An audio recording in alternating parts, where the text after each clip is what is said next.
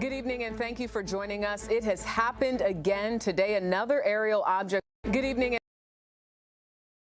and thank you for joining us. It has happened again today. Another aerial object was shot down by U.S. warplanes amid bipartisan criticism about an absence of details.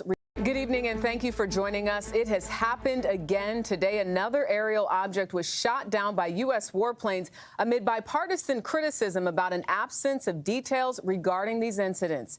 The latest shoot down happened over Lake Huron following those over Canada's Yukon Territory and off the coast of Alaska and the Carolinas. In a tweet, Representative Elisa Slotkin of Michigan said the object was downed by pilots from the U.S. Air Force and National Guard. CBS's Skylar Henry starts us off tonight at the White House, where officials there are responding. Skylar, good evening. Hey, Jerika, good evening to you. 4 takedowns in 8 days. It's the latest in a series of responses to those unidentified high-altitude objects floating over North America. Officials on both sides are demanding more details, as other officials say that the objects were smaller and didn't closely resemble the Chinese spy balloon that was shot down earlier this month. Canadian Prime Minister Justin Trudeau doubled down on his decision to take out an unidentified object over the Yukon on Saturday. It represented a reasonable threat to civilian aircraft, so I gave the order to take it down. U.S. and Canadian forces are now in recovery mode, piecing together several objects that American fighter jets shot down. The U.S. downed an aerial object the size of a small car on Friday over Alaska. It landed on sea ice, and crews are still working to get answers on who owned it and what it was. The predominant concern by the president was a safety of flight issue at that altitude. Lawmakers who were critical over President Biden's timing on shooting down a Chinese spy balloon earlier this month say while they're demanding details on who's behind the latest objects, they're pleased with the response. I would prefer them to be trigger happy than to be permissive. What's gone on the last, 2 weeks or so, 10 days, has been nothing short of craziness. And the military needs to have a plan to not only determine what's out there, but determine the dangers that go with it. Officials are on alert, temporarily shutting down the airspace over Montana on Saturday after concerns of a radar anomaly near the Canadian border. Today, they said it was an unmanned object, which was shot down over Lake Huron.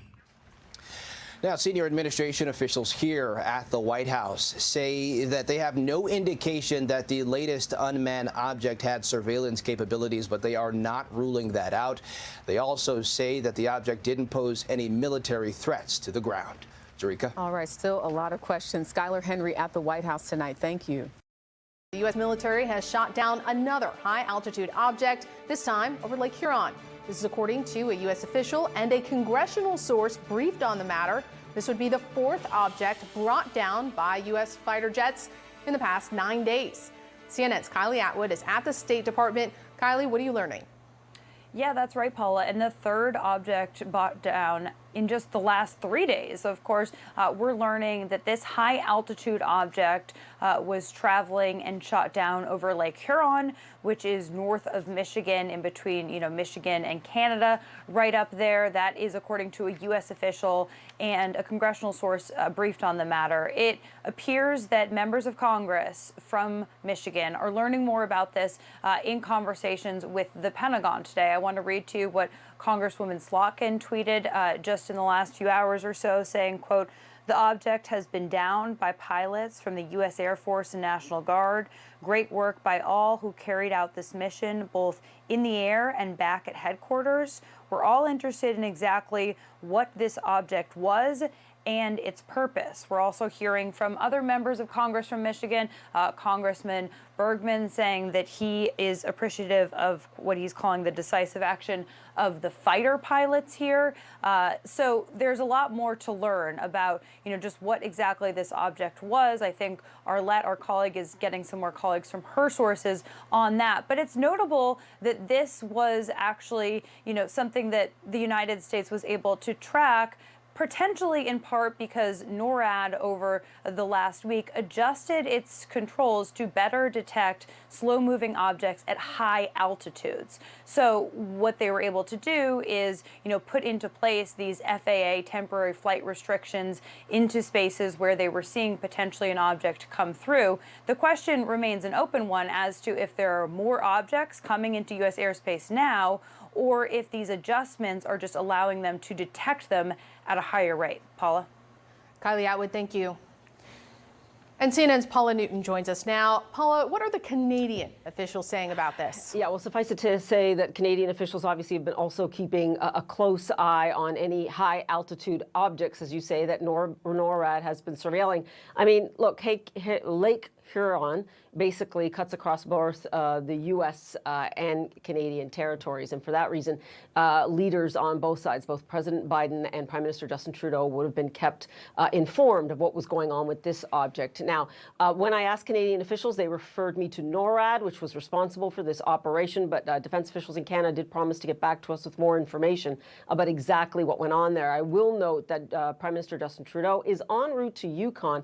A complete coincidence, Paula, in terms of him being there the day after Canada ordered that high altitude object to be shot down in Yukon. What's interesting here, though, was when Prime Minister Justin Trudeau spoke this morning before that trip, he did say that they felt that this was a threat to civil aviation, and that's why he thought that the object had to come down as soon as possible, unlike those objects that they perhaps had been surveilling for days. The other thing that was interesting here was that that object over Yukon, they had been surveilling it for at least a day before they actually shot it down. What will be interesting here, Paula, is to note exactly when they detected this object. Was it also coming through that northern path from Canada, or did it float in from somewhere else over the Great Lakes, perhaps?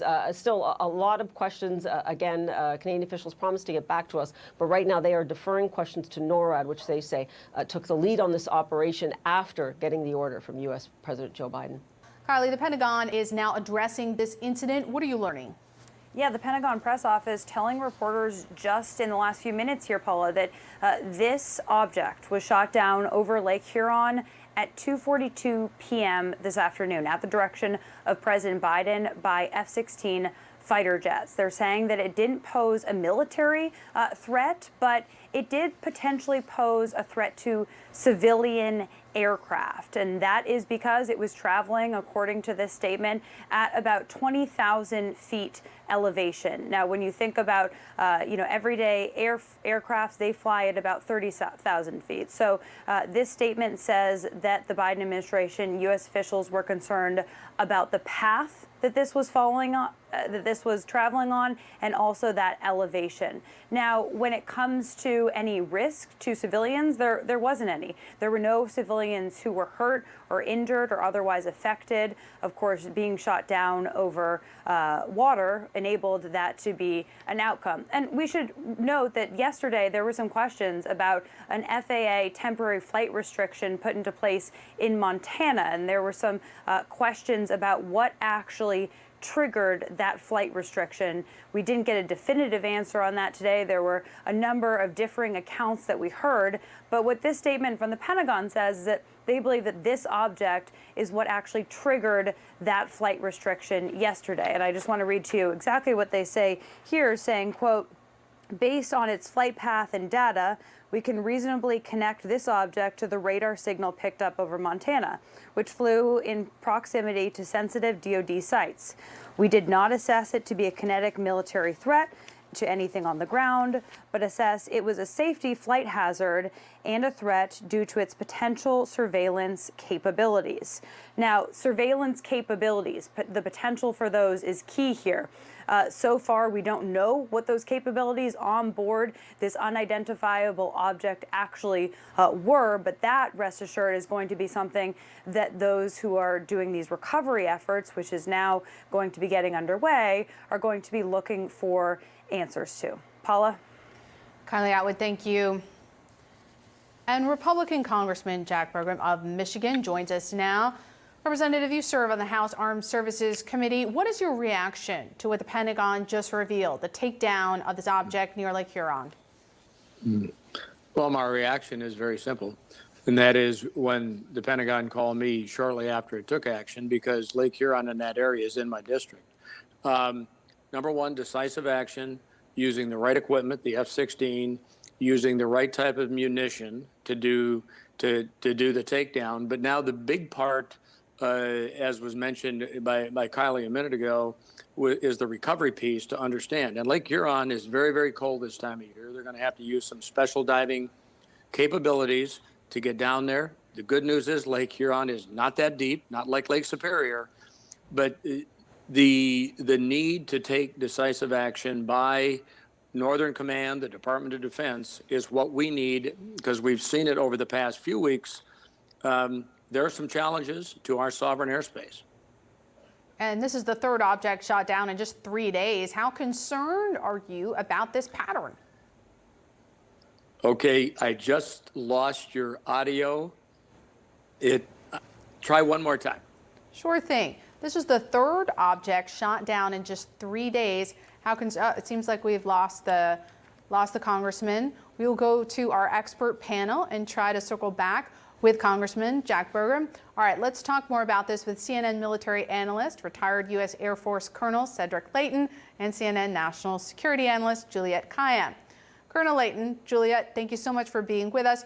I want to get your reaction to what we just heard from the Pentagon. Juliette, I want to start with you. So it's just a confirmation of what we had been reporting, which is essentially we still don't know what the object is. I think what's really important is the military is acknowledging that they are getting lots of positives now, because after what happened with the Chinese balloon, they are now opening up the aperture. They're getting more positives. They are then assessing what it is in the sky. If it is unmanned, if it is a threat to commercial aviation, and if shooting it down is not going to harm Americans, basically the assumption is we're shooting it down at this stage until we figure out what this is. It does not mean we know it's the Chinese. It does not mean that it's simply these potential positives because of we're looking harder after what happened with the Chinese balloon. And I think we should just anticipate that at this stage until we can identify what it is that they're finding once they shoot it down. And I think any other speculation could be very dangerous for our relations and could honestly harm Americans, because we will be so convinced that this is enemy, that these are enemy balloons or whatever they are, that we could potentially make calculations that do not fit the risk at this stage. So that's sort of where we are right now, and I anticipate we are going to get more of these at this stage. So great point. Colonel Leighton, what's your reaction to this latest development from the Pentagon?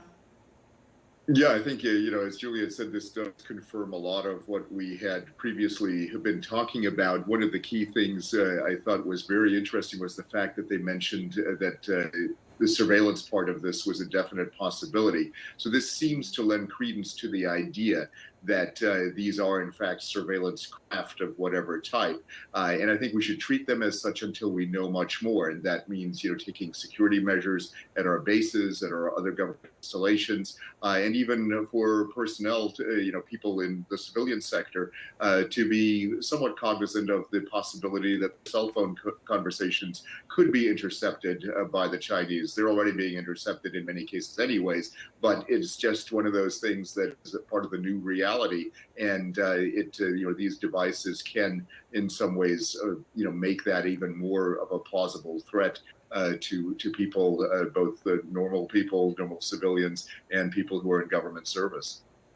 Begin with that breaking news. U.S. officials confirming that another high-altitude object was shot out of the sky this afternoon, this time over Lake Huron. Thank you for joining us tonight. I'm Mike Duffy. And I'm Amira David.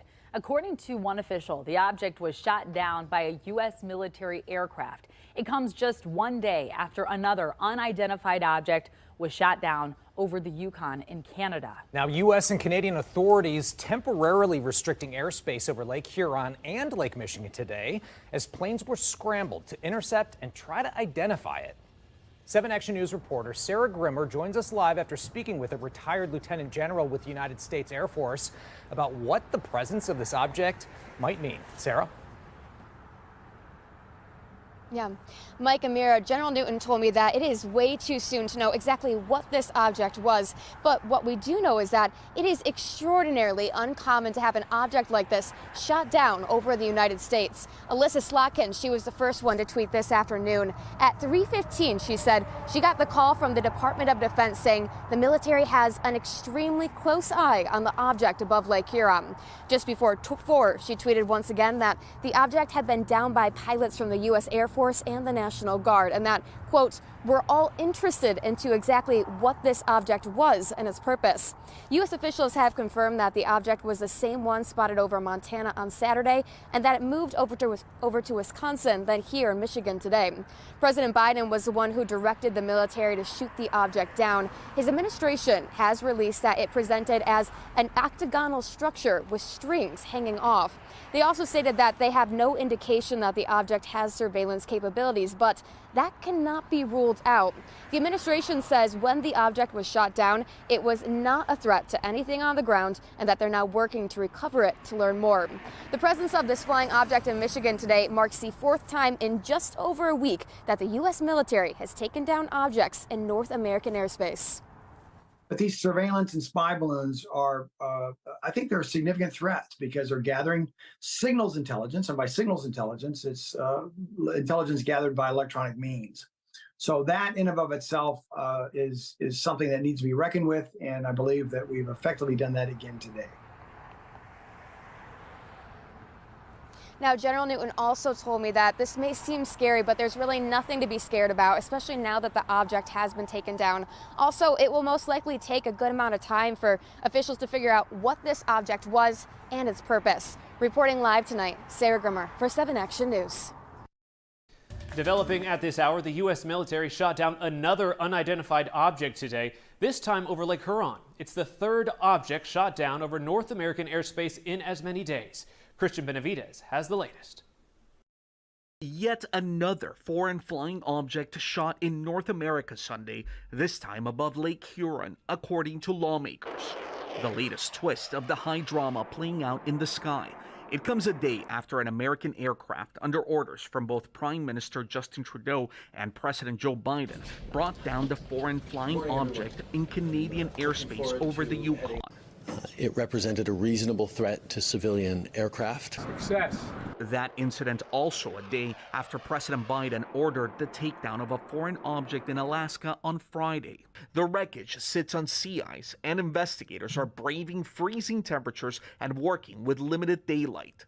The object was flying at 40,000 feet, according to U.S. officials. The predominant concern by the president was a safety of flight issue at that altitude. That is a key kill. Last Saturday, that suspected Chinese spy balloon was shot down after it went over the ocean near the Carolinas. It had already made its way through the continental U.S. The Biden administration said it waited to shoot it down over concerns for civilians on the ground. Republican Congressman Michael McCall says the balloon went over 3 nuclear sites.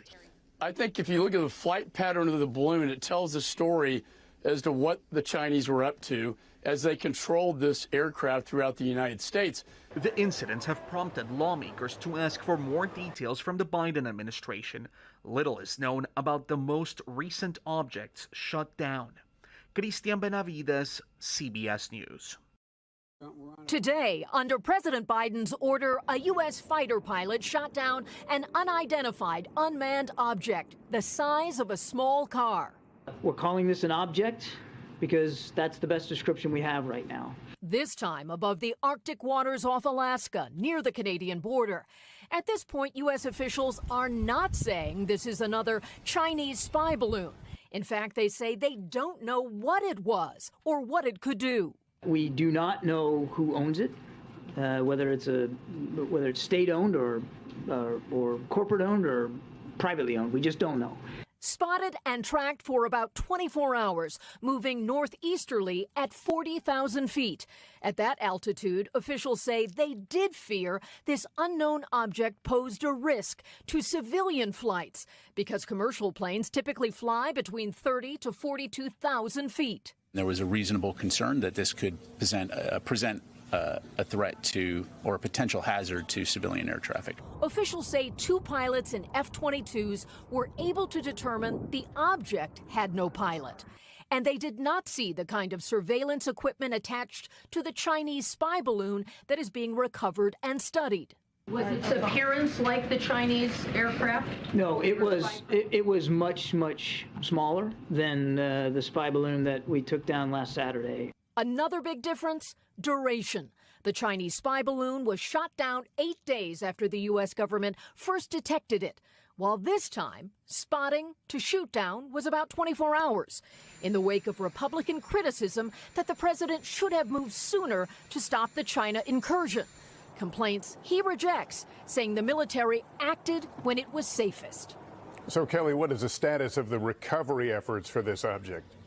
Well, the search has begun, Lester, and officials say this latest object went down over frozen Alaska waters, so they think it will be recoverable and may provide much-needed answers. And regarding the Chinese balloon shot down last weekend, today the Pentagon said they located a significant amount of debris on the ocean floor off South Carolina and expect that to be very beneficial. Thanks for watching our YouTube channel. Follow today's top stories and breaking news by downloading the NBC News app.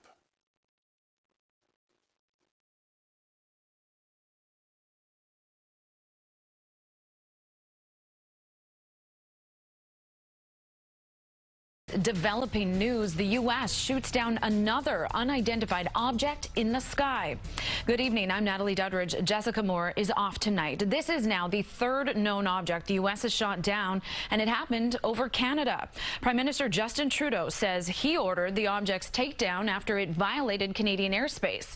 An F-22 shot it down over the Yukon, which is the westernmost Canadian territory. Trudeau says he spoke with President Biden this afternoon and said that Canadian forces will recover and analyze the wreckage. This comes as searchers are still trying to reach the unknown object shot down yesterday.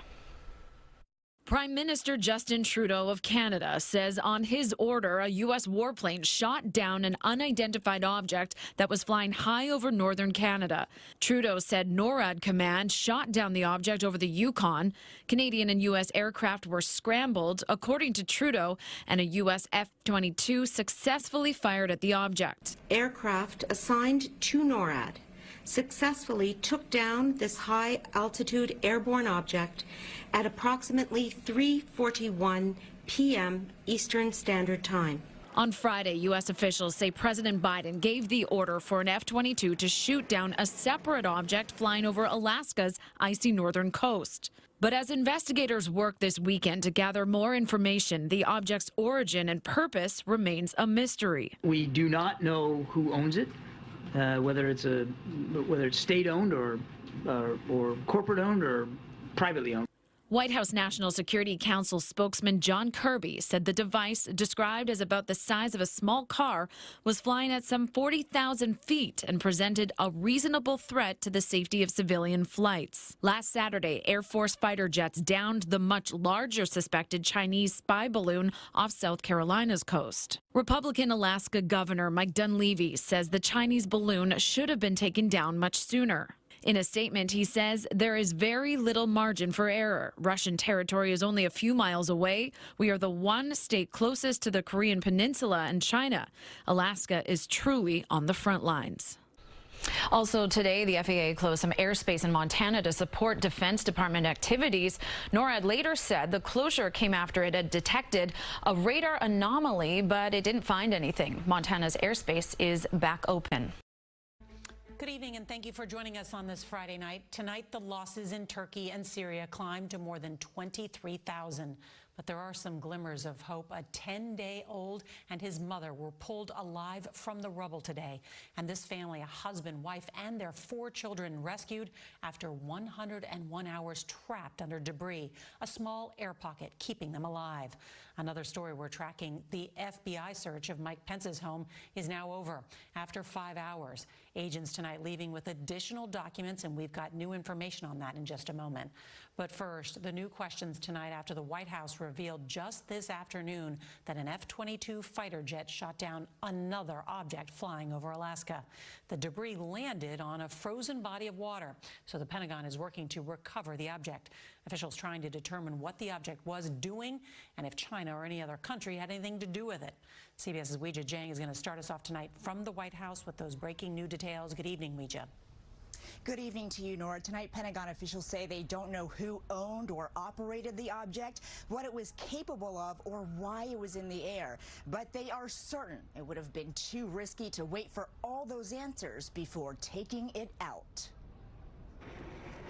On the orders of President Biden, the F-22 fighter jet shot down the unidentified object at 1:45 this afternoon. Success.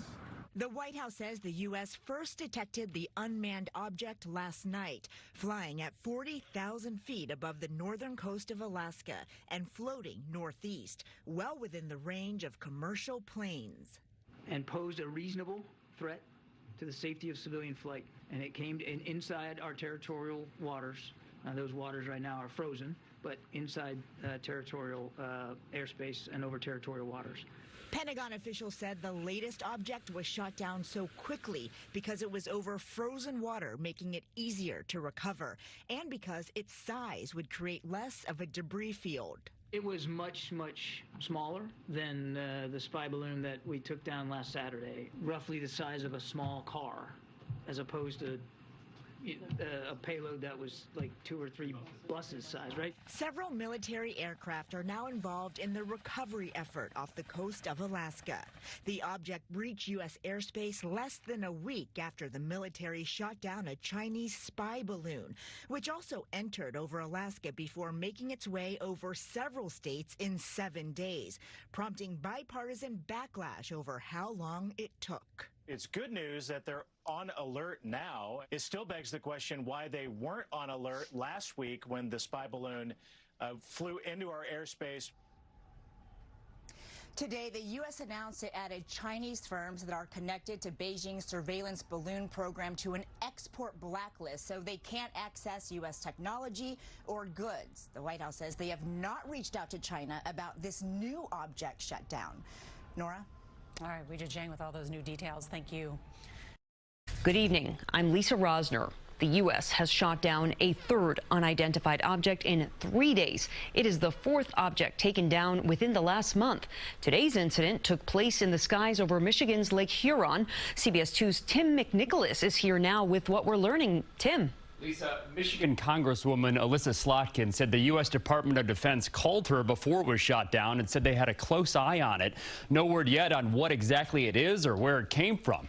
As for the other objects, Senate Majority Leader Chuck Schumer shared some intel on those today. Fighter jets have now downed 4 objects over North America this month. The White House had only described one as a balloon, but Senator Schumer revealed this today. We have to look at each balloon individually. Were these and see balloons what Friday and Saturday night? They believe they were, yes, but much smaller than the first one. Schumer says he was briefed by U.S. National Security Advisor Jake Sullivan on those objects, one of which was shot down Saturday about 100 miles from the Alaska-Canada border in the Yukon, and another that was shot down Friday off the Alaskan coast. Both of those go at 40,000 feet. Immediately, it was determined that that's a danger to commercial aircraft. The senator did not say whether those 2 balloons contained surveillance equipment or where they came from, but the State Department says the large balloon shot down off the coast of South Carolina earlier this month was part of a surveillance program China used to spy on at least 40 countries. We got enormous intelligence information from surveilling the balloon as it went over the United States. Didn't the Chinese get enormous intelligence as well? Well, they could have been getting it anyway, but we have to know what they're doing. Okay, and we don't know exactly, but we got a lot of that. And the FAA says airspace over Montana was closed Saturday night to, quote, support Defense Department activities, but was quickly reopened. Montana Senator John Tester says the military is now investigating whether that was related to another object. The truth is that there was an anomaly, and they've investigated. I think it got dark last night, so they couldn't fully check it out. I'm sure as we speak, it's being checked out right now. So it hasn't been ruled out. There may still be something up there. Absolutely. There may still be something up there, it may be a false alarm. The Chinese government claims that first balloon that was shot down this month was being used for weather research and strayed off course. But the State Department says that does not add up with the antennas and other equipment they found in the balloon. Lisa? Thank you, Tim. First of all, to add to information already provided earlier by the White House, at the direction of the President of the United States, fighter aircraft assigned to U.S. Northern Command successfully took down a high-altitude airborne object off the northern coast of Alaska at 1:45 p.m. Eastern Standard Time today within U.S. sovereign airspace over U.S. territorial water. On February 9, North American Aerospace Defense Command detected an object on ground radar and further investigated and identified the object using fighter aircraft. The object was flying at an altitude of 40,000 feet and posed a reasonable threat to the safety of civilian flight. U.S. Northern Command is beginning recovery operations now. U.S. Northern Command's Alaska Command coordinated the operation with assistance from the Alaska Air National Guard, Federal Aviation Administration, and the Federal Bureau of Investigation. We have no further details about the object at this time, including any description of its capabilities, purpose, or origin. The object was about the size of a small car, so not similar in size or shape to the high-altitude surveillance balloon that was taken down off the coast of South Carolina on February 4. Separately, U.S. Northern Command continues their recovery operations in support of the recent takedown of the Chinese high-altitude surveillance balloon. Recovery teams have mapped the debris field and are in the process of searching for and identifying debris on the ocean floor. Debris that's been recovered so far is being loaded onto vessels, taken ashore, cataloged, and then moved onwards to labs for subsequent analysis.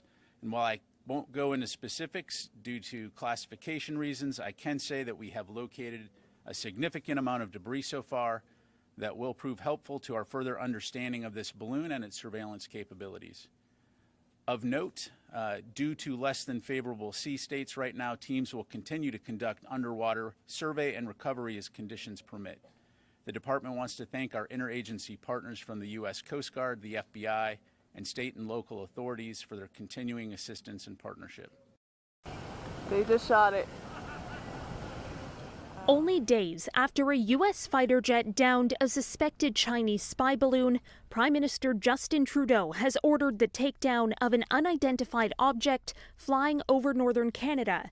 In a tweet, Trudeau said NORAD shot the object over Yukon after Canadian and U.S. aircraft were scrambled and an American fighter jet successfully fired at the object. Trudeau's order came very shortly after the joint North American Military Response Alliance confirmed it had positively identified a high-altitude airborne object over northern Canada. All of this unfolding one day after a second object was shot out of the sky, this time over Alaskan airspace. Shot down over Alaska, Mr. President?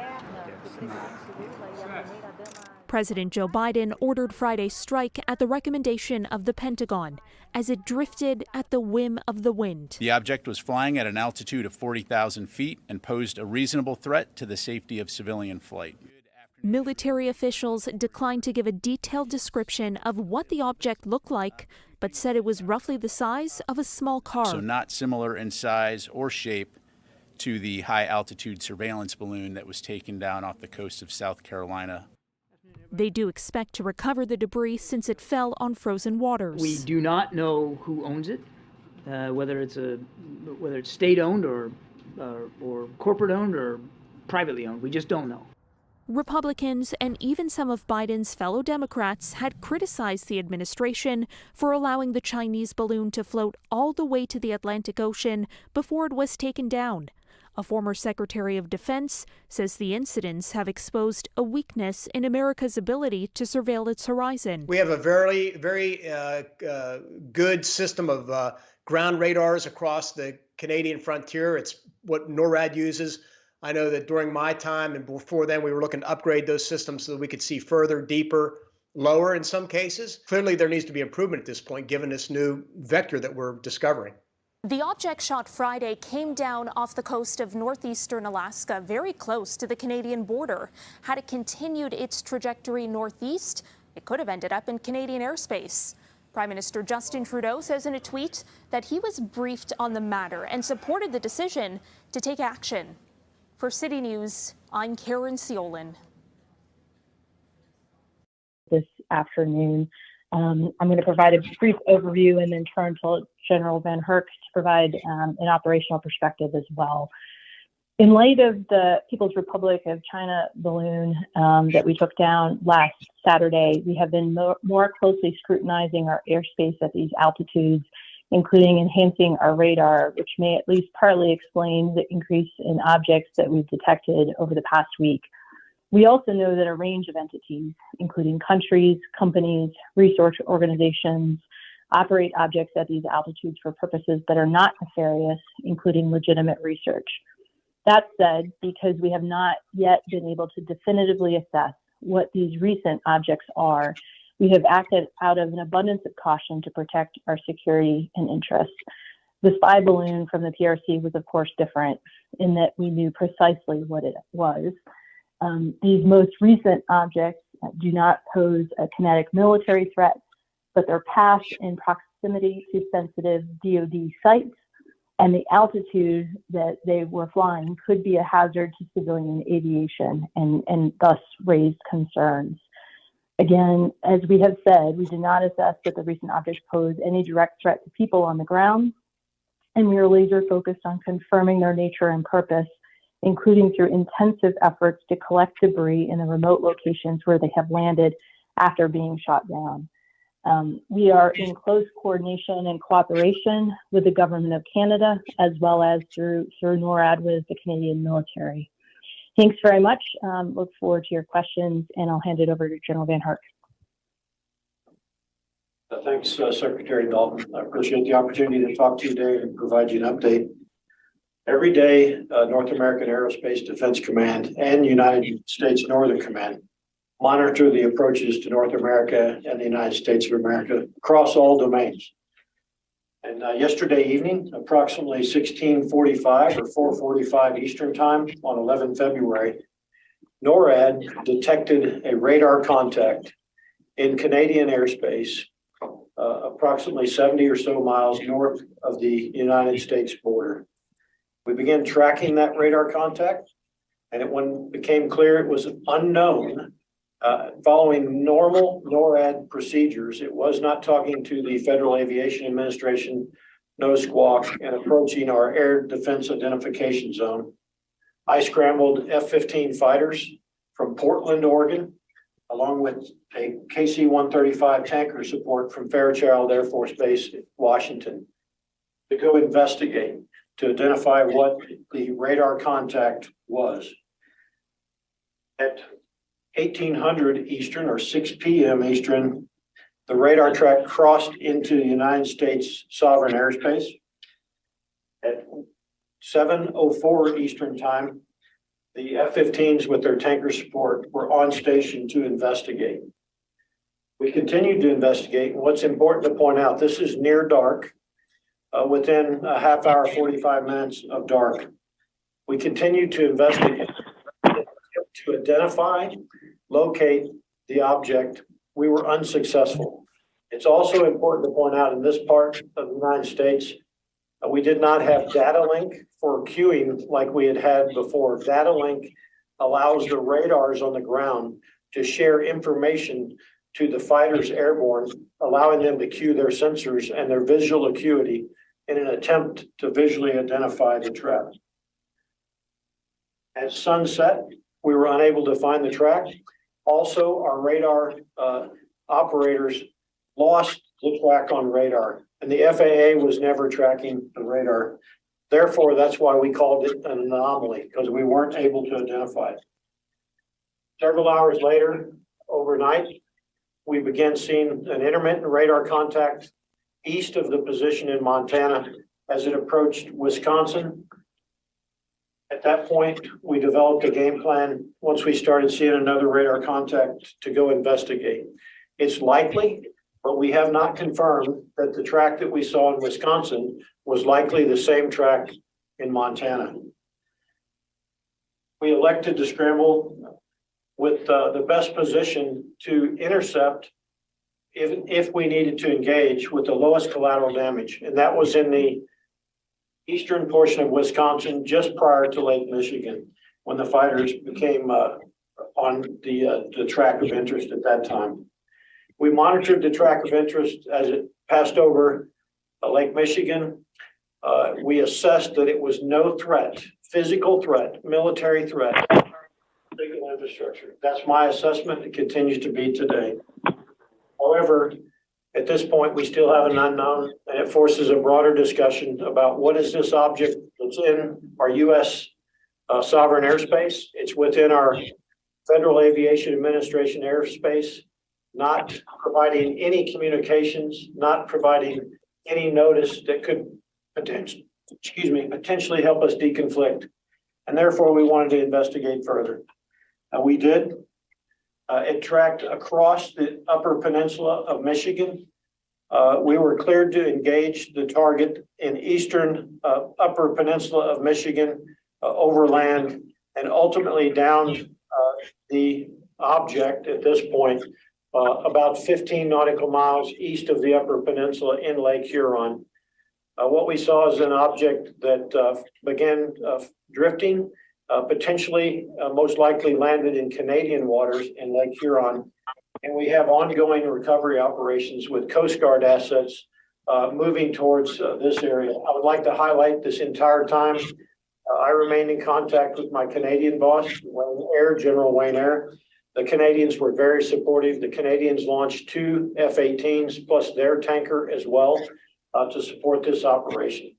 The fighters were from Madison, Wisconsin, Air National Guard unit. We utilized a tanker from Pittsburgh Air National Guard, and we had an AWACS on station from Tinker Air Force Base, Oklahoma. That's all I have for my operational update, and I look forward to your questions.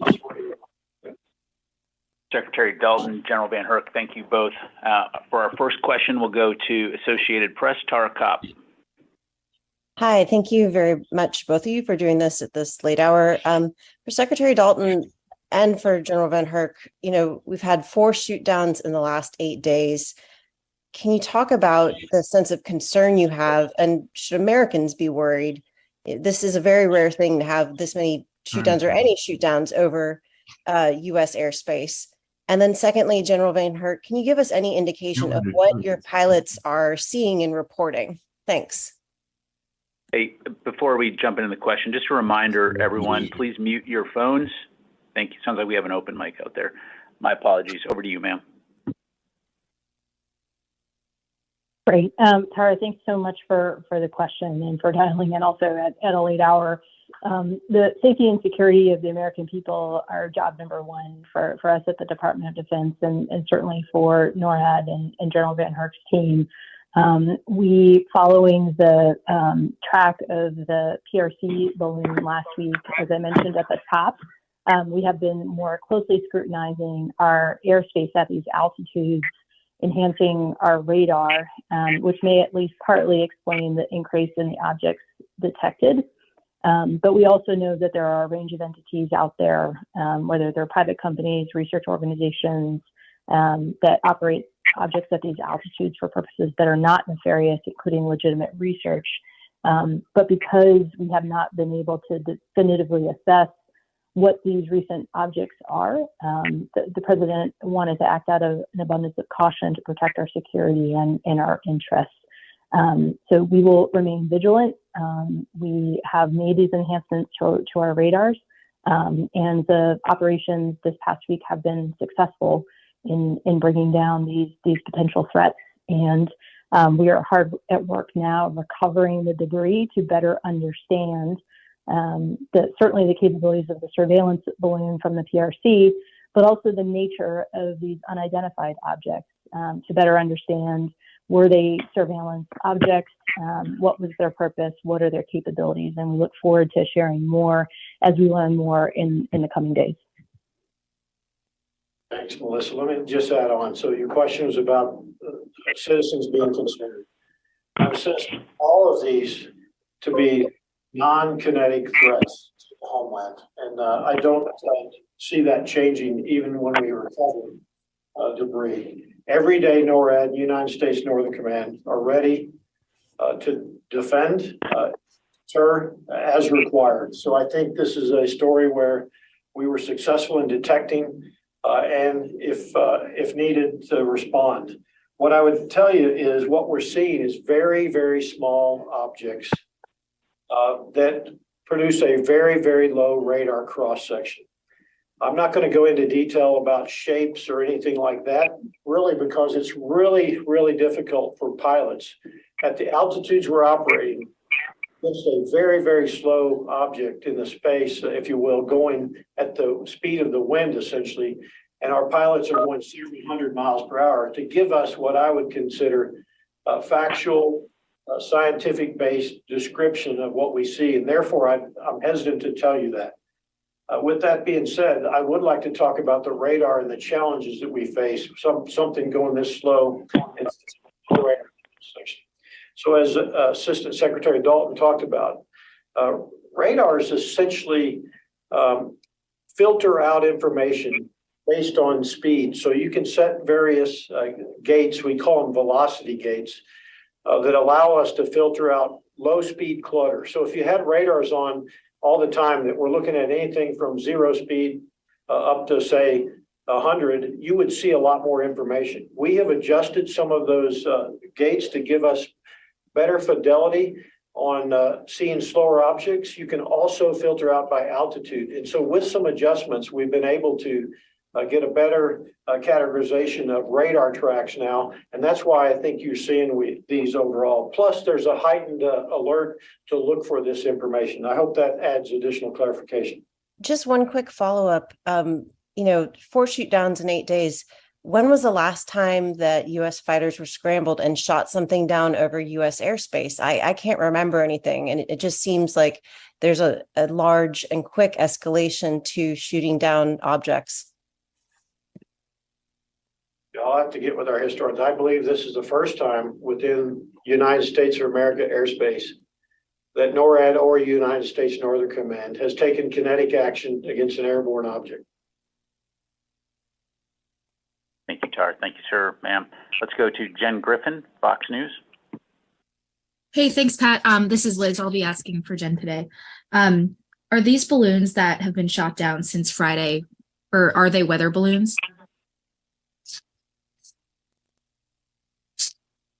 You want me to take Thanks that? very much for the question. Yep, go ahead, Glenn. Yeah, so I'm not going to categorize them as balloons. We're calling them objects for a reason. Certainly the event off the South Carolina coast for the Chinese spy balloon, that was clearly a balloon. These are objects. I am not able to categorize how they stay aloft.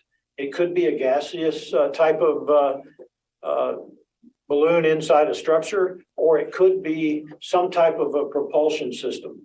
But clearly, they're able to stay aloft. I would be hesitant to and urge you not to attribute it to any specific country. We don't know. That's why it's so critical to get our hands on these so that we can further assess and analyze what they are.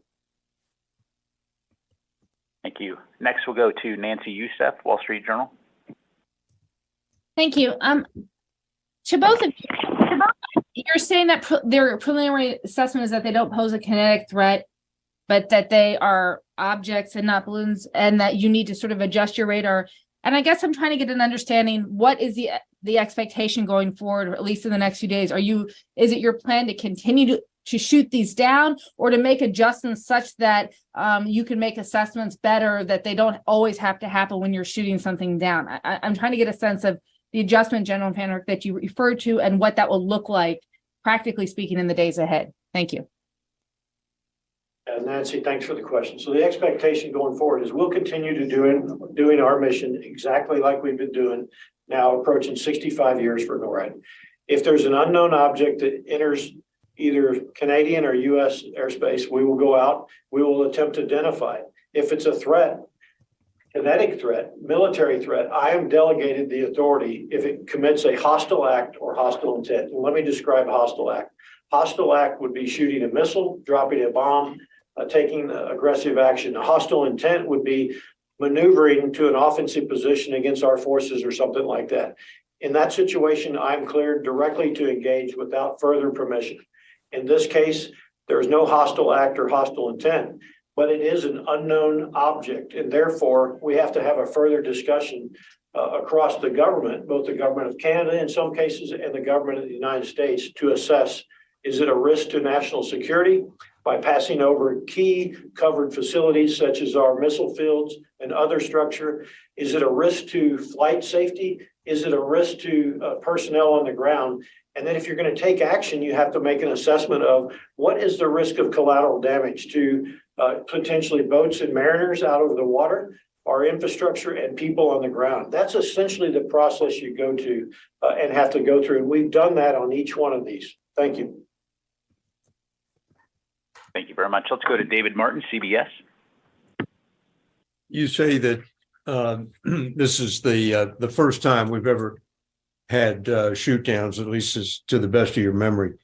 But has any of this happened before the Chinese balloon was discovered? Have there been these unidentified objects which have been tracked for a while and then left U.S. airspace, but have entered and for one reason or another were not, what should I say, prosecuted like you've been doing these the ones since the Chinese balloon? Yeah, David, so great question. Thanks for that. So we have scrambled in the past against radar tracks that we've been unable to correlate with fighters. That has happened over years. And sometimes it's attributed to potentially being birds. Sometimes it's been attributed to weather. Sometimes we don't know what to attribute it to. What I would say is you go back and look over time, we've been able to figure out the best way to track various sources, including the high altitude balloons that we've talked about recently back to 2019 and prior, and couple that with our adjustments of our radar. It gives us a better ability to detect and have better domain awareness, as you've heard me talk about. I don't know if Secretary Dalton wants to add anything to that. Thank you very much, General Van Herk. I would just add to that as we learn more about these objects, and certainly the PRC balloon, we're going to enhance our understanding of the characteristics of them that will perhaps enable us to look back at prior instances that were potentially overlooked or weren't looked closely enough at, to see if there's a comparison to be made there, and certainly will help us going forward to better identify and track these types of objects and balloons. Have you reached the object that went down off northern Alaska? David, we're actively searching for that object right now. I've got a Navy P-8, which is surveilling the area with helicopters as well. Once we locate that object, we'll put an Arctic security package in there and begin the analysis and recovery, but we don't have it right now. Thank you. Thank you. Let's go to Courtney Cubey, NBC. Hi, thanks. How are you so confident that the initial balloon was Chinese? Were there some markings on it? I'm trying to figure out why, because from very early on, it seemed that there was a real confidence versus these last three that we can't get any sense of who owns them or what they were doing. Thanks, Courtney. We know emergency press briefing that's supposed to take place now. Hey, we have a hot mic out there. Go ahead, Secretary. Thanks, Courtney. Yep, thank you. So, Courtney, for the PRC balloon, we had a basis in intelligence to know definitively that its point of origin was the People's Republic of China. So what I'm struggling with now is these last three that we still are calling objects. We don't know what they are. You knew that the Chinese one was surveilling, and potentially you knew who it belonged to, and yet there was no effort to there was a decision not to take it down until it was over the ocean. I understand that there was concerns about everything on the ground there, but can someone explain why the decision is made to take these last three unknown objects? We don't know who they belong to. We don't know what they're doing. But I still don't quite understand why the decision was made to literally in succession, it seems like they're being taken down faster and faster and faster. I mean, is there some other concern or threat that you're tracking that is giving a heightened sense of need to take these down? Courtney, thank you. The process that General Van Herk described earlier in terms of the criteria that we work through to determine whether these objects, or in the case of the PRC balloon, the balloon was a threat. We look to see if it's going to pose a kinetic military threat. In both cases, that was not the case.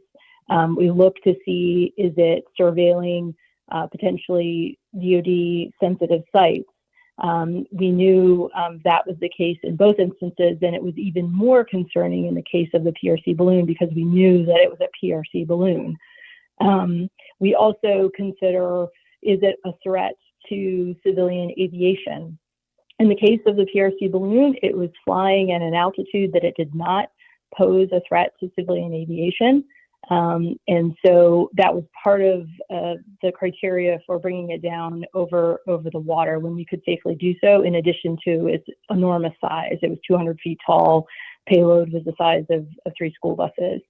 And, for these unidentified objects being much smaller, but unfortunately flying at an altitude that did pose a risk potentially to safe civilian aviation, that was part of the criteria that went into deciding to take the objects down over the last 3 days sooner in the tracking cycle.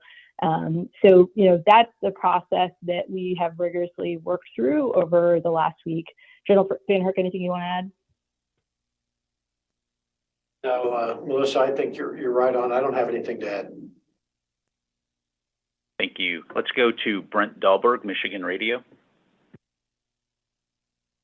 Hi, thanks. A missile seems like a particularly destructive weapon to be using if there's a desire to investigate and figure out what these are afterwards. Can you explain why, explain the weapon's choice? Absolutely. Melissa, if you don't mind, I'll take this one. So, first of all, maintaining a radar track on an object this small is very hard. So taking a radar shot, such as an AIM-120, would be a lower probability of success.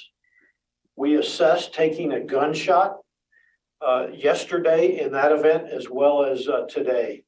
And the pilots in each situation felt that was really unachievable because of the size, especially yesterday in the altitude, and also because of the challenge to acquire it visually because it's so small. It's also potentially a safety of flight issue because you have to get so close to the object before you see it that you potentially could fly into the debris or the actual object.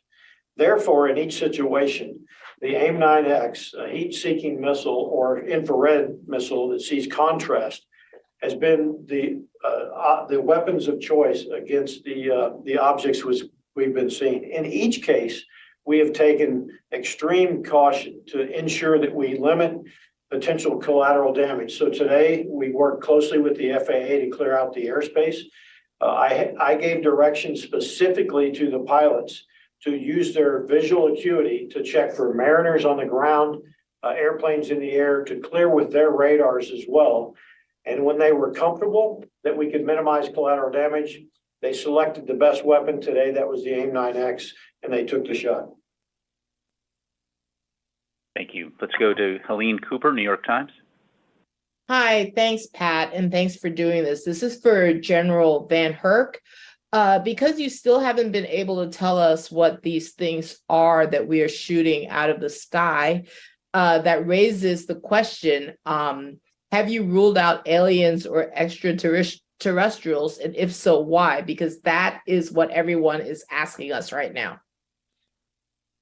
Yeah, thanks for the question, Helene. I'll let the intel community and the counterintelligence community figure that out. I haven't ruled out anything.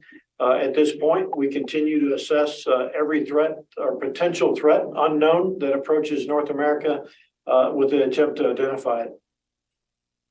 Thanks. Okay, let's go to Warren Lieberman, CNN. Thanks for doing this. Are you currently tracking other unidentified objects in U.S. airspace? And you've now shot down 3 objects in 3 days. Are we to believe these are the first 3 unidentified objects in U.S. airspace, or do you believe there are dozens or potentially hundreds of other such objects that have flown through U.S. airspace? And have any of these recent objects interfered with pilot sensors? Thank you. Yeah, for your last question, I'm not going to talk about the sensors and what we've seen. If you don't mind, that needs to come out through the intel communities and what we've seen. I'm not currently tracking any other objects at this point. That doesn't mean there couldn't be more at some point in the future, but right now we're not seeing anything. As far as why previously, I don't know if there was more. We do know after the fact that there was high altitude balloons because we went back and we were able to reconstruct that.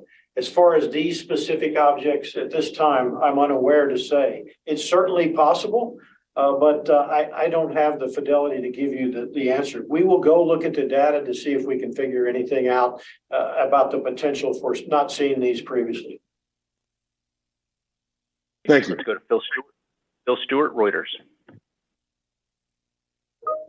Hey there. I just want to double check what exactly. I know you talked about the fact that we weren't looking for slower speed aircraft and that these objects had a lower radar cross section. But could you just kind of explain to us what makes these objects in particular more difficult to track, or why you weren't tracking them before? And I guess the other question I think everybody's kind of wondering is, now that you've tweaked everything, should the American public be expecting, lots more shoot downs?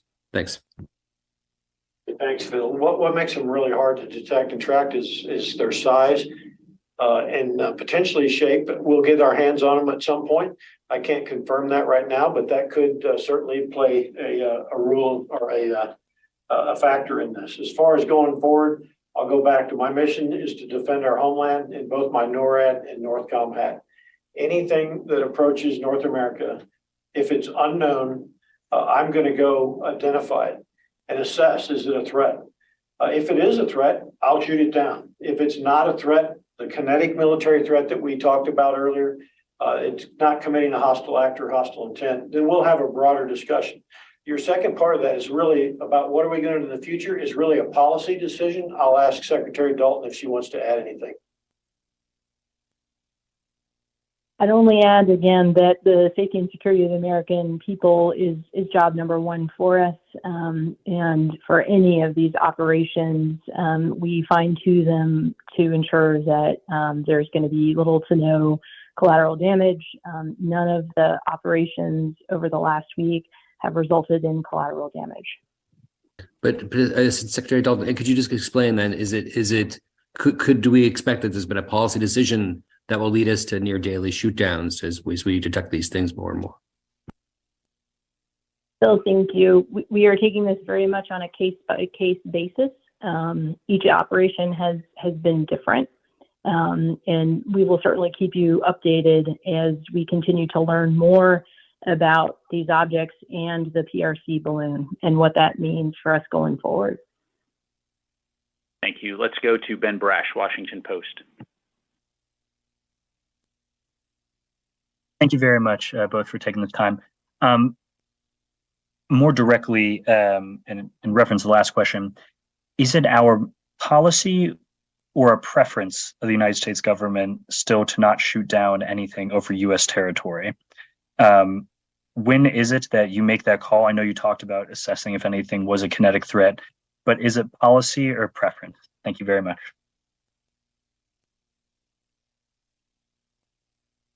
The policy is to defend the United States and its sovereign territory and airspace. Full stop. Thank you. We have time for just a few more. Let's go to Dimitri Sevastopoulos, Financial Times. Thanks very much, Pat. 2 questions. At this point, are you able to assess that the 3 objects over Alaska, Yukon, and Lake Huron, are they similar objects as far as you can tell? And then secondly, the Biden administration has said that it realized this was a problem last year. It briefed Congress in August, So I'm curious, why didn't you recalibrate the gateways on the radar systems earlier if you knew the Chinese balloons were an issue at that point? Yeah, let me talk about this. So the way I would characterize similar, they're similar in size, similar in speeds that go with the wind on these objects that we've seen.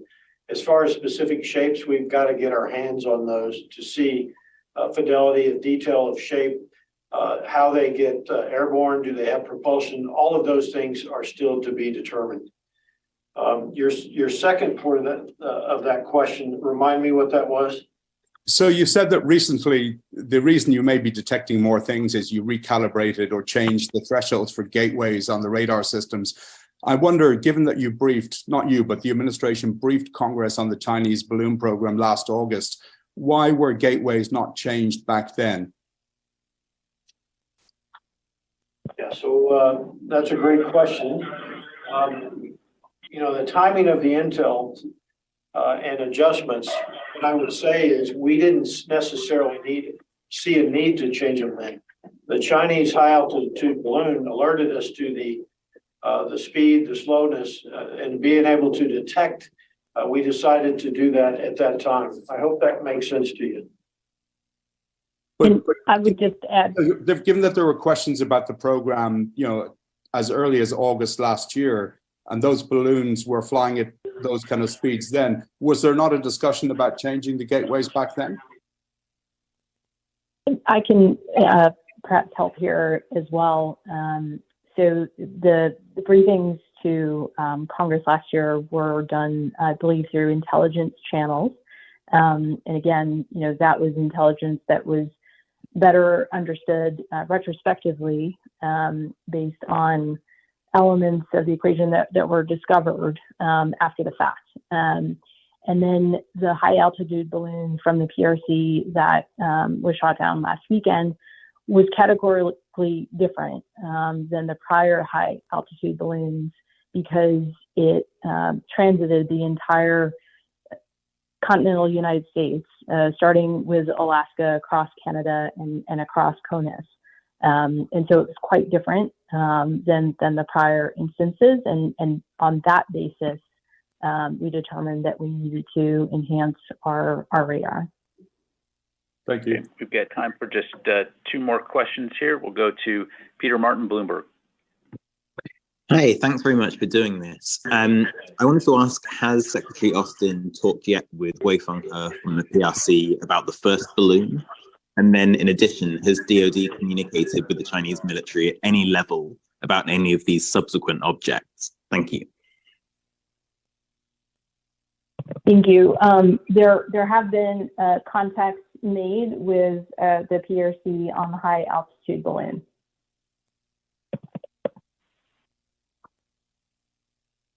Okay, thank you very much. And final question will go to Brian Everstein, Aviation Week. Hi, thank you so much for doing this. Back to the discussion on the AIM-9X. Can you talk about what about these objects gave off enough heat signature for the IR seeker without any sort of propulsion system? And secondly, the F-16 presumably has a targeting pod. I assume you had eyes on from other aircraft. Will the Pentagon be releasing any of these images? I'll let policy decide on the images. That's not mine. But the AIM-9X, first, I wouldn't make an assumption there wasn't a propulsion system or there was. What I would say is what you have is a contrast between the environment and the objects themselves, which gives off an IR contrast, which allows the missile to track. And that's been very, very effective for the AIM-9X. Melissa, over to you on the releasing of photos. Thank you. We absolutely want to be transparent about our military operations and what we are learning about these objects and the PRC high altitude balloon, and hope to share more in the coming days. My apologies. I had one last question here to Nick Slayton, Task and Purpose, and that will be our final question.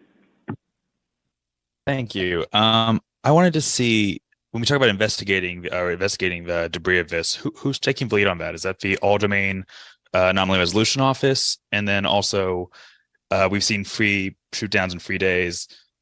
If this was to continue, if this pace of operations was to continue, is that proving to be would that be a strain on units, or are all units able to handle these kind of rapid scramblings in that regard? Thank you. Melissa, you want that, or you want me to take it? You go right ahead. Thank you. Thanks. All right. So as far as the recovery lead, technically, the FBI has the lead under counterintelligence authorities. They are embedded with DoD because we have the resources to enable them to conduct the operations. In Canada, the Canadians have the lead. Their Royal Canadian Mounted Police are embedded with their Canadian Special Operations Forces, and we have the FBI forces as well, liaison with them to make sure that we're sharing as much info as possible. Thank you. Secretary Dalton, General Van Herk, thank you both very much. Ladies and gentlemen, that is all the time we have for this evening. Thank you again for joining us. We will be posting a transcript to defense.gov once it's available later tonight. Thank you very much. Out here. Have a great night. Thank you. Go Eagles.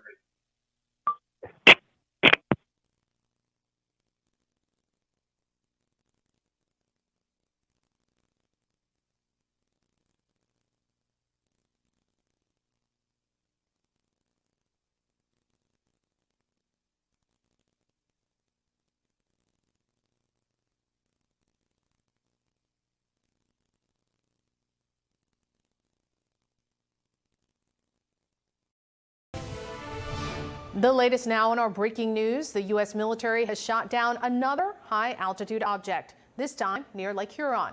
This would be the third object brought down in as many days. Let's go now to CNN's Arlette Saenz at the White House. Arlette, you have new details about this object. What are you learning?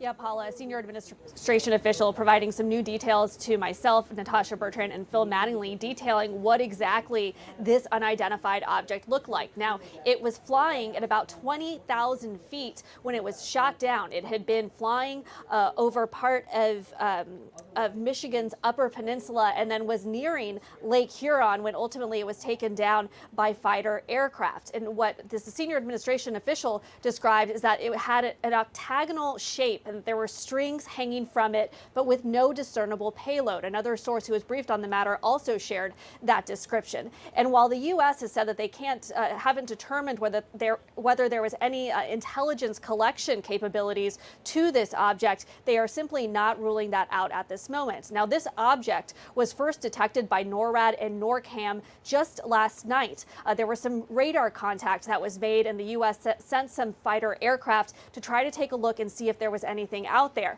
Last night, they did not see an object and ultimately believed that it was an anomaly, a radar anomaly. But then today, they reacquired that radar contact and found this object that was going from Wisconsin over into Michigan. Now, there were concerns about the height of this aircraft. It was flying at 20,000 feet, and also its path. So there had been concerns about what it might mean for civilian aircraft. But officials say that it did not pose any imminent threat to people on the ground. But ultimately, President Biden followed the advice of his military leaders and ordered that this unidentified object be shot down. So that is what transpired today. But just to step back, this is just the latest in a series of remarkable events over the course of the last 8 days. This is the fourth time that the U.S. has shot down an aerial object in North American airspace, starting with that Chinese spy balloon, which traversed across the country for days and was ultimately shot down off the Carolina coast. Now there is this trio of unidentified objects with very few descriptors and big questions about where exactly they came from and who they belong to. The two objects that were shot down on Friday and then Saturday, we still have very limited details in what exactly these objects contained and looked like. Officials here have said that they were smaller than that Chinese spy balloon that was shot down off the waters of the East Coast. But certainly so many questions for this administration, as we have just seen unidentified object after unidentified object entering U.S. airspace. And there's questions about where they came from and what exactly it all means. So many questions. Arlette Saenz, thank you. And let's talk more about this with CNN military analyst, retired U.S. Air Force Colonel Cedric Leighton, and CNN's national security analyst, Juliet Kayyem. All right, Colonel, thank you for being with us. What is your reaction to this? Well, this is really interesting, and Arlette's reporting has really piqued my interest, because what you're seeing here is something that I don't think we've seen before, an octagonal object. So I don't know if that's a payload or if that's actually the balloon or the propulsion system or something else like that. So we don't have very many details, but these are the kinds of questions that we definitely have to be asking. And then the other thing that I thought was interesting from this octagonal object, we have strings coming out. Strings could be all kinds of things, but I'm looking at the possibility of those strings being antennas of one type or another, either for receiving or for transmitting information. So that's the kind of stuff that we have to analyze, have to have the DoD and other forensic specialists analyze this and really take a look at what this system actually is, how it connects with the other systems that were shot down earlier, if it does connect at all. Those are the kinds of questions that I have right now. I also note one other thing, if I may, and that's the relatively low altitude that this thing was flying at. 20,000 feet is absolutely within the realm of commercial aircraft, and that's extremely dangerous from a commercial aviation perspective. And the skies over Michigan are fairly well populated, so it's definitely something that needed to be taken care of. And Juliet, I want to get your reaction to this. Another day, another shoot down of a so-called object. So I want to put this in the categories of what we know and what we don't know. So what we know is that since the Chinese balloon incident a week ago and learning of other infiltrations by the Chinese of the balloon in years past, essentially NORAD, NORTHCOM, and other agencies essentially what you call opened up the aperture of what they were looking for. So they're getting lots of positives that they did not get before. Most of that is going to be known airplanes, whatever it may be, but there are now going to be lots more things that sort of raise the level of concern. So that's the first thing we know. These positives were anticipated, more positives.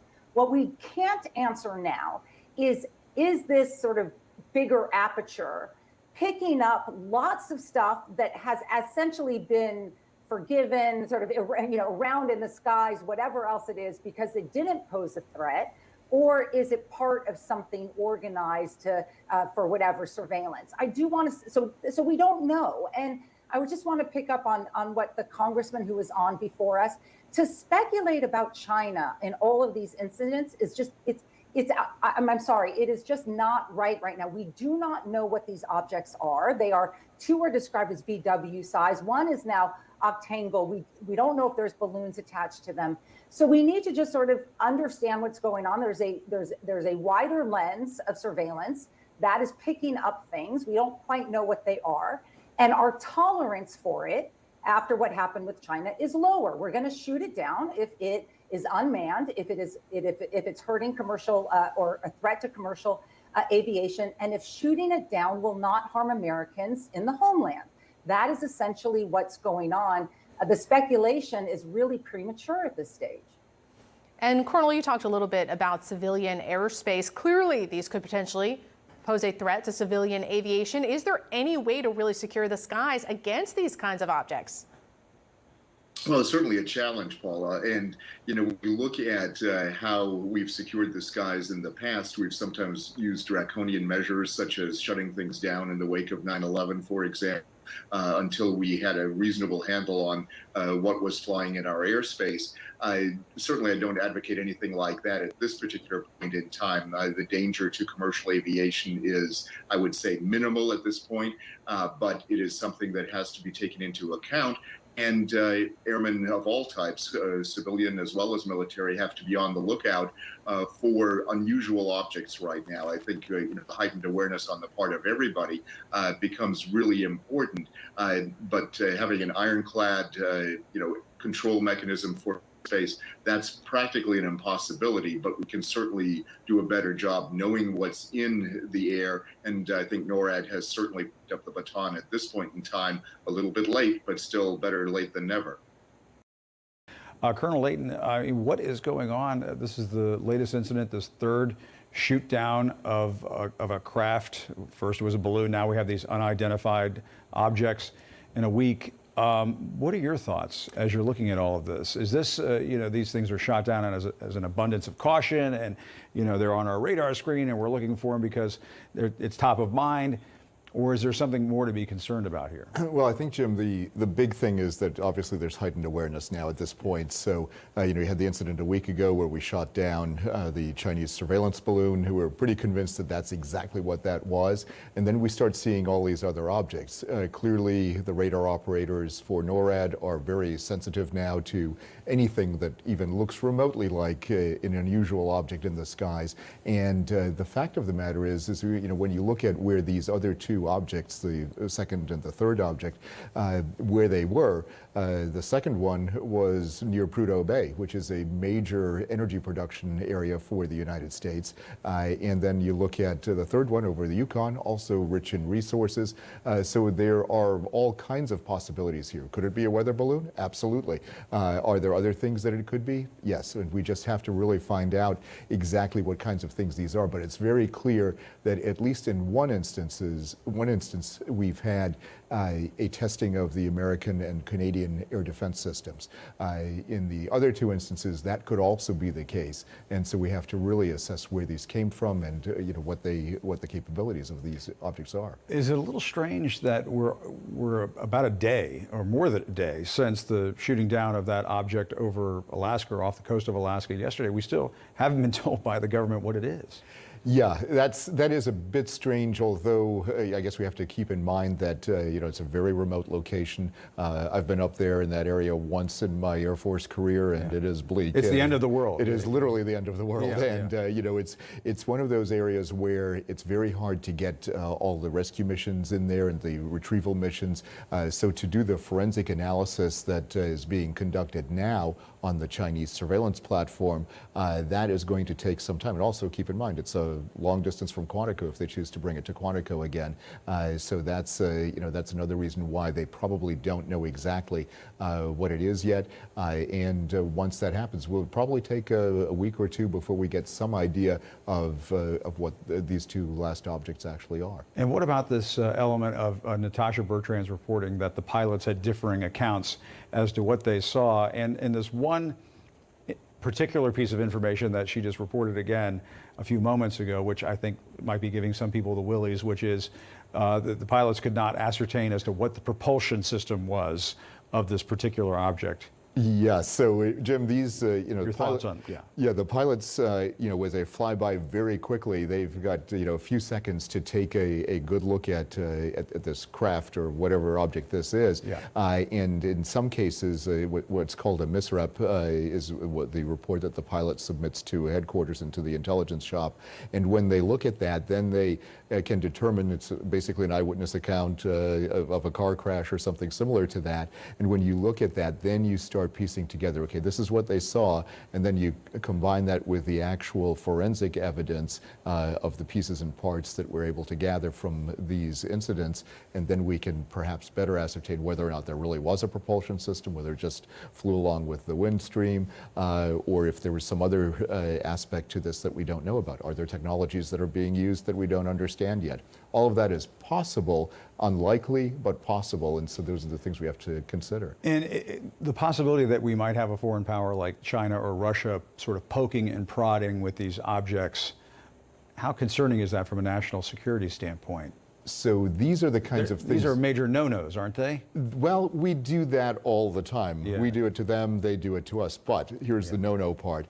we don't overfly their territory. They have, in these cases, overflown our territory, if it is in fact, the objects 2 and 3 are in fact from either China or Russia. We know that in the case of the first object, the balloon, obviously the Chinese did that. That was the big no-no. So the way things run in the reconnaissance world now is, yes, you test the systems, but you don't overfly the systems, the air defense systems of an adversary. Don't get caught. And you certainly don't get caught, not like Francis Gary Powers back in the early 1960s, you know, who definitely got caught. But the rules have changed since then, so we don't do that kind of thing anymore.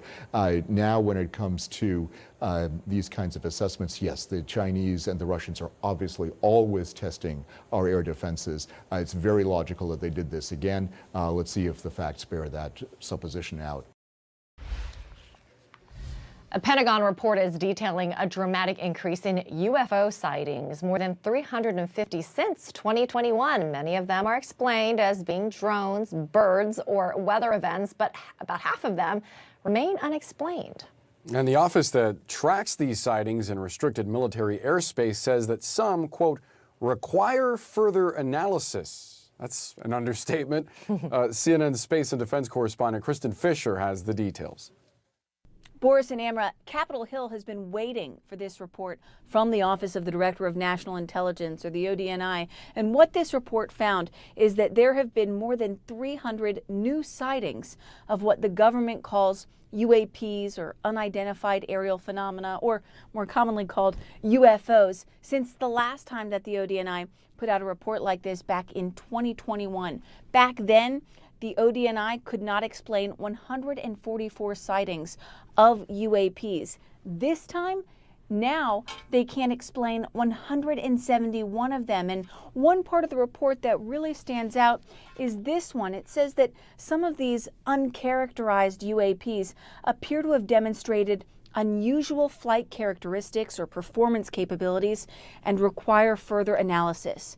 So, is it advanced U.S. technology? Is it advanced technology from a foreign adversary like perhaps China or Russia? Or is it extraterrestrial in origin or something else entirely?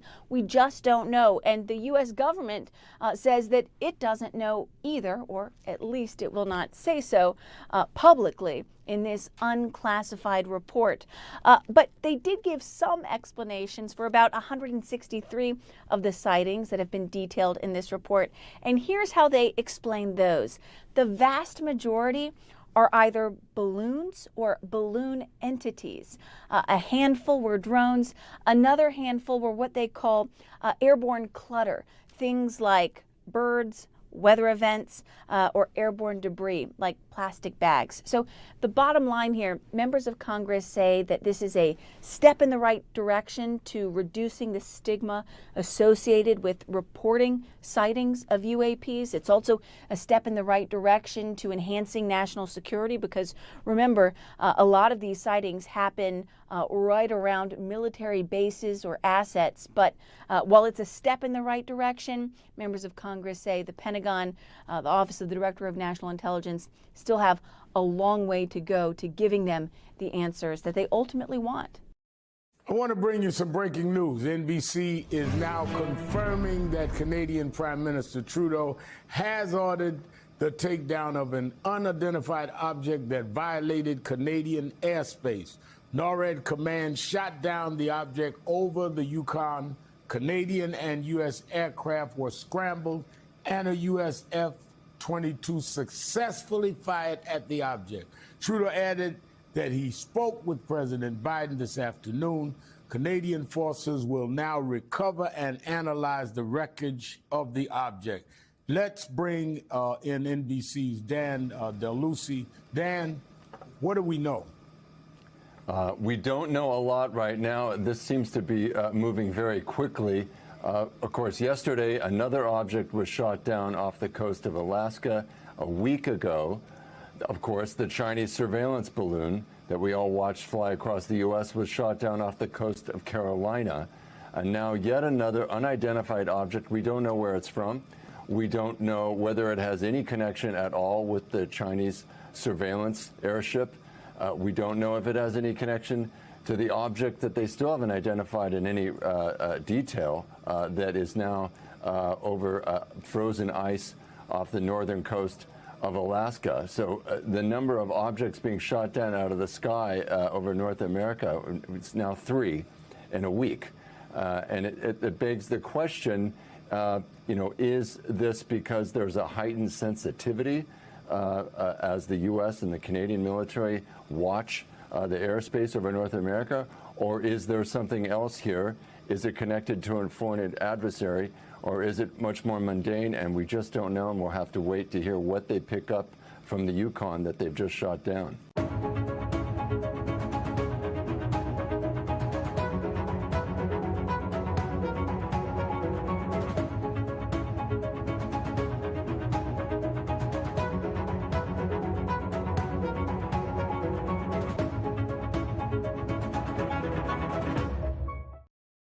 We know that the UFO was hovered, which is why the Pentagon believes the UFO may have been a balloon. But once they shot it down, it fell into the frozen lake below and shattered into pieces, leading them to believe that it may have been a drone or something else. And it's still unclear who the UFO belongs to or who it was sent by. Follow to stay posted.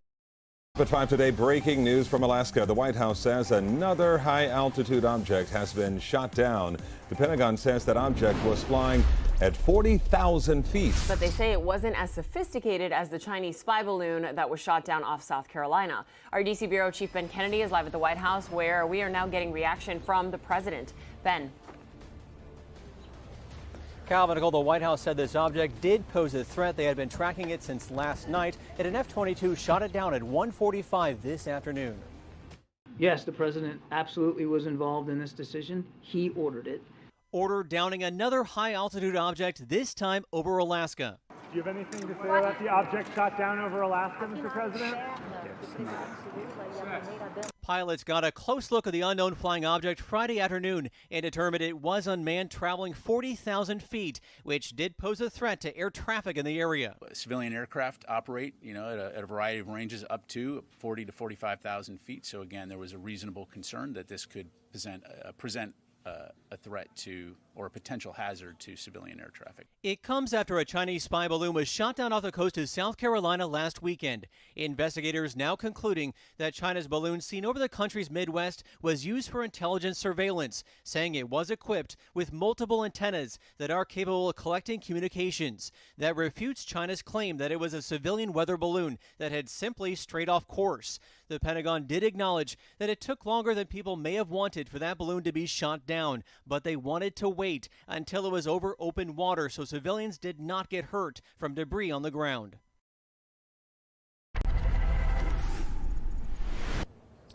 And today's object did have an unknown origin. It is not clear exactly who owns it. It was shot down over ice, so it will be, quite frankly, easier to recover. Calvin, Nicole? And Ben, what are the differences between this and the Chinese spy balloon from this weekend?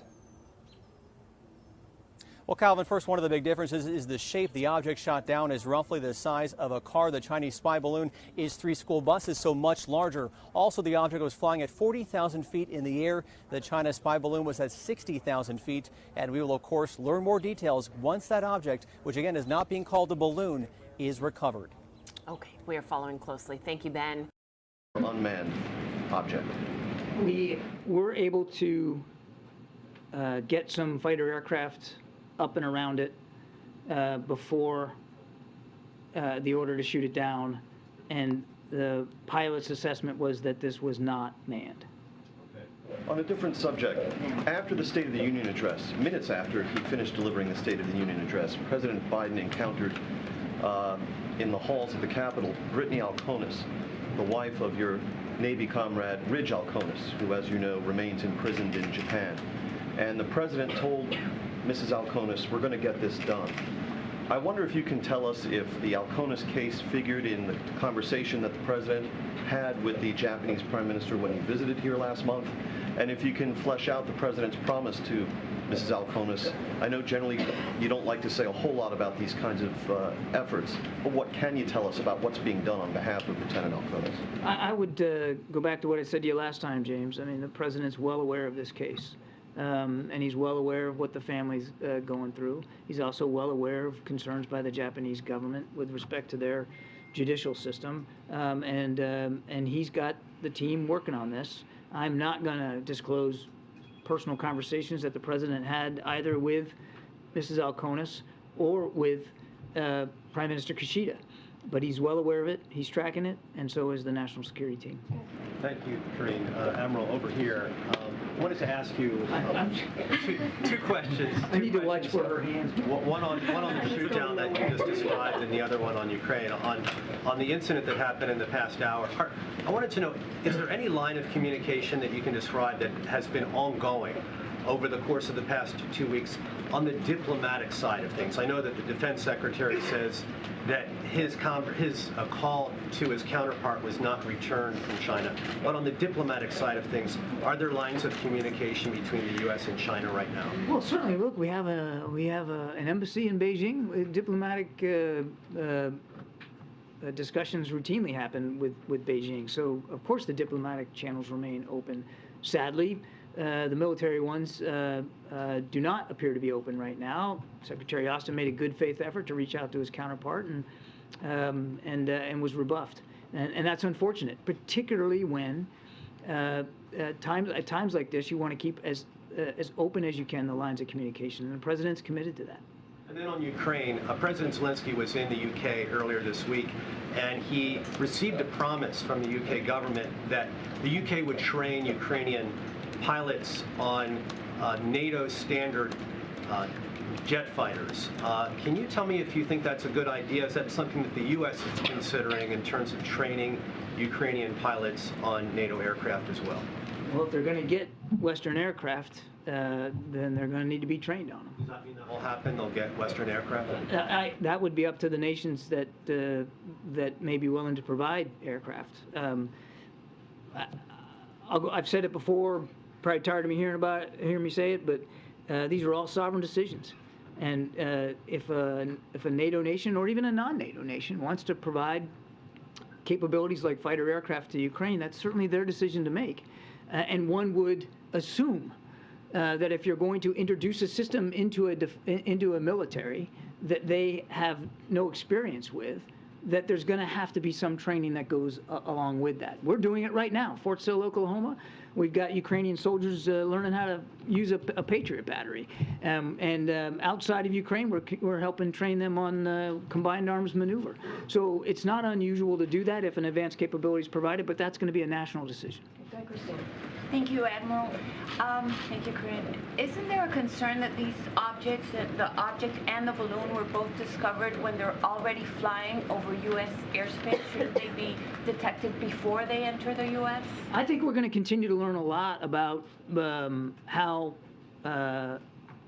these things are or can be detected in a better way. You heard the Northcom commander talk about certain gaps that he felt he had in his domain awareness. So from this incident last week, we'll certainly learn about the capabilities of that surveillance asset, but we also expect to learn more about our own processes and our own systems for detection and tracking. I don't want to get into exactly how this one was detected, but I can assure you that we're going to continue to try to improve our own knowledge base with respect to these systems. Just one more quick question on the object. Can you say anything about the proximity of it and its flight path to the sensitive oil fields near Prudhoe Bay? And was there any threat at all at any point to that equipment in that region of Alaska? I'd refer you to the Pentagon for more detail about the track. Again, this just all happened within the last hour, so I don't know what the proximity was to oil fields. And your second question was? It was just about the sensitivity, the oil fields, basically. Well, again, I mean, we just don't know what this object was. We don't, it'd be difficult for me to point to a threat or a specific concern, such as oil fields, when we don't really understand what this object was doing. I understand. And then I just have one more quick question on the Russian, completely different topic. The Russians have said they're going to cut oil output now. What is the U.S. response to that? And will you reach out to OPEC to ask them to sort of compensate the difference so that the price of oil doesn't escalate at a time when you're just starting to see inflation? Once again, Mr. Putin's willing to weaponize energy. This move, if it proves to be true, it doesn't come as a big surprise as a reaction to the price cap. And it just shows you the lengths to which he's willing to use resources like energy as a weapon. What the United States will do, have done, continue to do, is work with allies and partners to make sure we can better balance supply and demand and try to meet that need. It's important. We still believe that Mr. Putin not be allowed to profiteer in an inappropriate way off of the oil he puts on the market so that he can then fund his military in the field. I don't have any diplomatic outreach to speak to today. We're going to continue to talk to allies and partners. Certainly OPEC falls in that category, but I don't have any specific conversations to talk about. Thank you, Carolina. Thank you, John. I have two questions. China is claiming ownership of the balloon, and China said that they will take legal actions. Will you send the balloon back to the China? There are no plans to send the debris that we are recovering back to China. We're going to pull it up off the bottom of the ocean, and we're going to learn more about this capability. Second question, Iran is building a drone factory in Russia, and North Korea is receiving military drones from Russia. How do you view armed cooperation between North Korea, Iran, and Russia? I can't confirm those specific reports, Janie, but I was up here not long ago talking about the burgeoning defense relationship between Iran and Russia, which is not only not good for the people of Ukraine, it's not good for the people of the Middle East, because it'll flow both ways, and Russian capabilities could very well end up in Iranian hands. And I would say the same about North Korea. We know, I got up here and showed you pictures, we know that they're providing ammunition to Russia, artillery ammunition specifically. And again, that's not only not good for the people of Ukraine, it's not good for the Korean Peninsula and the region there, that Russia and North Korea could be, again, developing a deeper defense relationship. Thanks, John. Just a few more on the you said it was discovered last night. Was it flying consistently at an altitude of roughly 40,000 feet that entire time? Roughly, yes. Were there any sightings that you're aware of by airmen, civilian aircraft operators? No. And can you, just to nail it down, can you tell us when the president gave the order to shoot it down? Gave the order to shoot it down this morning. Yeah. Again, just keep following up on the same topic. The speed with which you guys, with which the president apparently decided to shoot it down, having just discovered the first intelligence of it last night, and by the morning he's saying shoot it down. We're listening there to the National Security Council coordinator John Kirby announce from the White House podium that this morning President Biden ordered a high-altitude aircraft, that's their language, over northern Alaska, shot down. They don't know where it's from. They say it was flying at 40,000 feet and posed a threat to civilian aircraft. Right, and we know that this was at a height, according to Kirby, that did pose, he said, potentially a threat to civilian aircraft. At about 40,000 feet high, this object was. Kirby said that they do expect to recover the debris. It is within U.S. territorial waters. Interestingly, he said that it is much smaller than that spy balloon that was taken down earlier last weekend. This object, he said, is about the size of a small car. At this point, was not aware of any outreach yet to the Chinese government regarding this object. Obviously, this is a huge development. Let's go back to the White House briefing and get more from John Kirby. There were fighter aircraft who were able to determine that it likely was not manned. Were those fighter aircraft able to determine anything else about it from up close that they wouldn't be able to find out otherwise? They worked really hard to try to get as much information as they could about this object.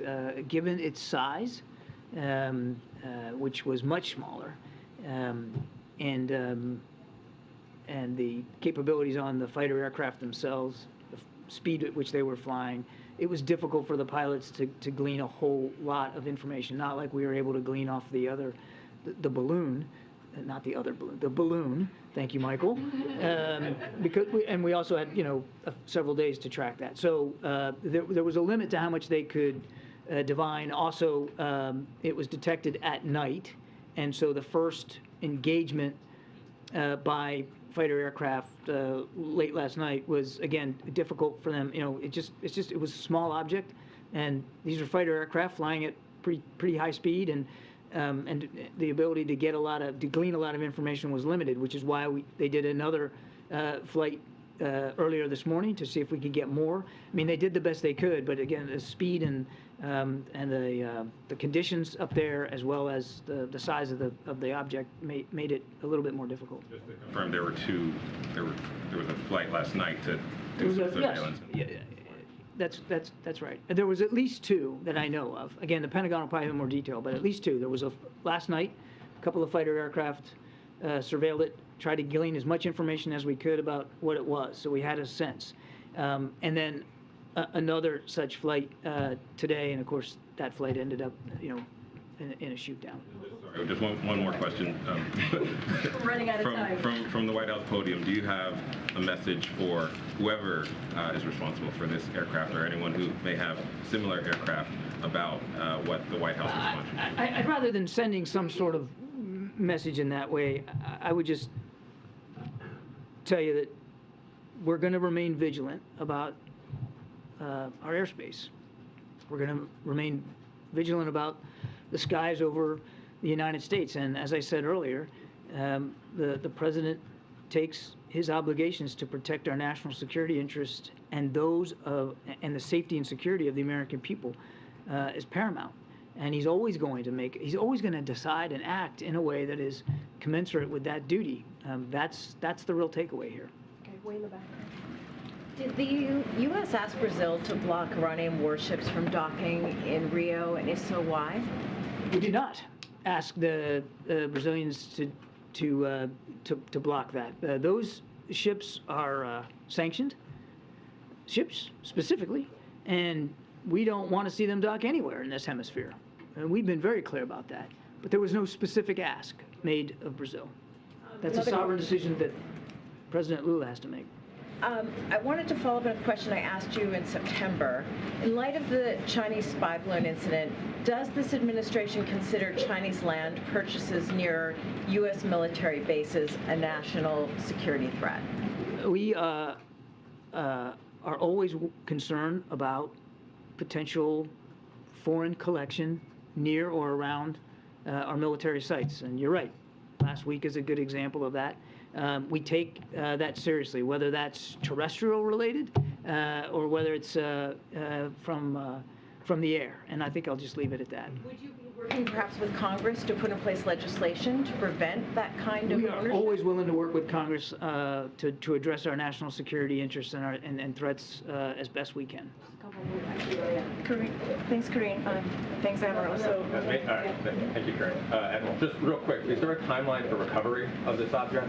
You'd have to talk to the Pentagon. I don't know. Again, guys, this just happened within the last hour and a half, and they're still assessing where this thing landed and the degree to which they can get to it. And on the Poland visit, I know in the statement that you put out, Corinne, it says that the president is going to meet with leaders of the eastern flank NATO countries. Are any other European leaders, NATO leaders, expected to join the president on this trip? We're still putting the agenda together. The predominant reason to meet with them, the Bucharest Nine, as you call it, is to really talk to those nations who are literally on the eastern flank of the NATO alliance. But I can't rule in or rule out that there may be additional attendees or additional meetings that the president might have. Thank you very much. Hello, John. Over here. Yeah, thanks. Yeah. Back to Lula, if you can remember him. Is there going to be any commitment to the Amazon Fund by the United States during this visit? I think let's have the visit occur here shortly, and we'll provide you a readout. I don't have anything specific on that. Okay, thank you. So, John, the U.S. Special Presidential Coordinator for Global and Infrastructure Energy is in Angola. So he met with President Lorenzo. Can you elaborate a little more on this visit? I don't have any information on that. We'll take the question and see if we can get you a better answer. Just a quick one on the timeline. Was the president briefed on the object last night when the track first came to the administration's attention? He was. He was as soon as the Pentagon had enough information to provide him, they did that. Last question. Ukraine. Thank you, madam. Thank you, John. As far as Russia's war against Ukraine is concerned, 1 year now, does President believe that when Prime Minister Modi of India told President Putin to stop the war, and this is not the way that this time that war should go like this. And you think there is still time for Prime Minister Modi to stop the war or convince President Putin? I think there's still time for Mr. Putin to stop the war. I think there's still time for Mr. Putin to stop the war. Prime Minister Modi can convince? I'll let the Prime Minister speak to whatever efforts he's willing to undertake. I want to stress it again, Goyle. I mean, certainly the United States would welcome any effort that could lead to an end of hostilities in Ukraine that are in keeping with President Zelensky's objectives and his leadership, his determination of what is acceptable to the Ukrainian people. Nothing about Ukraine without Ukraine.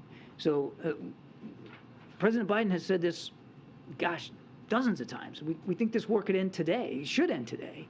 The single person responsible for what the Ukrainian people are going through is Vladimir Putin, and he could stop it right now. Instead, he's firing cruise missiles into energy and power infrastructure and trying to knock out the lights and knock out the heat so the Ukrainian people suffer even more than they already have. He could end it right now. And since he's not willing to do that, clearly, we've got to make sure we can help the Ukrainians succeed on the battlefield so that when President Zelensky determines it's time to negotiate, and he's the only one that can make that determination, he can do it with the strongest hand possible. And finally, sir, 1.4 billion people in India are waiting for President Biden to welcome. When is the next trip? I don't have any travel, other than the travel that Karine talked to today, I don't have any travel to announce. Thank you. Thanks, guys. Have a good weekend. Thank you. Thanks, Admiral. Okay. We're listening there to John Kirby, the National Security Council Coordinator for Strategic Communications at the White House, announced that the U.S. military shot down this morning what they're describing as a high-altitude object, approximately 40,000 feet over Alaskan airspace. We heard some details about how this was discovered, how a decision was made. Kirby said it was out of an abundance of caution that President Biden this morning ordered that that object, which they don't know where it's from, be taken down. Kirby also said that they do expect to recover, the debris as that came down within U.S. territorial waters. He said this object was much smaller than that Chinese spy balloon taken down last weekend, said it was roughly about the size of a small car. Now, there you see on your screen, we are also waiting for a Pentagon briefing for more on this story. We're, of course, going to bring that to you live just as soon as it happens. But as you point out, Errol, many open questions now about the provenance of this latest object. We don't know who owns it. One thing we do know is that Kirby said the object, quote, did not appear to have the ability to independently maneuver. He also mentioned that there was not a payload that he was aware of. So in that respect, those would seem to be two huge technical differences between what we know of this Chinese spy balloon and what this object, which, as Kirby pointed out repeatedly, just was shot down here in the last hour and a half or so now. The discovery made last night, as you mentioned, and they basically went to check it out, gave that information and the recommendation to the president, who then acted on it this morning. Also interesting to pay attention to what Kirby wouldn't say, what he wouldn't confirm, and the information he would not provide. That's So right. they're avoiding calling this a spy balloon. They just don't know. It apparently was shot down over frozen waters. So what's happening as we speak to you all, the U.S. is heading out there to recover whatever was shot down. That's right. And we should mention as well, the context of this comes just a day after a heated Senate hearing in which you had senators on both sides of the aisle, Republicans as well as Democrats, with some very pointed and heated questions for Defense Department officials about why the Chinese spy balloon was not taken down sooner. Specifically, it was interesting to note, Republican Senator Lisa Murkowski was quite vocal during that hearing yesterday and made very clear she did not find that situation acceptable. I want to turn to some of her comments because one of the things she said that was really sort of now in hindsight interesting to look at the timing of, as they just discovered this other object last night. She talked about her anger, but she said the fact of the matter is Alaska is the first line of defense for America. Let's take you now to the Pentagon for their briefing. While we were delayed a little bit, I have a few things to talk about up top, and then we'll get right to your questions. So first of all, to add to information already provided earlier by the White House, at the direction of the President of the United States, fighter aircraft assigned to U.S. Northern Command successfully took down a high-altitude airborne object off the northern coast of Alaska at 1:45 p.m. Eastern Standard Time today within U.S. sovereign airspace over U.S. territorial water. On February 9, North American Aerospace Defense Command detected an object on ground radar and further investigated and identified the object using fighter aircraft. The object was flying at an altitude of 40,000 feet and posed a reasonable threat to the safety of civilian flight. U.S. Northern Command is beginning recovery operations now.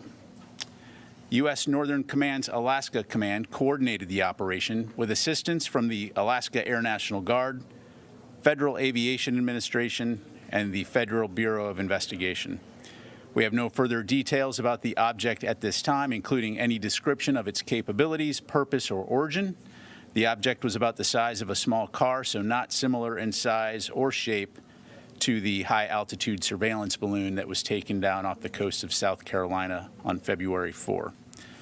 Separately, U.S. Northern Command continues their recovery operations in support of the recent takedown of the Chinese high-altitude surveillance balloon. Recovery teams have mapped the debris field and are in the process of searching for and identifying debris on the ocean floor. Debris that's been recovered so far is being loaded onto vessels, taken ashore, cataloged, and then moved onwards to labs for subsequent analysis. And while I won't go into specifics due to classification reasons, I can say that we have located a significant amount of debris so far that will prove helpful to our further understanding of this balloon and its surveillance capabilities. Of note, due to less than favorable sea states right now, teams will continue to conduct underwater survey and recovery as conditions permit. The department wants to thank our interagency partners from the U.S. Coast Guard, the FBI, and state and local authorities for their continuing assistance and partnership. In other news, and I think this is important that we remember, a lot of folks and people in Turkey and Syria right now are suffering. We want to again express our support for the people of Turkey and Syria as they respond to the deadly earthquakes that struck there earlier this week. In support of ongoing U.S. assistance efforts spearheaded by the U.S. Agency for International Development, U.S. European Command has positioned personnel, equipment, and a range of assets to aid the government of Turkey and its continued search and rescue efforts. This includes the U.S. Navy's George H.W. Bush Carrier Strike Group, repositioning to the eastern Mediterranean Sea to provide logistics, medical, and rotary airlift support if required. Additionally, U.S. Army rotary wing aircraft began flying missions out of Incirlik Air Base in Turkey on February 7 to transport first responders to the most affected populations. And on February 8th, UH-60 Blackhawks transported injured civilians to a local medical facility. U.S. European Command has designated U.S. Naval Forces Europe and Africa as the lead component command overseeing the EUCOM humanitarian assistance and disaster relief efforts within Turkey. To aid in that coordination, U.S. Marine Corps Brigadier General Andrew Priddy, U.S. Naval Amphibious Forces Europe Commander and 2nd Marine Expeditionary Brigade Commanding General arrived in Turkey February 9 to lead military coordination efforts with U.S. agencies involved in the humanitarian aid and disaster relief efforts. We'll continue to provide you with updates as we receive them. EUCOM will be issuing a press release with further details.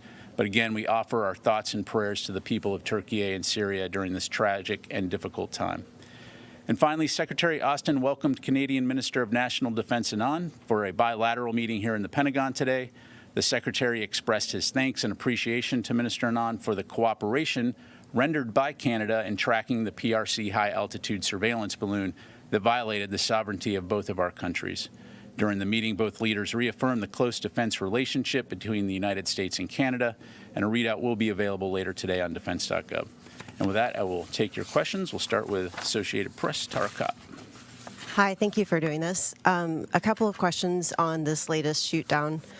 First, what type of U.S. fighter aircraft were used, and what type of munition did they fire? And do you already have Navy assets or Coast Guard assets involved in a recovery process? And then I have a few more. Thanks, Tara. So the aircraft that took down the object was an F-22. flying out of Joint Base Elmendorf in Alaska. It employed an AIM-9X to take down the object. In terms of assets that are currently involved, in terms of recovery, we have HC-130, HH-60, and CH-47 aircraft participating in that recovery effort. Okay. You mentioned there was a reasonable threat. Was there also a threat to potentially this object detecting some of our more sensitive radar capabilities that are based in Alaska?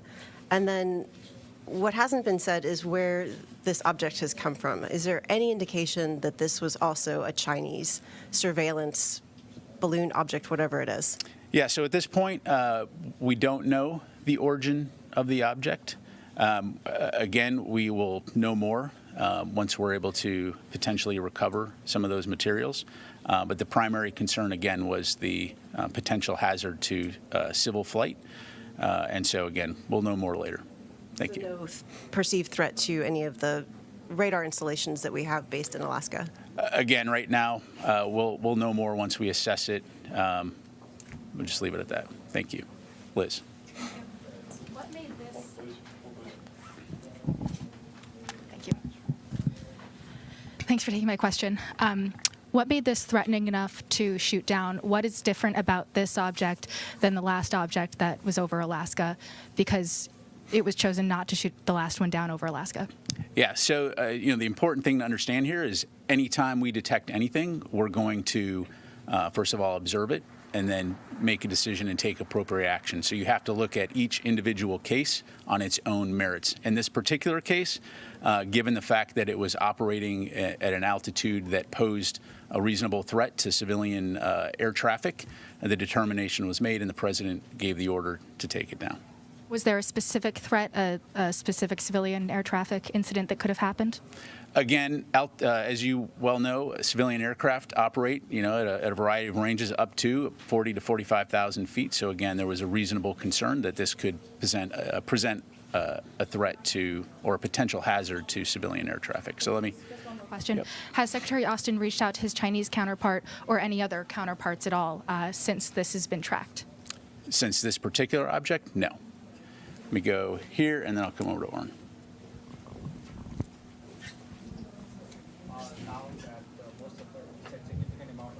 Things from the previous balloon have been recovered. What additional information you have now about the capabilities of that balloon?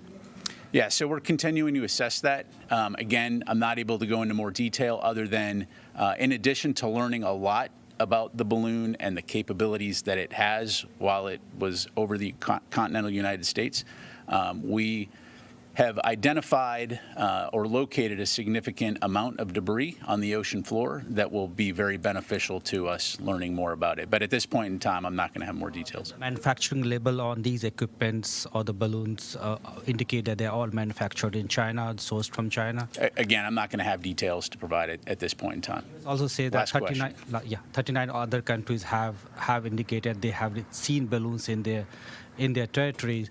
Are you sharing those information from the Pentagon to these countries, or the capabilities, how you shot them down? So in terms of what we're learning about these balloons, I know the State Department has talked to this in terms of our international outreach.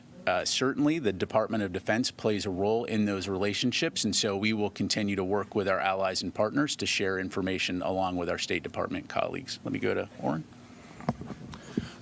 Two questions. First, did this object show any signs of maneuverability or propulsion? And then you and other Pentagon officials made a big deal about how much intelligence was gathered by letting the other one float across much of the United States, and yet you shot this one down before it entered the United States. Is that the Pentagon bowing to political pressure? Was there nothing to gain from this one? Yeah, so again, we're going to judge each of these on its merits. No indication at this time that it was maneuverable, but again, we'll know more. And in terms of entering the United States, it did enter U.S. airspace, and we took it down. Did you gain intelligence from this one as you did from the previous one? We're going to recover what we can from this, and more to follow. And was the decision to shoot it down before it entered too far into the U.S. airspace, the Pentagon bowing to political pressure from the Hill? Look, again, we're going to judge each of these objects on its own merits. It entered into U.S. airspace on February 9th. We sent up aircraft to assess what it was. The decision was made that it posed a reasonable threat to civilian air traffic. The president gave the order to take it down, and we took it down. Thank you, Laura. And then I'll go to Dan. Can you? Oh, thanks. Sorry. Thanks for taking my question. So a couple questions. First of all, has anything like this happened before with an object this size, this shape, in this particular height for the 40,000 foot range? Has it happened before? And then second of all, why did you? Can you say more about why you knew that last balloon or object was from China, whereas this one you don't know? So in terms of this particular object, again, as I highlighted, we don't know where it's from. It posed a reasonable threat to civilian air traffic, and so the determination was made to take it down. In terms of the other balloon, as I mentioned in our previous briefing, we have learned a lot about the Chinese surveillance high-altitude balloon program. We've gathered a lot of information over the last couple of years, and so we were able to, based on that information, detect at a very early stage. As it approached U.S. airspace, we had a good understanding of what it was. As I mentioned, we were able to monitor that closely, track it while it went over the continental United States, learn a lot about it, and take it down at the appropriate time. So would you urge us to put this in a different bucket than that, or should we? Yeah, I think I was pretty clear. This was traveling at about 40,000 feet, which posed a reasonable threat to civilian air traffic, and the decision was made to take it down. So, Dan. When the pilots approached it, and they determined, I understand, that it was not manned. How did they determine that? And at that point, wouldn't it be possible to at least describe what they were looking at? Did it resemble a balloon or an airplane or what? Again, we'll know more and have more information once we've recovered this. I will give credit to our pilots that they're very capable in terms of looking at an object, assessing whether or not this had the potential to be manned. At that altitude, something that small, very, very unlikely that it was manned. And so, again, no indication that it was manned. Presented a potential reasonable threat to civilian air traffic, and we took it down. What speed was it traveling at, by the way? I don't have that information. All right, we've been listening to Pentagon Press Secretary, Air Force Brigadier General Patrick Ryder hold a briefing about a high-altitude object shot down earlier today. Now, it was taken down over Alaskan airspace at approximately 1:45 p.m. Eastern.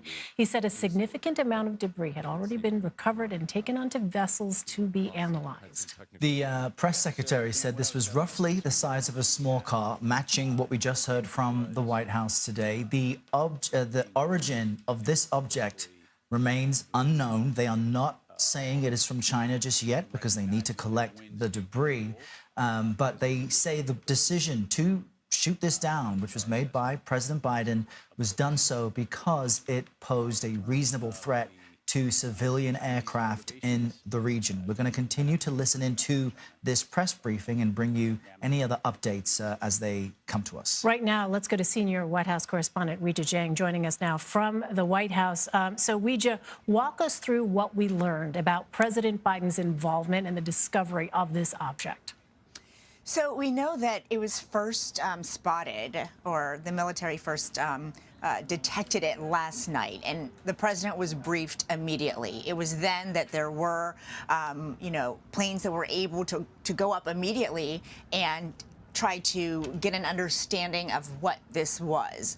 Then that happened again this morning, and John Kirby, a spokesperson here at the White House who used to speak on behalf of the Pentagon, so he's very familiar with these sorts of things, told us that it was this morning that the president, at the recommendation of Pentagon officials, ordered the object be shot down.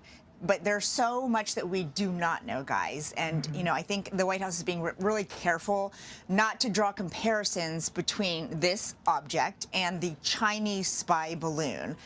First, in its size. We just heard it's about the size of a small car. We knew that the Chinese spy balloon was about the length of 1,500 by 1,500 football fields.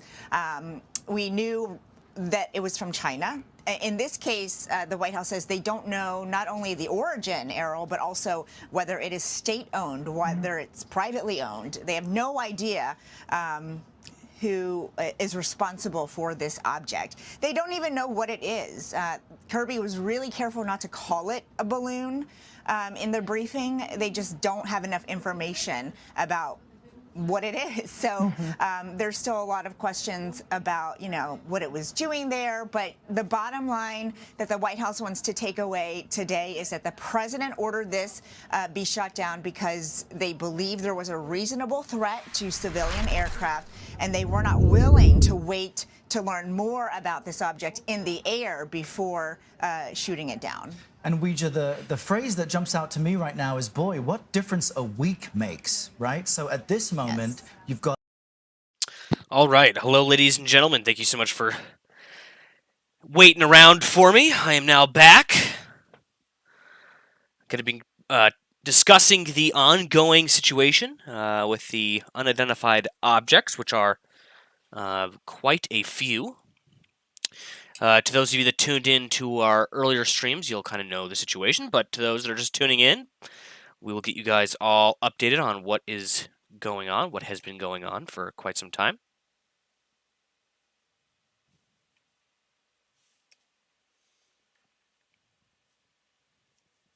Hazmatter, good to see you. Thrive Energy Systems, good to see you. Kree's Crazy Life, good to see you back. Ryan, good to see you. Lazy Gamer. Joe Scambait. That was a mouthful there. Good to see you back. Chuck Demand, good to see you. Speedy Squirrel, thank you for tuning in this evening. Crypto Santa Claus, good to see you as well. Could I get some unidentified flying objects in the live chat just to let me know that you guys can hear me okay this evening? Am I coming through loud and clear?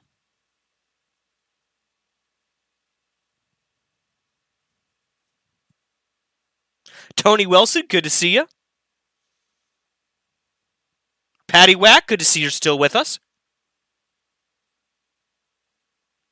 Trevor, good to see you. Ian McSpicy, thank you for that unidentified flying object in the chat there. So I guess I'm coming in loud and clear to you guys this evening. Mopar Man, good to see you. Camcorder, good to see you. Just Me, thank you so much. Maxwell Mark, good to see you as well. Liminal. Rinsler.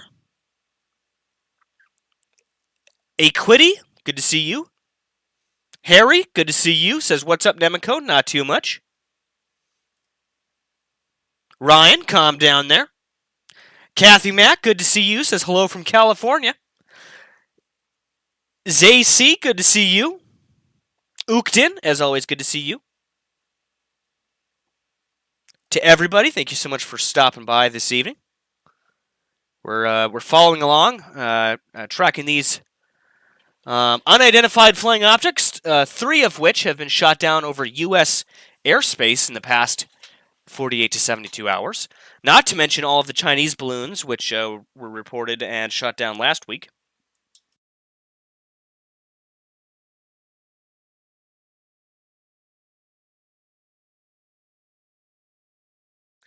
As always, guys, hit that like button if you haven't already. I know there's quite a few of you that are watching the stream that haven't hit that like button yet. Please hit the like button really quick before we get started. Probe that like button, and if you can, share the stream real quick. It'd be mighty helpful. Also, if you haven't already, hit the subscribe button. Best way to support the channel, and also it's the only way to get access to the live chat on the YouTube channel. JJH says, let's hunt those UFOs, Nemico. Indeed, we will be hunting them. Metaphorically. Maybe one day, literally.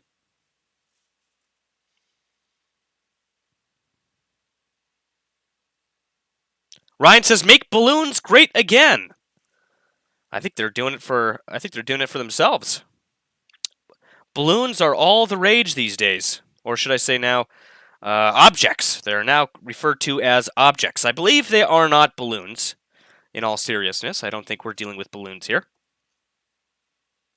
Or at least we don't have enough information to point to them being balloons.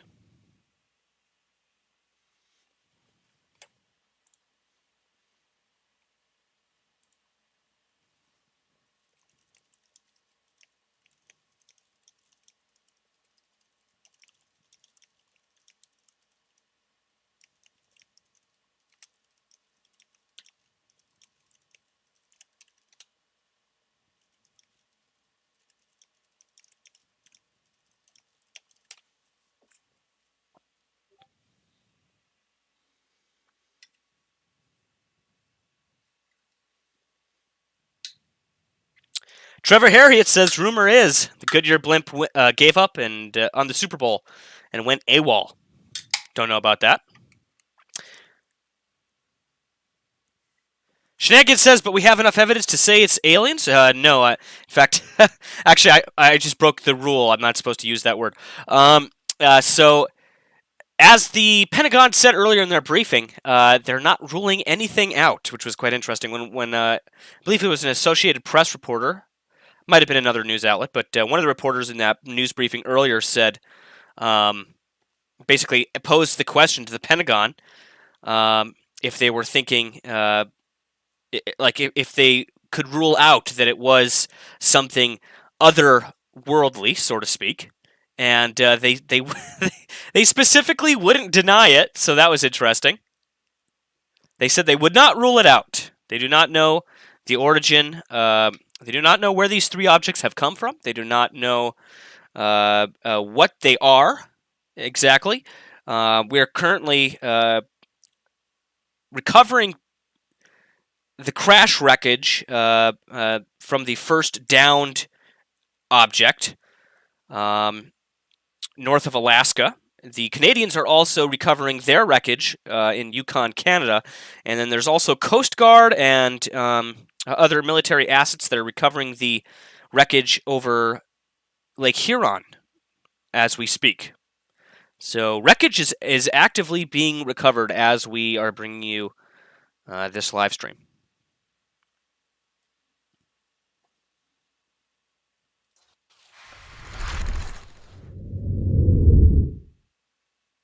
Liminal says Alaska object will be a research balloon. Well, see, that's the thing, is the Pentagon came out and said that it is not a balloon. They were pretty adamant in saying that it was not a balloon that they shot down over Alaska, which is interesting.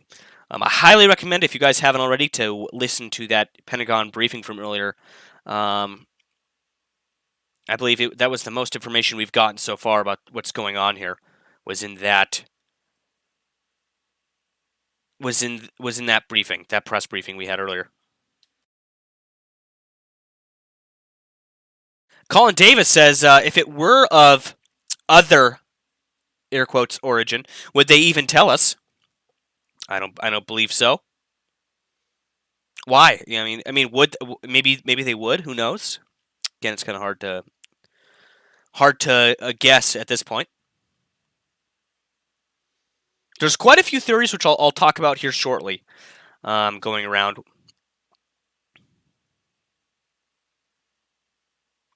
Liminal asks Nemico, "What's your theory of the San Diego Tic Tac?"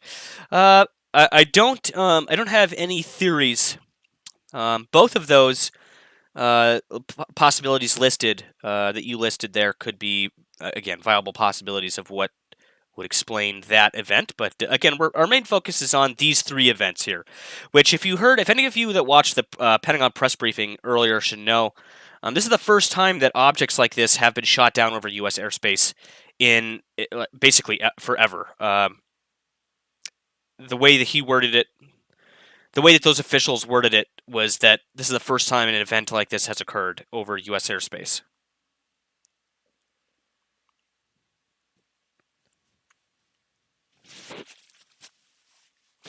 Earlier, I ran a poll on the YouTube live chat.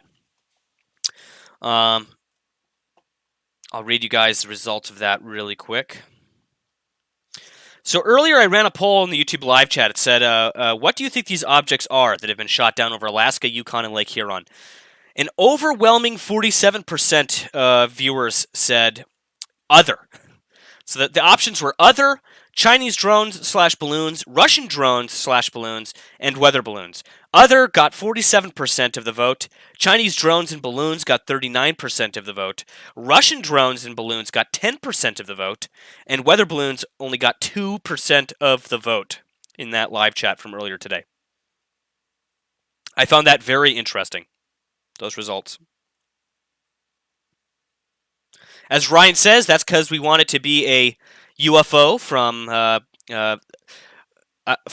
another word I'm not going to use on this stream. Again, we're trying to keep this as factual and as grounded in reality as possible. Now, of course, we don't rule out any possibilities. We do keep an open mind.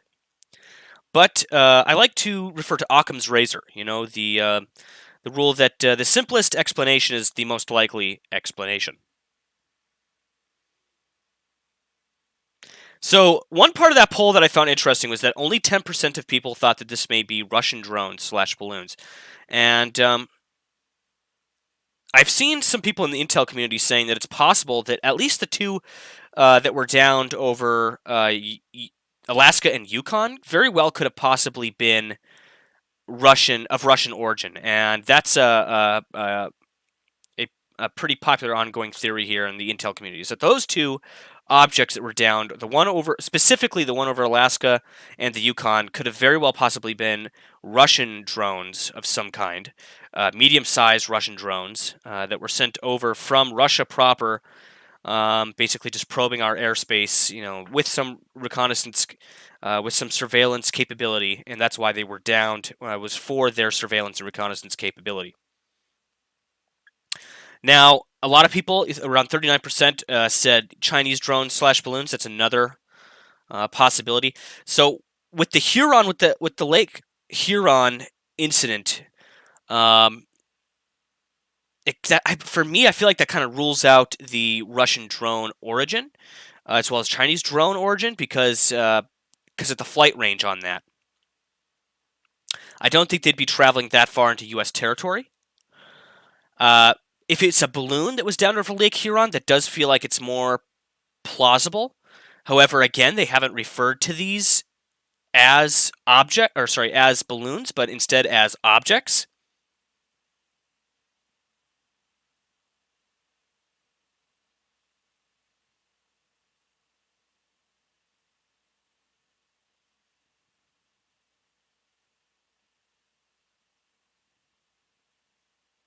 I guess people were asking what fighter jet they used to down these. They were F-22s that were used to down these objects. At least the Alaska and the Yukon were F-22s. I believe they used an F-16, if I'm not mistaken, to down the one over Lake Huron, but that might have been a conflicting report.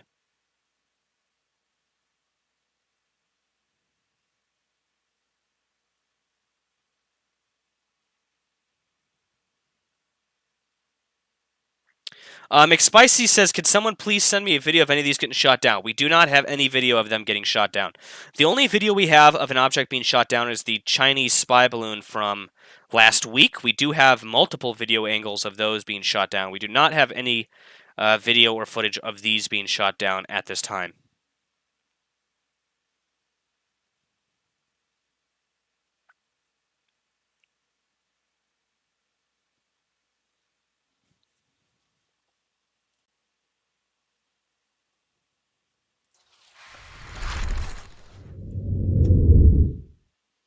Right now, for aircraft over the United States, things have died down a little bit since earlier.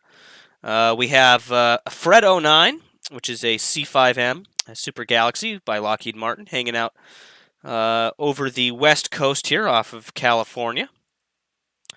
We also have a non-applicable, unknown U.S. military aircraft here on the east coast near New York, and then a C-30J hanging out over Texas right now. Flew from New York State.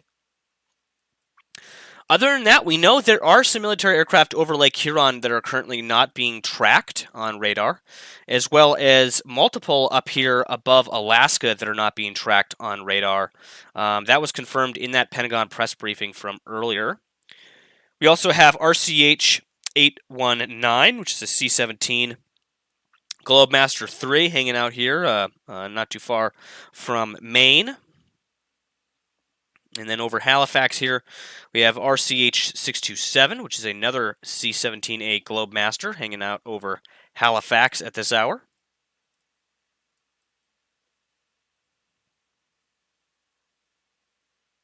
Mizuno says, has the payload been identified for the Chinese spy balloon or for these other objects? Because I don't believe any of that has been verified yet by the U.S. government at this time.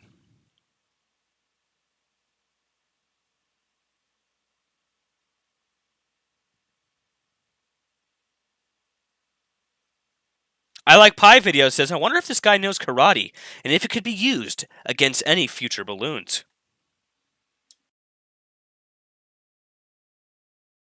Patty Whack, thank you so much for stopping by this evening. Glad to have you as always.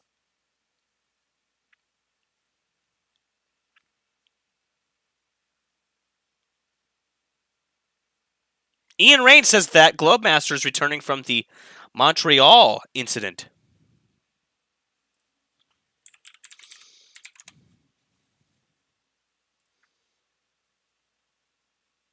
So I haven't heard anything about Montreal. If you could enlighten me. Are you thinking of the Lake Huron incident between Ontario and Michigan?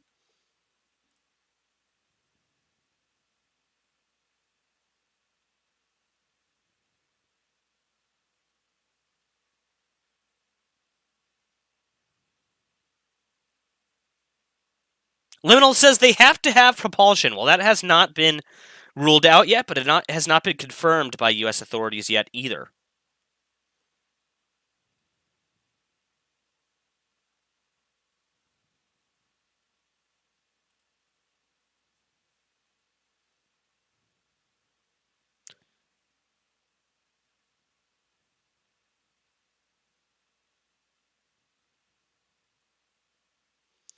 So, a user over on the Discord server, Pineapple, had posted this in the general chat just a few minutes ago. Says, this is a very interesting video, but it is unconfirmed. It's from a suspect source that has been so far reliable. Go ahead and translate this tweet. It says, possible image of the UFO in the shape of an octagon that was shot down by the United States minutes ago over the border with Canada.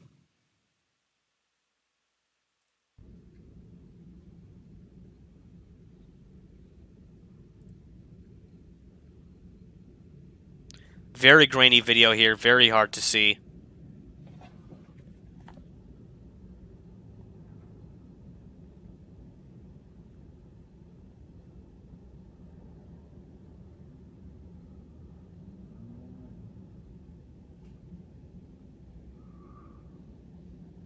I would love to fact check this video. If somebody could fact check this video for me and look into this tweet. It was just posted in the Discord here. Somebody said that video is in Chicago. Yeah, Rakasan says, check the video channel. That video is in Chicago. I'm going to take a look here at our video channel.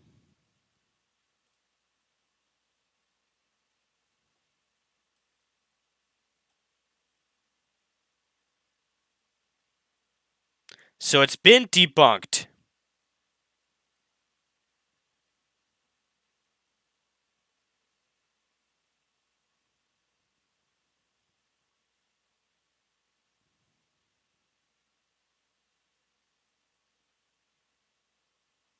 So somebody identified a few of the buildings in that shot as the Alder Planetarium on Lakeshore Drive, Chicago, Illinois.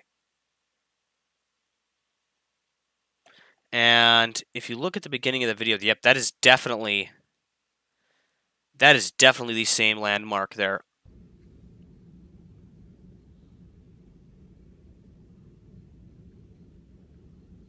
I still would like to know when and where this video was taken. Or sorry, not where, but when this video was taken specifically.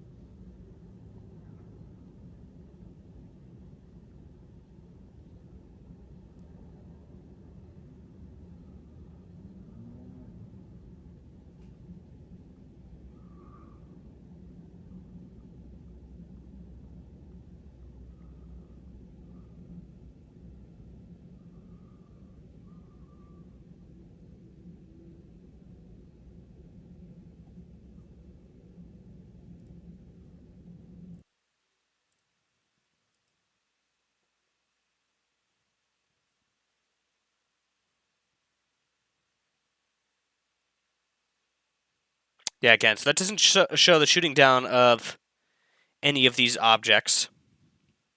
Confirmed to be over Chicago. That video came from. However, I don't know the origin, so we're going to have to take a look at that. Jacko says, when unsure, that first capture through that hotel was 2010, so most likely within the last 10 years. Sorry for the ping. No problem, Jacko. So, oh, you mean the photo of the landmark was from 2010, but that video could have been any time in the last 10 years. I would like to get more confirmation on that eventually. As Pineapple says, still a very odd video.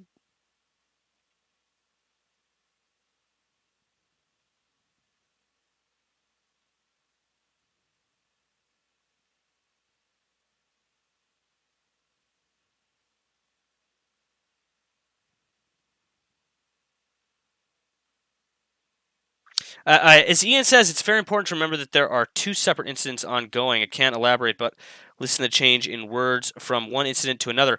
There's actually three incidents, Ian. We had the Alaska shootdown, the Yukon, Canada shootdown, and the Lake Huron shootdown.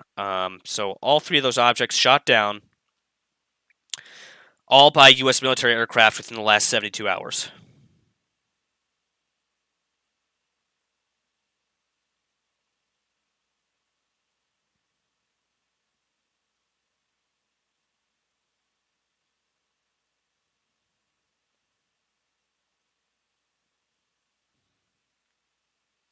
So, descriptions of each one. The Alaska object, and I believe the Yukon object as well, was reported to be cylindrical in nature. However, pilots reported they had conflicted reports as to what they were seeing in the air. So the Alaska object, the Yukon object, both instances, the pilots, when returning to base or over comms as they are in the air, were unable to identify what the object was, what these objects were, and were unable to agree on what they looked like. So I find that interesting. Also, they were unable to discern any means of propulsion and were unable to figure out how they were staying aloft. Now, keep in mind, they are said not to be balloons. The Pentagon was pretty specific earlier, pretty clear when they were asked, if these were balloons, and they were pretty clear to say that they were not balloons, and these are in fact they're being referred to as objects. So again, it's unexplained at this time. 69 says China only saw one supposedly and decided to not shoot it down. So yeah, again, as I reported earlier, China was tracking one of these objects over Chinese airspace earlier today. They were reportedly looking to shoot it down, but have not shot it down yet. Now, it remains to be seen if they will shoot it down at some point in the next 24 to 48 hours. As you've seen here with these objects, they're tracked for many hours, anywhere between 12 and 24 hours, and then the word is given to shoot them down. The one in Alaska was being tracked from Thursday evening into Friday evening before they shot it down, if I'm not mistaken. Up on radar here just now, over over Tennessee or Louisville, Kentucky. So we're over Kentucky here. Just on screen now comes a RCH-332, a C-17 Boeing C-17A Globemaster III. It's up on screen now as well.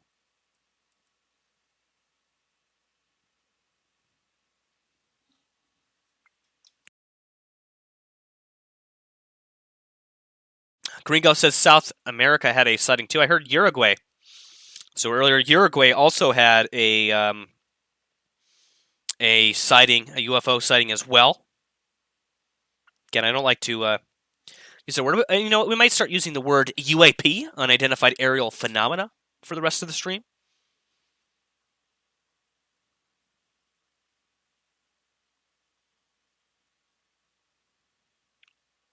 Yeah, 69 says, yeah, they're definitely probing our defenses. That's that's a given.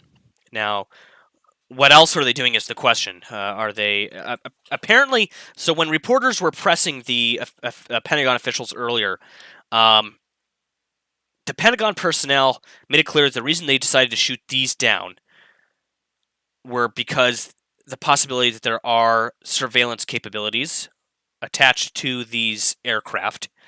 And that possibility, the possibility of an intelligence threat, is what led them to shoot them down. Also, I should say more so, the threat to civilian air traffic. That's a really big one as well. But from what I heard earlier, one of the big reasons going into deciding to shoot them down was not only that threat to civilian air traffic, but the possibility that they do present an intelligence threat. Via the possibility of containing some kind of reconnaissance or surveillance apparatus attached to these aircraft.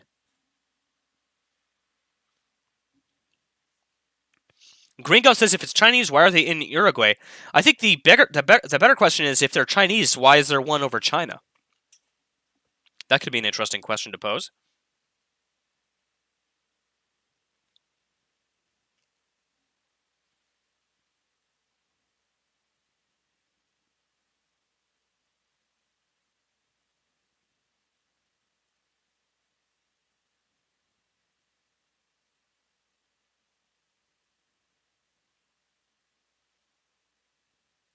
As Danny M says, I highly question the Chinese account of anything.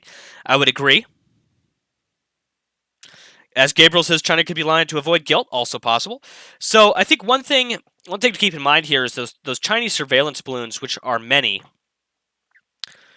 are definitely different from these objects. These objects are, I would say, considerably different than the Chinese spy balloons, both in size and capability. And with the Chinese spy balloons, we were able to track their origin fairly easily via radar history. Tracking that signature on radar for many days and hours, we were able to see kind of where they originated.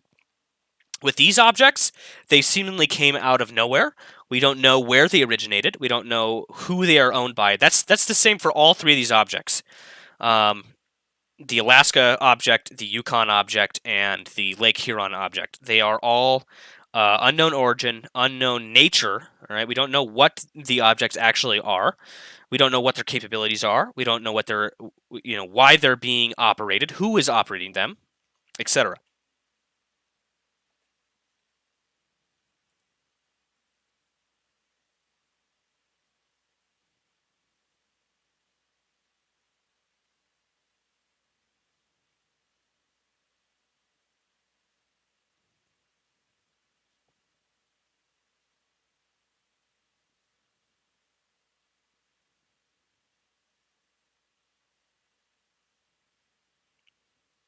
Gabriel says, were these smaller than the balloons? Yes. The balloons are about the size of, they were described to be the size of 3 city buses. These objects, which were shot down over Alaska, Yukon, and Lake Huron, which, by the way, let me just switch over to that map here.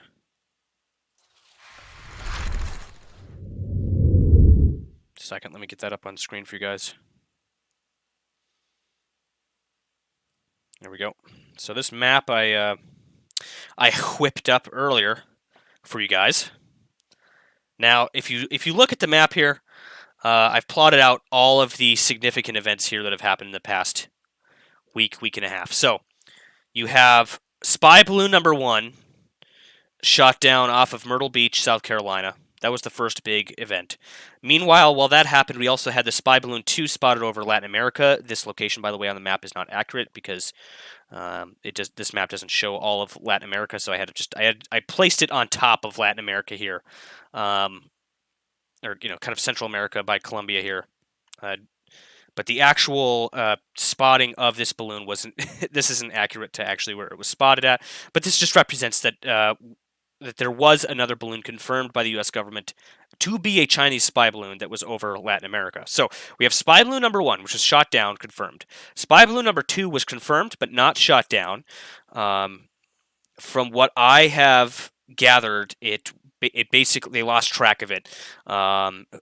It's unknown if it continued on its path or if it naturally went down, due to maybe malfunction or, again, just lost buoyancy. I don't know. Again, those are questions that are still being asked. You also had the Hawaiian laser incident where a Chinese satellite was scanning certain strategic sites in Hawaii. That happened last week. And then you have, of course, the object Friday being shot down over Alaska, the object about 12 hours later being shot down over the Yukon, and then today's event, which happened over Lake Huron, where that object was shot down there. So again, kind of just plots out here all of the... Oh yeah, by the way, we also have the Montana radar anomaly, which was spotted on radar last night. That actually turned out to be this object over here that got shot down over Lake Huron. Overnight, they tracked that object as it popped up on radar a few times over Wisconsin and then the Upper Peninsula of Michigan, again, where it was subsequently shot down 15 nautical miles off of the eastern tip of the Upper Peninsula. Currently, there are salvage operations. They are out there right now as we speak. Not only the military, but U.S. Coast Guard personnel are out there as well, actively trying to collect this wreckage from that third object that was shot down. Not to mention, right now, Canada is up in the Yukon collecting the wreckage of object number 2 here, and the U.S. military, as we speak, there are U.S. military aircraft hovering over Object 1's location, crash site location, and they are actively gathering that wreckage as well as we speak. Last time I heard, there were even still some salvage operations, excuse me, going on off of the East Coast. For the spy balloon wreckage from last week. They were still actively, last I heard, they still had personnel in the area combing for wreckage in that area. So these salvage operations are going to probably take quite a while here. I'm going to take a 1 to 2 minute break here. And while I'm doing so, I'm going to play a few videos that I have up for you guys here. And I will be back in just a moment. But I wanted to finish showing you guys... actually, we'll play this report here. It talks about what pilots said about the mysterious object shot down over Alaska. I know a few of you might have already seen this here, but I feel these reports that came in... again, this came from 11 hours ago. Kind of paint a picture here of what's going on. Give me 1 second here to let me get back over to the screen here.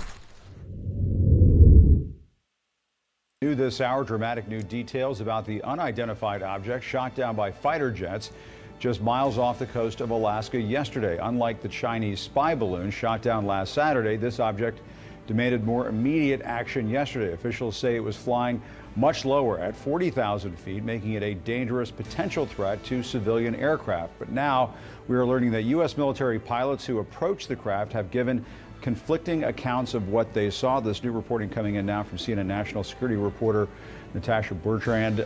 Natasha, so this is interesting. This is kind of unusual that these pilots saw different things, and that is sort of, I guess, adding to the mystery of all this. Yeah, not even the pilots apparently were really able to identify what they saw. And just to take you back for a sec, on Thursday, the U.S. defense officials sent F-35 fighter jets up to try to figure out what this object was that was flying around near Alaska. Those pilots, we have learned, have given very conflicting accounts of what they actually experienced, with some pilots saying that the object interfered with the plane's sensors, other pilots saying that they didn't really experience that, other pilots saying that when they looked at the object, they could identify no identifiable propulsion system, and they did not know how it was actually staying in the air, cruising at that altitude of about 40,000 feet. So this has all added to the Pentagon's wariness of describing in more detail what this object actually is until they can get more information through the debris that they are recovering right now. And what do we know about the efforts to recover the wreckage of this second object? It looks like NORAD just put out an email a short time ago And it sounds like they're trying to recover it. They did, and what we were told yesterday is that the object was shot down over frozen water, so it landed on the ice, essentially. We don't know what kind of condition it's in, whether it is intact, for example, but recovery efforts have been launched, and according to the Defense Department, they have been able to recover a significant amount of debris. Now, notably, they still don't know what this object is, where it came from, or even what direction it was headed in, or what direction it came from. It is just all very murky at this point, but they do say that the FBI is going to be taking the lead on analyzing the debris. If that sounds familiar, it's because just last week we saw that another Chinese spy balloon, I should say a Chinese spy balloon because we don't know what this one actually is, was shot down, also being analyzed by the FBI. But right now there are just so many more questions than answers, Jim. Yeah, and as the hours go on, it gets more and more mysterious. All right, Natasha Bertrand, thank you very much. Let's bring in former CIA operative Bob Baer. Bob, I mean, this is starting to sound like something out of the X-Files. I don't want to get carried away here, but what do you make of these different assessments coming in from the pilots of what they saw? Well, Jim, the speed of those airplanes, F-35s, it's no wonder they all saw different things. And as far as intercepting communications to that vehicle, it's very difficult. I don't want to get too technical, but it could be, frequency hopping, the propulsion. There's so many questions out there that you're absolutely right. Not until they actually go through the debris and see what it's made of and what it looks like in the communications. Obviously, there was some sort of propulsion system that was driving that vehicle.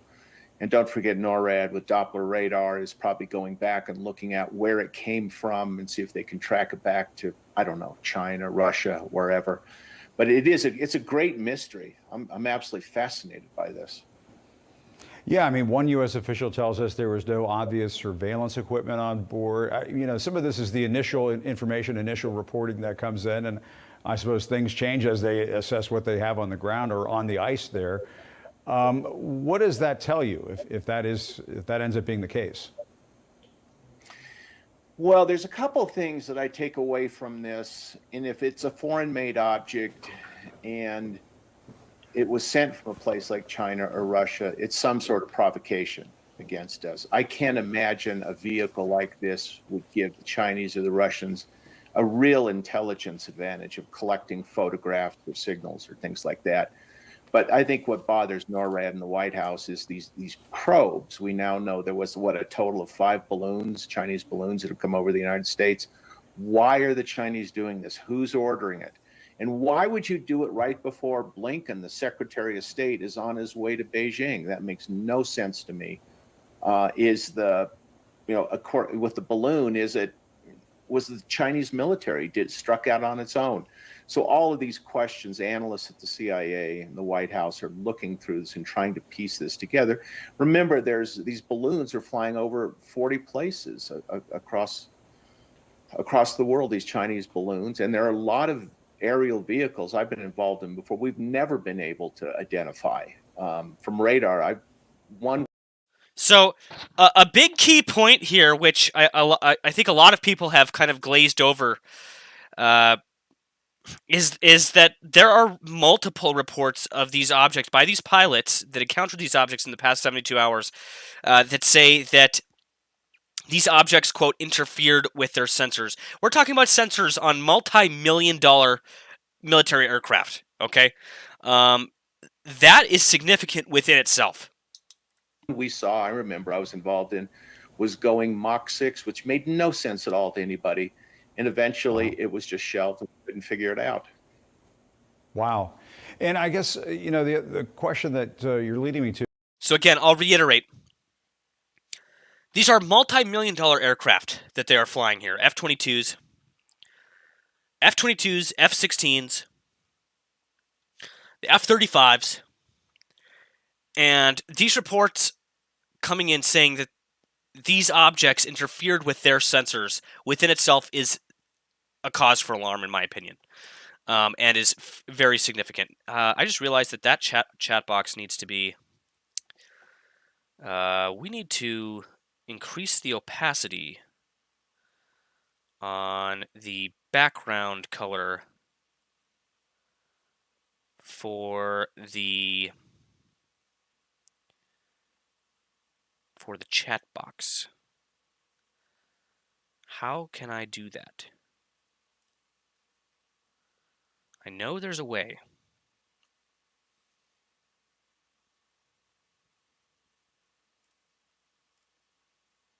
Okay, that's not gonna...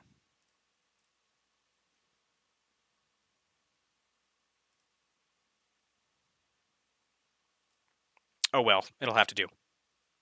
It'll have to do for now. We'll have to fix that later. With the comments on China is that we have one of two situations, I suppose. One is they're just trying to provoke the U.S. to see what the response might be. The other would be that Xi and the military might not. Yeah, another thing to realize, these Sidewinder rockets are $380 million per shot. Okay, that is 380 million with an M US dollars per shot to take down these objects. Not be on the same page, that the folks who want to try to conduct diplomacy with the United States are not on the same page as the military. Could that be it? Exactly. The People's Liberation Army is very difficult to understand, and would they act in non-accordance with Xi? We don't know. I mean, is China close to some sort of military takeover with all these COVID? Okay, yeah, I correct. Sorry, I correct myself. I meant 380,000, not 380 million. Thank you guys for correcting me on that one. It's been a long day. Protocols that close down the economy. These are very hard questions to answer. And for American intelligence, getting inside these circles is nearly impossible. It's always been impossible. But it's certainly something the analysts are picking through right now. So people asking why not use guns instead of the Sidewinders. So in the Pentagon briefing, they actually answered that question earlier. And basically, how they put it was the objects are too small. They're moving too fast in relation to these objects. And the pilots determined that it would be extremely hard to get a accurate hit on one of these objects using one of the onboard guns versus these missiles, which again use infrared. They're able to see contrast to the environment from the object to the environment, and so they can differentiate between the object and the background sky, so to speak, in order to accurately hit one of these objects in the air.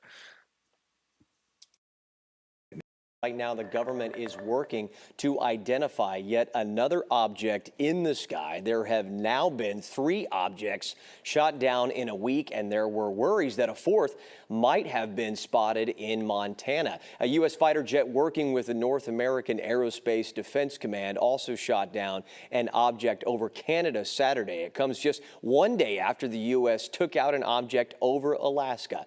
ABC's Mary Alice Parks has more. Overnight, another unidentified object shot down over the Yukon in Canada. Just a day after a U.S. fighter jet shot down an object off the northern edge of Alaska. These back-to-back mysterious objects raising urgent questions about who owns these aircraft and where they could be from. The object over Canada first detected Friday night. Canadian and U.S. planes scrambling to scope it out. President Biden speaking to Canadian Prime Minister Justin Trudeau, giving the green light for a U.S. F-22 fighter to take the shot. Canadian officials saying the small cylindrical object was flying at approximately 40,000 feet. Trudeau thanking the long-standing partnership that monitors the sky and the sea, writing, "Thank you, NORAD, for keeping the watch over North America." They don't want to be caught off guard again, having a balloon float through sovereign airspace when they didn't know about it. So it may be shoot first, ask questions later. A joint recovery effort now underway. The U.S. military and FBI already working in tough Arctic conditions off the remote coast of Alaska to try to recover and learn more about that other unidentified object brought down Friday. Snow, wind, and little daylight making that operation extremely tough.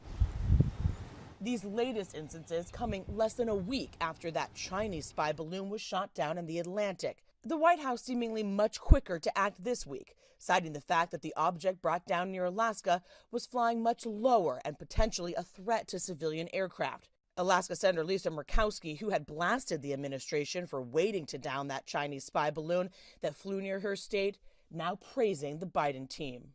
I think the message was very important today to say any aspect of U.S. sovereign territory that is encroached upon, there's going to be consequences to it.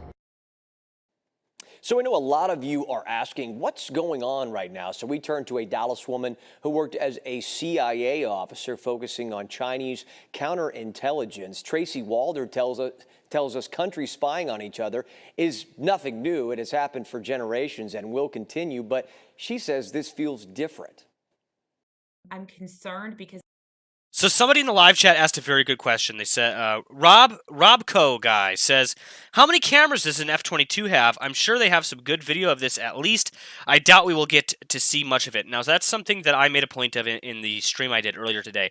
It's that these aircraft have what they call a targeting pod or FLIR pod on board. All right, these pods have a wide array of imaging capabilities.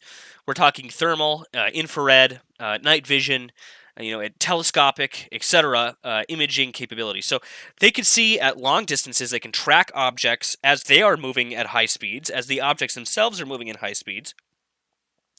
They can track objects at night, in the dark, and so to think that they didn't get a good image at some point of this object, of these objects, is almost nonsensical. Now, were they able to get visual confirmation from the pilots themselves? That's a whole other ballgame. As the Pentagon official said earlier, with the Montana incident last night, they went out at night. They were unable to get a visual on the object itself. Another thing is that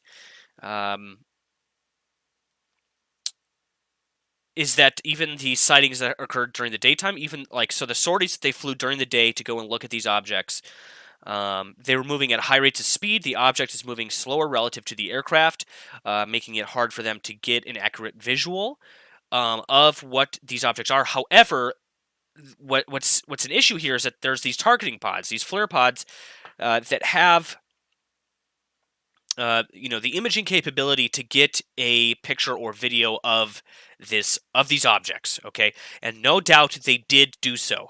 Now that data, those images, 100% have very valuable insight into what these are. And so it's interesting to me that they decided not to disclose any of that data, none of those images or anything like that, to calm the American public earlier today at that Pentagon press briefing. That's what I find interesting. Now, obviously, there's either a national security reason, an intelligence reason for that. Again, it remains to be seen if we will, in fact, get to see some data, some images of what those aircraft saw, what these objects were. Or at the very least, if we could just get a verbal explanation of what they saw. because this seems like a ramping up, right, of activity. I'm not concerned necessarily from, an imminent danger perspective, which is what I think people are thinking about. And we'll keep following this story throughout the day as we learn more. So stay with WFAA for the latest. A full article that will be updated is up.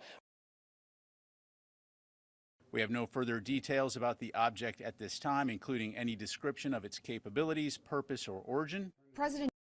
So, right there, and this is about the Alaska object. Listen to how he worded this. We have no further details about the object at this time, including any description of its capabilities, purpose, or origin.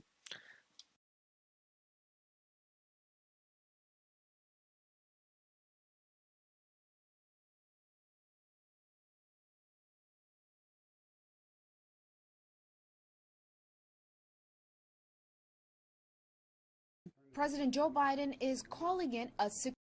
So again, just to kind of reiterate what he said there, they have no idea. We have no further details about the object at this time. They don't know. They can't identify the object. They don't know whose it is, who's operating it. They don't know its capabilities. And they don't know its origin. They don't know where it's from. They don't know where it came from. They don't have any data from radar tracking history to see where this object. It just popped up. It just popped up over Alaska, and they started tracking it. They don't know where it came from. They don't know whose it is. They have no data about its capabilities. They don't even know what type of aircraft it is.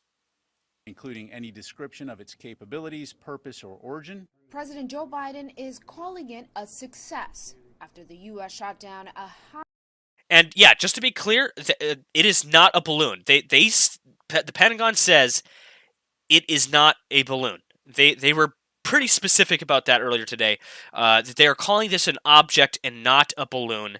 From what I've gathered, if it was a balloon of some type, they would have disclosed that it was a balloon. And the fact that they are choosing not to disclose that these, not one, but not two, but three objects are not balloons, leads me to believe that they are not balloons. And some other type of aircraft here that we are dealing with. High altitude object off the coast of Alaska on Friday. Many questions. Somebody asked if it was shot. Adrian, sorry, asked if it was shot down. Where the fuck did it land? Well, I can show you right there on that map. So the first, actually, hold on. I'll go back over to this map. This is even better. Again, the first object was shot down here, north of Alaska's northern coast, over frozen sea ice. Okay, just a couple miles off of the northern shore of Alaska here. Object number 2 was shot down over the Yukon. Again, that's in frozen, very cold and harsh terrain that they have to navigate there to get to that object wreckage there over the Yukon. And then object 3 was shot down 50 nautical miles off of the eastern tip of the Upper Peninsula of Michigan over Lake Huron. And again, that's over open water, so they have to recover that wreckage from there.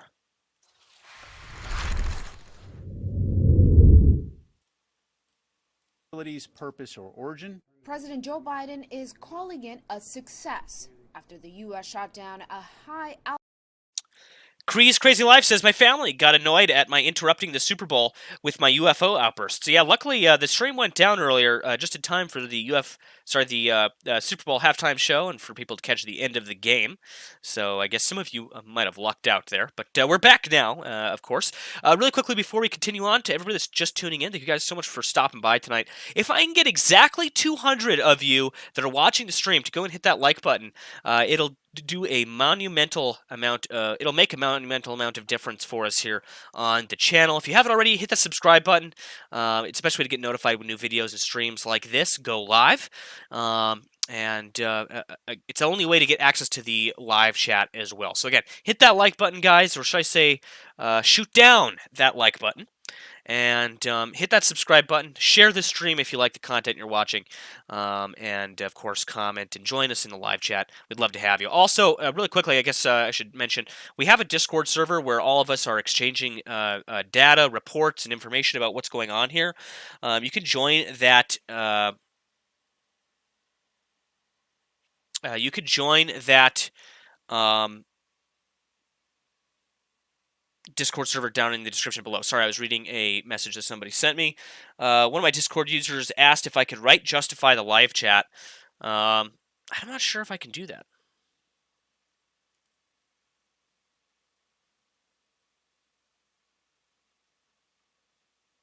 Yeah, I don't see any settings for that yet. That might be something I have to look into later. As for, oh yeah, actually you're right. I need to. Okay, well. I guess I'll relocate it to the right of the screen for now. I think that'll be probably better there, so we can have footage and stuff in the center here. I guess when I full screen though, we're still gonna have it. Guess I can go like that. That doesn't look too bad. Right on. Let's get that full. Actually, let's full screen that, and we'll finish the rest of this video here. He says it's much better opacity. Yeah, I'm gonna increase the opacity on that so we can see that live chat better. I just haven't got around to it. I'll do that before we do our next stream here. I'll reconfigure the chat. I like having the live chat up on screen though. It kind of gives you guys some interactivity here in the stream. Altitude object off the coast of Alaska on Friday. Many questions remain, but the object has been described as being about the size of a small car and was first detected. Really quickly again, sorry to interrupt. What should we do as a live chat? So earlier we did a live chat poll asking people what they think these are. give me some suggestions, guys. Give me some suggestions in the live chat right now. What you think would be a good live chat poll for us to do pertaining to this situation, besides asking what they are, because we already did that earlier. If you guys could think of any good live chat poll questions, I'm trying to think of one now. Abrams Avery, thank you so much for tuning in tonight. Says, "What's up, Nemico? Good to see you." That's a great question, Danny M. Says, how many more will we see this week? I think I'll reword that question. I'll say, do you think we will see more of these this week? And we'll give it just a simple yes or no. I would like. That's actually a pretty interesting poll question here. Do you if the majority of you think that we will see more of these? So let me get that live chat written out here.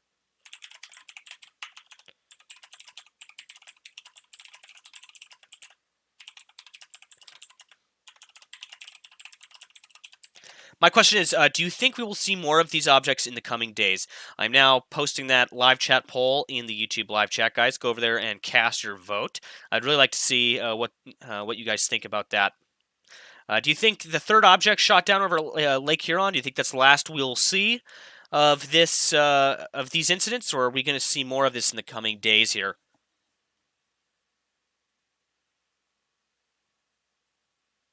Crypto Santa Claus says, Nemico, your thoughts on who would gain the most of China sending the balloon or U.S. claiming it's a Chinese balloon? I mean, 1 to 2 days before the two countries meet. I would imagine probably China would have more to gain via probing our defenses and our airspace versus the U.S. just claiming that they are Chinese for propaganda reasons. I don't think that's the case. I've heard a lot of people sending that theory around. I don't think that's the case here. I think that there are actual foreign objects breaching our airspace here for a reason. I believe it has to do with, again, probing our airspace and possibly even surveillance and reconnaissance. Thursday. It was assessed to be unmanned, and the Pentagon press secretary said it posed a reasonable threat to civilian air traffic as it was flying at 40,000 feet. Could be a drone, could be a balloon, could be any number of objects. We simply do not know, and the forensics will reveal all of this. Another big unanswered question is where the object came from. Recovery efforts are underway to retrieve what's left. It would appear. Crypto Santa Claus asked a great question. He said, Nemico, could it be regarding the Taiwan thing? Yes. I mean, if this was China, most definitely. This could be related directly to what we're seeing in the South Pacific with Taiwan. This could be, again, as I talked about with the point I made with the Chinese spy balloon was that it's more of an escalation than anything, more of an escalatory move, so to speak, than anything. If this is China, yeah, that could be directly related to Chinese-U.S. relations and the geopolitical climate between the two countries. Though that just from its size, that it didn't represent the technology that apparently was represented on the Chinese balloon. This comes nearly a week after U.S. fighter jets downed a suspected Chinese surveillance balloon off the coast of South Carolina. The U.S. Navy and Coast Guard are still working to recover that debris. USS Carter Hall remains in the vicinity of the debris. So really quickly, just to back up here, that's the debris. That's one of the many pictures, I should say, of them retrieving debris from that spy balloon out of the ocean there. I showed those on last week's Intel report. Make sure you go and check that out on the YouTube channel. It's been posted as a video over there. If you haven't seen that, highly recommend watching that.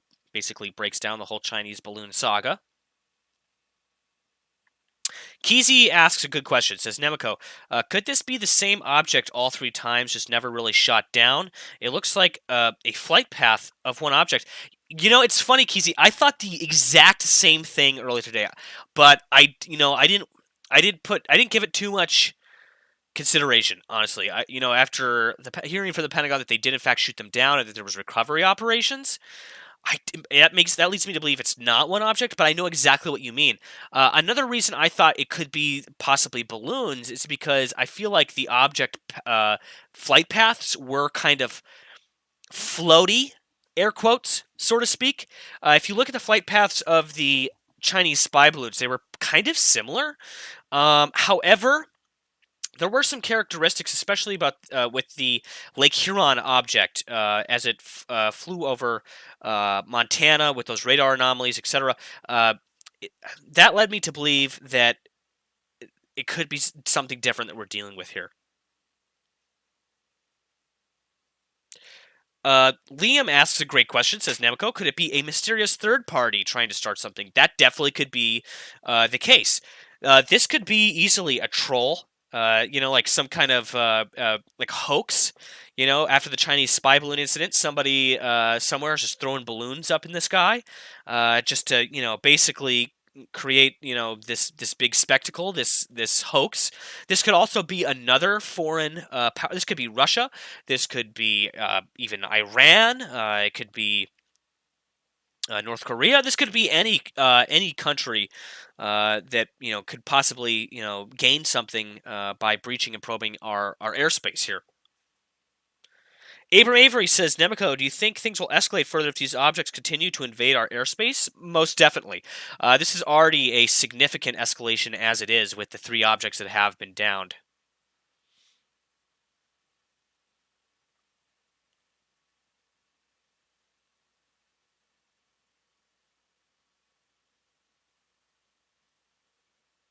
Pan asks a great question, says, why don't they show us pictures? That's the $1 million question right now, Pan. USS Carter Hall remains in the vicinity of the debris field and is leading the recovery efforts. For now, the U.S. is not indicating a connection between the unidentified object and the Chinese balloon. I'm Gloria Pasmino reporting. Right now, for the 3rd time in a week, an unidentified object has been detected in the sky over North America and shot down. This time, it happened today, high over northern Canada. It follows 2 similar incidents over U.S. territory. And as CBS 2's Christiane Benavides reports, both U.S. and Canadian forces are trying to analyze wreckage as they deal with frigid temperatures. U.S. officials say President Biden gave the order for an F-22 military fighter jet to shoot down the unknown object flying over Alaska's icy northern coast. The weather gets cold. Object shot down over Alaska, Mr. President? Success. But as investigators work this weekend to gather more information, the object's origin and purpose remains a mystery. We do not know who owns it. Whether it's state-owned or corporate-owned or privately owned, we just don't know. White House National Security Council spokesman John Kirby said the device, described as about the size of a small car, was flying at some 40,000 feet and presented a reasonable threat to the safety of civilian flights. Last Saturday, Air Force fighter jets downed the much larger suspected Chinese spy balloon off South Carolina's coast after it crossed the continental United States. What is concerning is that it was yet another unidentified object violating U.S. sovereignty. Republican Alaska Governor Mike Dunleavy says the Chinese balloon should have been taken down much sooner. In a statement, he says there is very little margin for error. Russian territory is only a few miles away. We are the one state closest to the Korean Peninsula and China. Alaska is truly on the front lines. Christiane Benavides, CBS News. The Pentagon says recovery is happening in a mix of ice and snow. The U.S. Northern Command and the Alaska National Guard are working together to respond.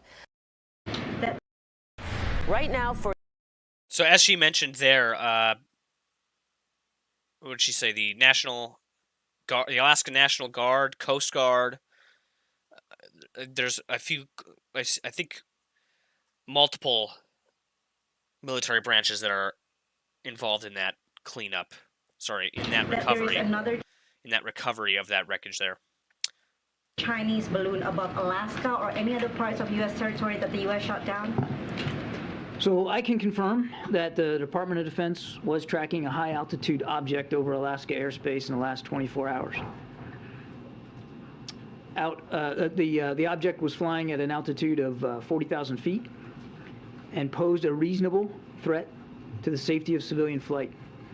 Out of an abundance of caution and at the recommendation of the Pentagon, President Biden ordered the military to down the object. And they did, and it came inside our territorial waters. Those waters right now are frozen, but inside territorial airspace and over territorial waters. Fighter aircraft assigned to U.S. Northern Command took down the object within the last hour. Okay.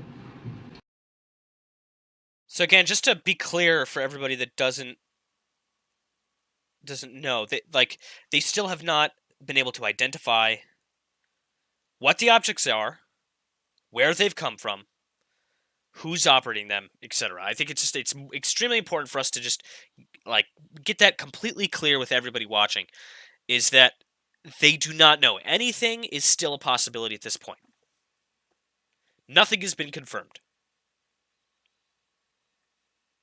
whatsoever. By the way, we are currently running a live chat poll in the YouTube live chat. Tonight's question is, do you think we will see more of these objects in the coming days? Go over there and vote in the live chat poll right now, guys. It's live on the channel. Go and cast your votes. I'll be ending that poll here in a few moments. So go over, cast your votes, guys, in that poll. Also, if you haven't already, hit that like button.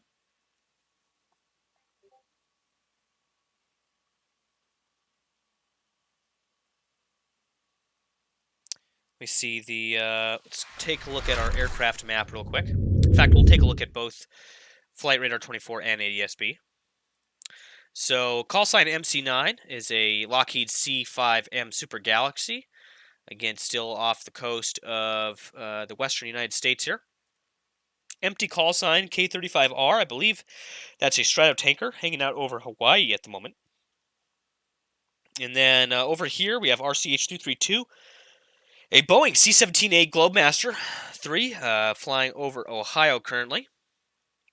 Not to mention, we have other military aircraft above Alaska, Canada, and no doubt over Lake Huron right now that are currently not being tracked on radar. We know that they're there because the Pentagon made comments to them actively being there, basically assisting with the recovery operations of these downed objects.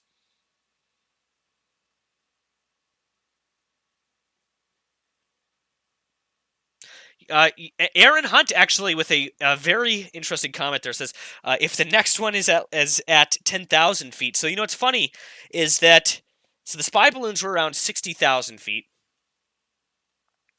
I believe the Alaska object was around 40,000 feet. The Yukon object, I think, was around 30 to 40,000 feet.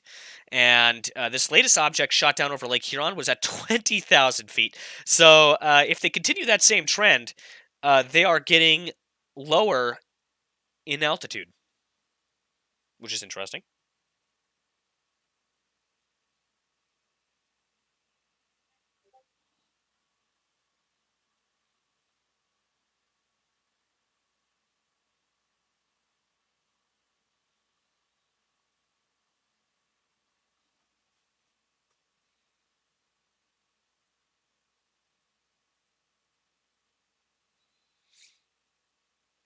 Dan says it's too small and carrying too much to be a balloon. Well, see, that's the thing. We don't know what it's carrying.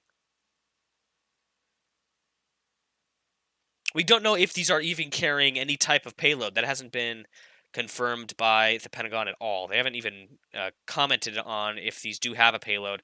However, actually, no, I take that back. So the Alaska object, they did say that it looked like they did have surveillance capabilities, but they didn't really they didn't go into specifics as to the payload of these objects.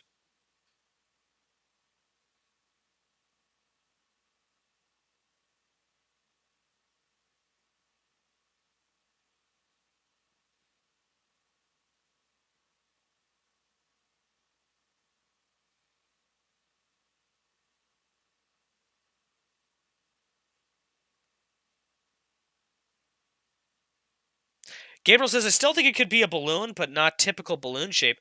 That could be possible. However, The way the Pentagon worded it earlier was they said it could possibly be they said they didn't rule it out being a balloon, but it would have to be like a balloon with some kind of structure around it.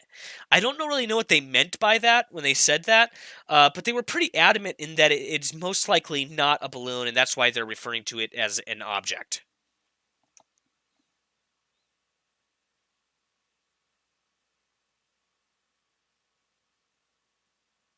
Twiggy says 20,000 feet is super dangerous for other aircraft. And yeah, I think one thing to add to that is Lake Huron is extremely busy for commercial air traffic, at least during the daytime. Right now, it's late at night. We got less air traffic here over the United States.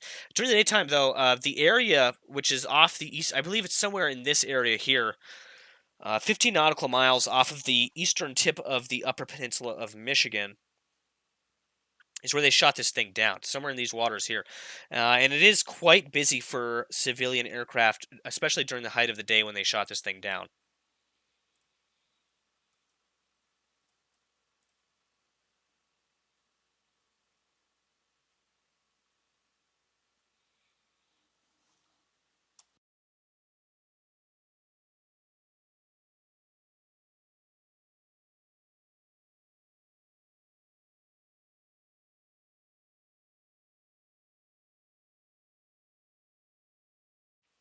So as for our top tracked flights this evening,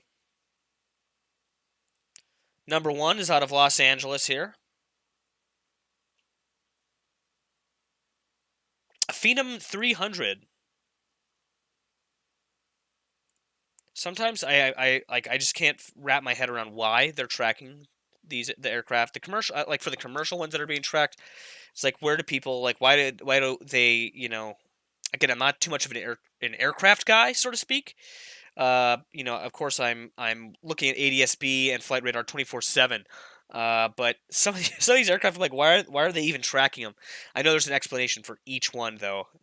Somebody out there could give me, probably 10 reasons why they're tracking each and every one of these commercial aircraft. Was that Homeland Security? The Northland Emergency Services. So that's looks like an EMS of some kind. No military aircraft on Flight Radar 24 this evening.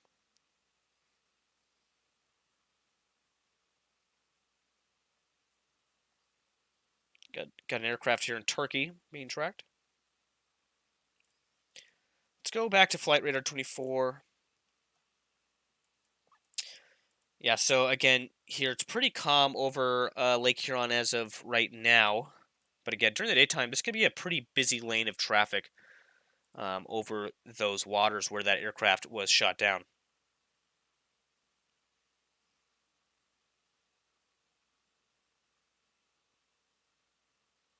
They said, so Kesey says they said it's a threat to the airspace, but not a threat to us. So they weren't specific about anything like that. They weren't specific about if it was a threat to like kinetic, like a military kinetic threat.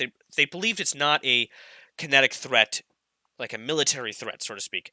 However, they did say it was a danger to commercial aircraft operating in the airspace. They also mentioned that it might be a threat, an intelligence threat, if it has surveillance or reconnaissance capabilities. Canada's Prime Minister confirming he ordered a U.S. warplane to shoot down an unidentified object flying over the northern part of the country. A U.S. F-22 assigned to NORAD Command shot down that object over the Yukon just after 3:30 Saturday afternoon. Authorities still don't know who launched this object or what kind of data it may have been gathering. Prime Minister Justin Trudeau says he spoke with President Biden and that Canadian forces will recover and analyze that wreckage. Yesterday's incident coming just a day after President Biden ordered another object flying over Alaska's northern coast to be shot down. White House National Security Council spokesman John Kirby says that device was about the size of a small car. It was flying about 40,000 feet above. He says the object presented, quote, a reasonable threat to the safety of civilian flights. And just a week ago, U.S. Air Force fighter jets shot down a larger and suspected Chinese spy balloon off the coast of South Carolina. Brigadier General Patrick S. Ryder at the Pentagon. Top, and then we'll get right to your questions. So first of all, to add to information already provided earlier by the White House, at the direction of the President of the United States, fighter aircraft assigned to U.S. Northern Command successfully took down a high-altitude airborne object off the northern coast of Alaska at 1:45 p.m. Eastern Standard Time today, within U.S. sovereign airspace over U.S. territorial water. On February 9, North American Aerospace Defense Command detected an object on ground radar and further investigated and identified the object using fighter aircraft. The object was flying at an altitude of 40,000 feet and posed a reasonable threat to the safety of civilian flight. U.S. Northern Command is beginning recovery operations now. U.S. Northern Command's Alaska Command coordinated the operation with assistance from the Alaska Air National Guard, Federal Aviation Administration, and the Federal Bureau of Investigation.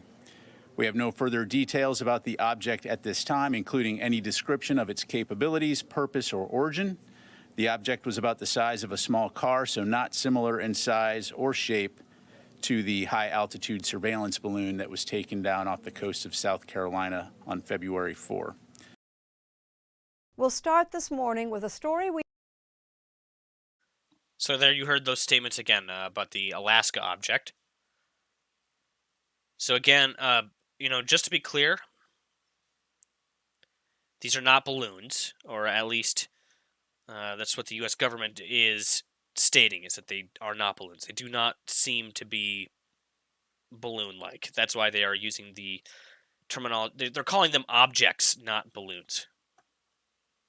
I see quite a few people still using the balloon word, passing the balloon word around in the live chat. Now, I'm not saying that they couldn't be balloons. That's definitely a possibility. And I believe the U.S. military knows that that's a possibility. However, I have a feeling that they know that they're not balloons. Again, that's why they're choosing to call them objects.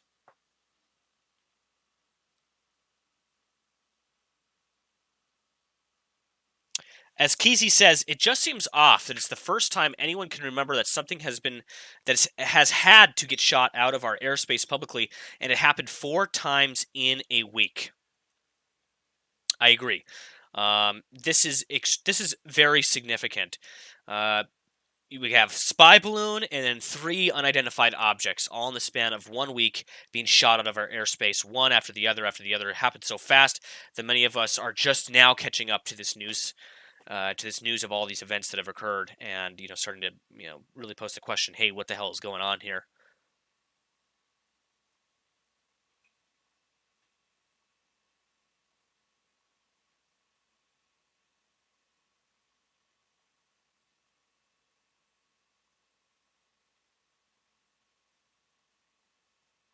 As Dan says, yeah, nobody's ever challenged our commercial airspace before.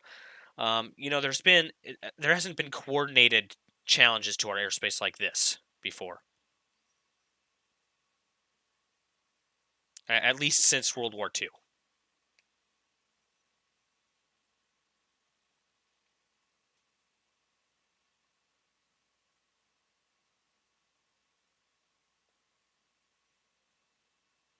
Florgon asks, something deemed a balloon because of how fast it travels.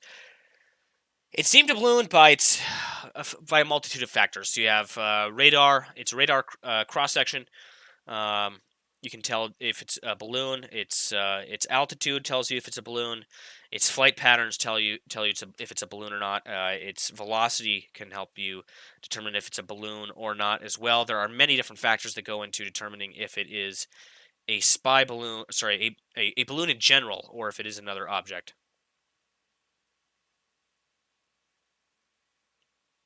Homeless Mother of 9, I have heard about the China object as well. So, for those of you that don't know, there was a object being tracked over China that China was tracking over the course of the day today.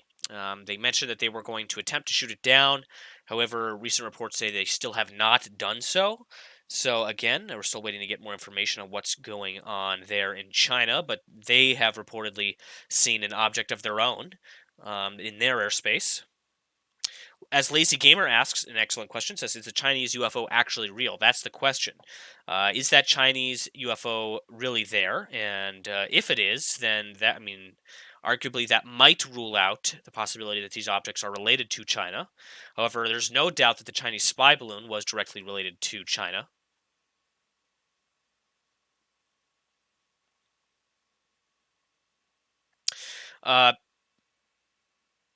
Homeless Mother 9 says there was an update on its location. It's near the home of the base of the Liaoning carrier. I'm pretty sure I read that earlier on the stream we did earlier today. I read that information. It's one of their largest naval bases there, if I'm not mistaken. Gabriel says it was probably a U.S. spy plane. Who knows? Possible.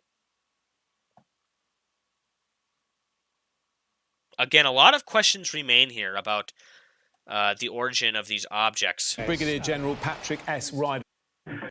Ladies and gentlemen, good evening, and thank you very much for joining us. Brigadier General Patrick S. Canada's Prime Minister confirming he ordered... Well, there goes the queue list of videos I had up for you guys. Oh, well. I think there was only a few left anyway. Head back over here to the Situation Room.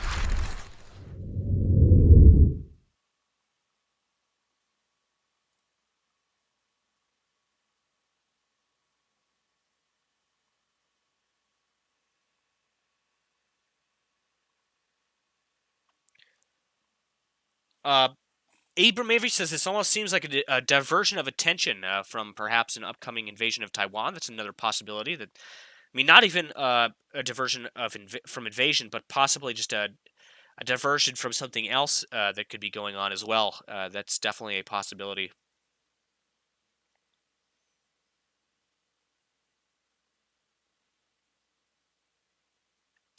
Gustavo says, do you have a comparison between the U.S. forces and Chinese forces? I don't personally right now, but there are a million sources you could find just here on YouTube that show kind of a good comparison and rundown between Chinese forces and American military forces. Highly recommend going and watching some of those videos, some of that content, and getting yourself in the know.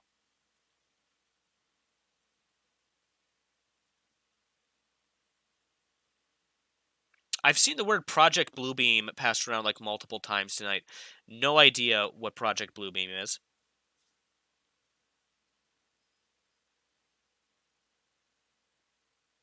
AR Gaming says, Nemico, I think it could be Amazon with a new delivery system. Who knows? That's possible. Dan asks, can we defend Taiwan? Different question. Definitely a different question there, Dan. I believe we would have a good chance of defending Taiwan.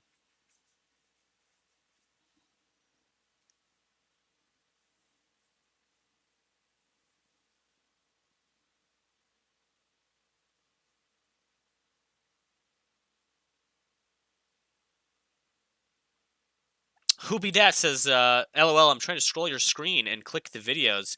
Man, I gotta stop smoking. Well, Whoopie thank you so much for tuning in this evening. Wait, let me get that back up here. There we go. Lazy Gamer says, Project Bluebeam was a plan to fake a word I won't mention, invasion. I'll have to look at that, Lazy Gamer. Again, trying to keep this grounded in reality as much as possible. You know, our minds start to wander and jump to these outlandish conclusions of what this could be. But I think, again, as I said earlier, the law of Occam's razor, whatever is the most likely explanation is, whatever is the simplest explanation is probably the most likely explanation. I think it's most likely that these are either of Russian or Chinese origin. It could very well be that these are, civilian origin, and that the U.S. and its inability to identify them is shooting them out of the sky.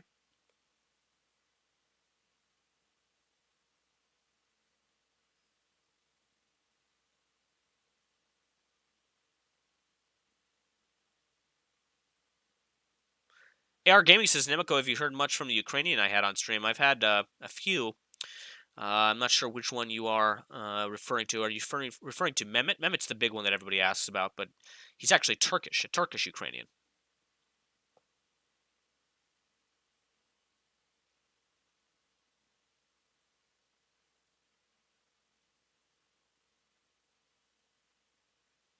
Yeah, I mean, I think clear. What's most clear here is we don't know. We have no way of knowing at this time until the government basically comes out and says, "Hey, we've recovered the wreckage. We know what these things are. This is what they are. This is what they were doing. This is where they came from." Until then, we don't really know. As Arnie says, NORAD is being compromised with all this distraction. There is a little bit, there is a degree of resources being, being diverted here towards these incursions into our airspace. That is very true. Lazy Gamer says, "Why would we shoot an unknown craft without identifying who they are? Because if it's in commercial airspace and it's a danger to other flights in the air, or if it poses a national security danger, they need to shoot it out of the sky."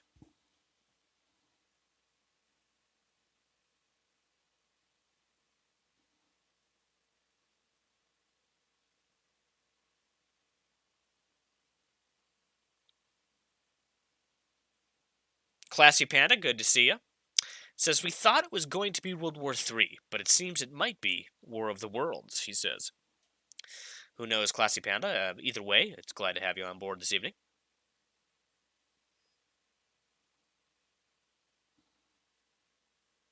Dan says, "We know it's China." I don't think we know that it's China yet. They haven't been specific. We know that the balloons were China. JC Gamer, nice to see you. Thank you so much for stopping by tonight. Adrian Blom says, "Explain the cylinder shape. It's got to be a satellite." Well, see, satellites don't float at that low. Float at that low of an altitude. Satellites would fall to the ground at 20,000 feet.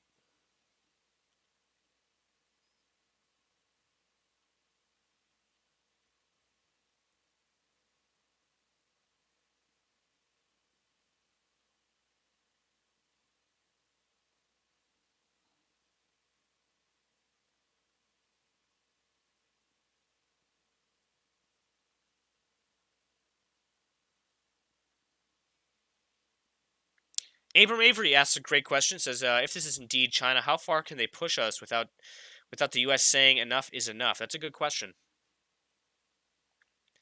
Yeah, that's definitely a good question. I mean, I would imagine that we would just start shooting them down out of the sky like we are now.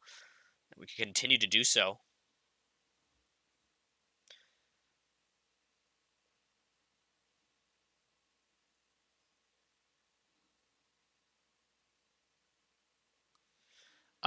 Redacted with an excellent question here says, "Is there a chance, assuming the object in China is real, that the reason they haven't shot it down yet is because they're trying to figure out what it is first?" Yes.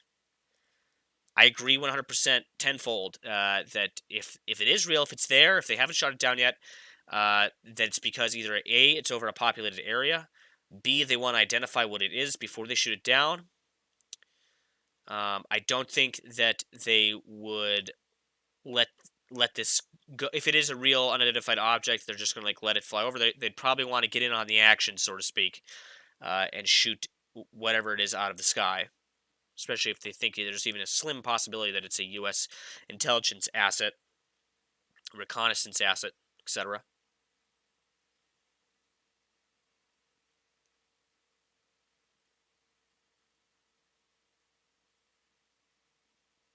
Speedy Scroll, thank you so much for tuning in. Says, "Maybe it's the Goonies. You never know."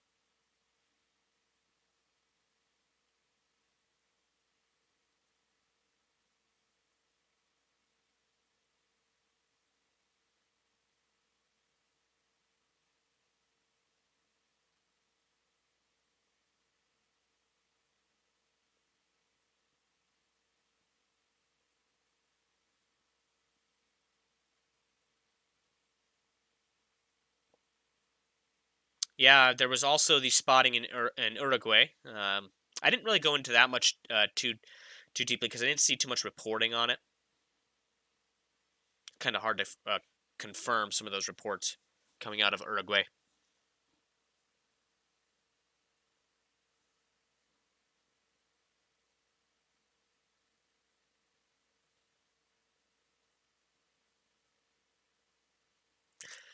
Strategy Soup says, what do you make of the fact that the pilots reported that it's an octagon in the shape with no payload and no means of propulsion?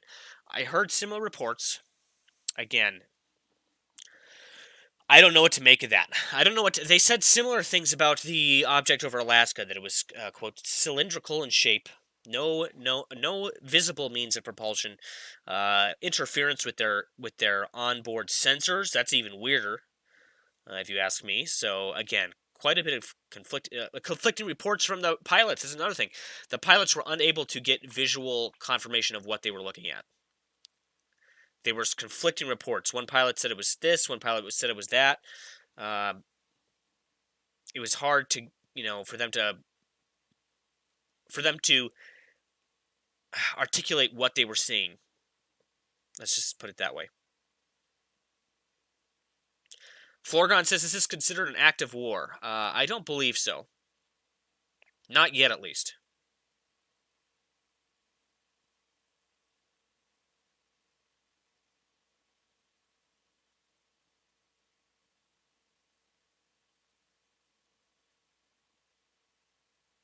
As Kesey says, maybe they just couldn't put it into words. Yep, that's basically the gist of it. Lazy Gamer says pilots couldn't get a good visual, but they knew they were unmanned somehow. Well, see, that's the question. As I mentioned earlier, those targeting pods, the camera systems that they have on these fighter jets are extremely capable. Again, thermal imaging, infrared, night vision. It's telescopic, so you can zoom in really long distances. It can track objects that are moving. It can track an object while you are moving at really high speeds. And so the idea that they didn't get some kind of visual data off of these objects is ludicrous. The idea that they didn't get any sort of imagery or data from these aircraft, from these encounters with these aircraft. As Lazy Gamer says, yes, we need to see those cameras. That's what we need. We definitely need to see those cameras. That's the data that we need right now.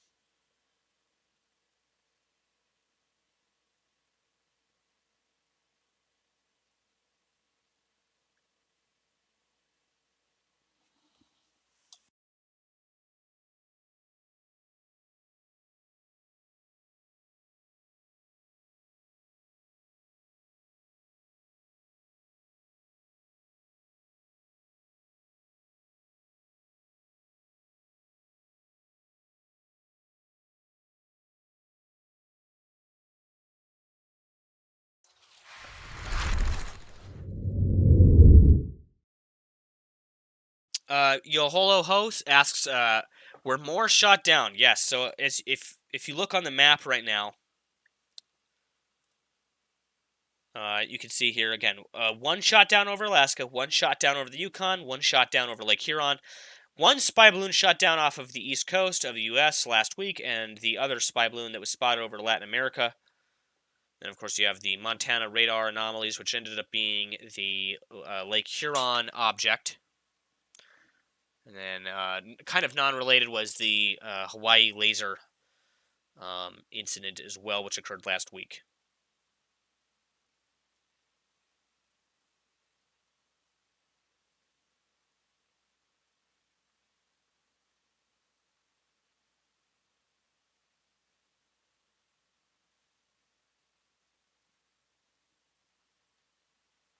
People's Power says, Nemico, are you concerned about this?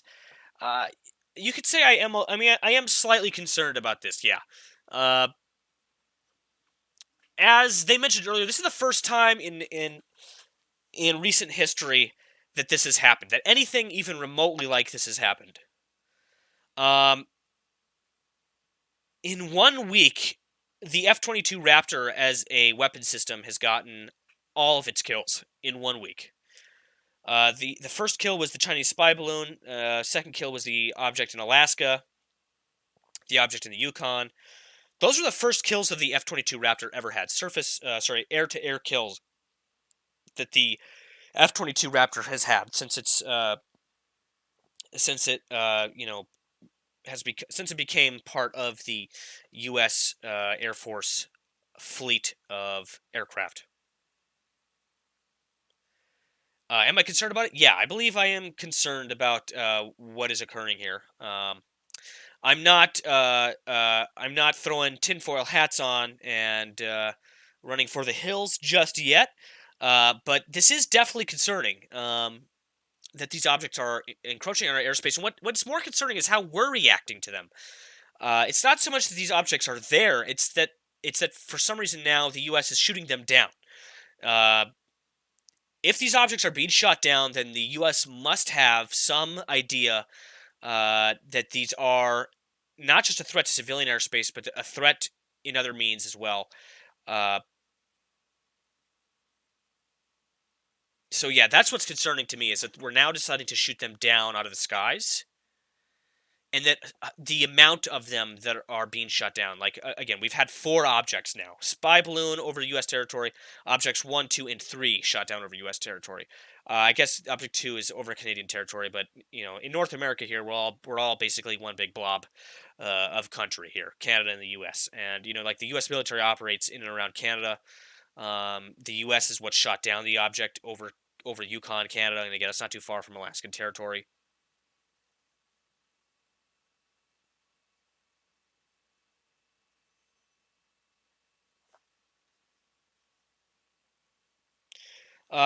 Foristicat says, "What do you think the objects are, Nemico?" Now that's a good question that not many have asked me. So honestly, I think the most likely explanation for this is that the objects 1 and 2.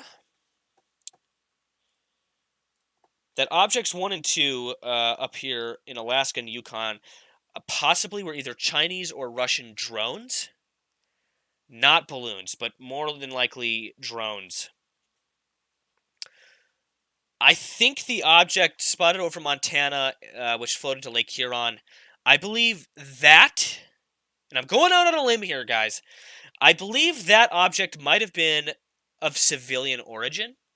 I could be wrong, but something's giving me a hunch that says that Object 3 that was shot down over Lake Huron, which originally came onto radar somewhere over southern Canada or northern United States, possibly could have been released by somebody just, wanting to get in on the action, so to speak.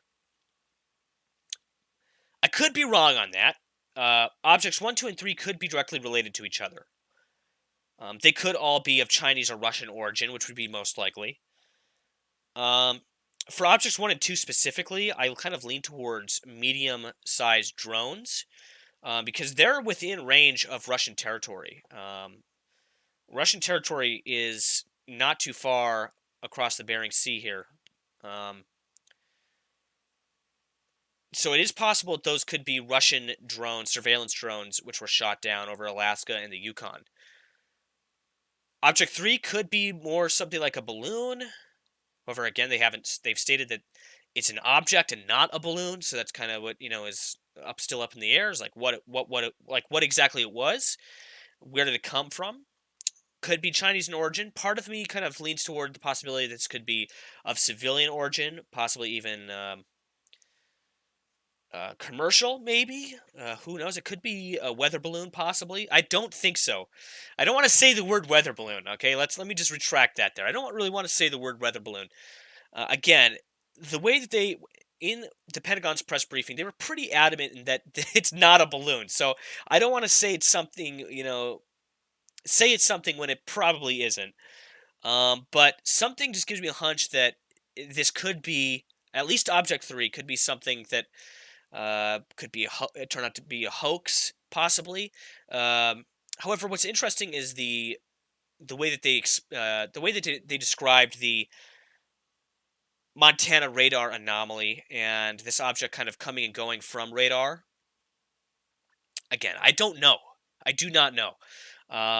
I don't even begin to pretend to know what this is. And that's what's concerning to me, is that we don't know what these objects are and that we've shot them down.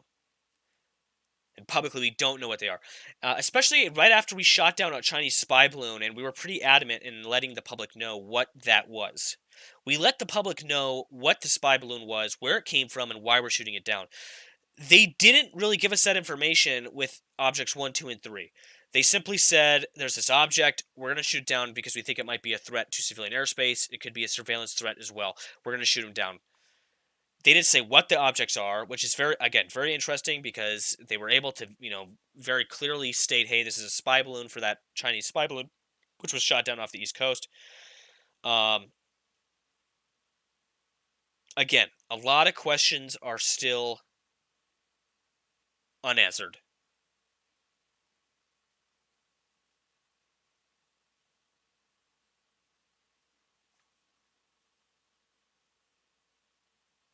As Florgon333 says, I don't believe that the U.S. military doesn't know what they are. Part of me also believes that the U.S. military knows more than what they're letting us know. Even if it's China or Russia or an adversary, they probably know a little bit more than they're leading us to know. And that's not because they're trying to withhold information directly from the American public. It's most likely to hide our intelligence capabilities, okay? If the adversary thinks that we don't know, but we do in fact know, that gives us kind of an upper hand, so to speak. You don't want whatever the adversary may be, you don't want them to know that we're onto them.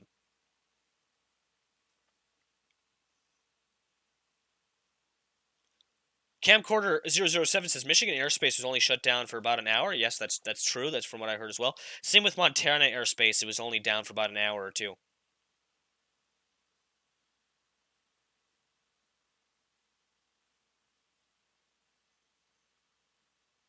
So I'm going to go ahead and end the poll for tonight.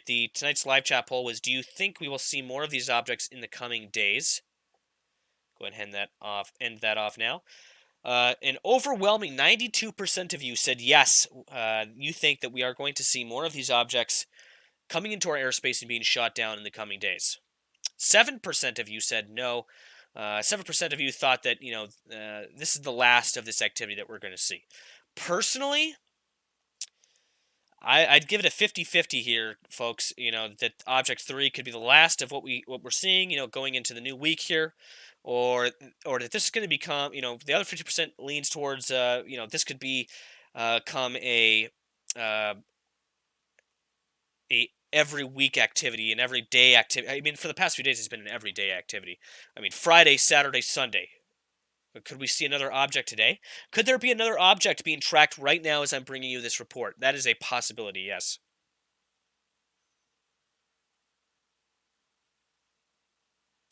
Abram Avery says, if the Pentagon isn't telling us what is happening, it seems that would tell me that the government is pretty concerned. That could be. About Standard 56 says, I do not think the military would allow all this talk of word I won't mention on the stream. All it does is incite panic. They would shut the mainstream media down, Nemico. Very possible about Standard 56.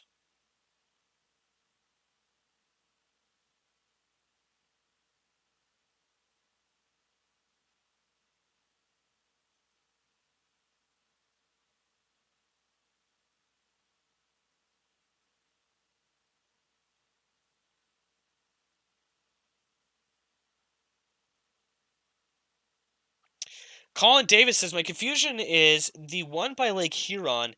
If it was a danger to flights, where did it come from? If it's from another country, how did it come all the way to Lake Huron without prior notice? So it was first spotted over Montana.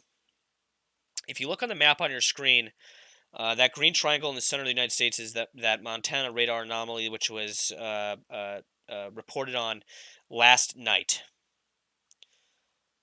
Shortly after, after that popped up on radar, they scrambled jets to go take a look at it. They were unable to get a visual on that craft.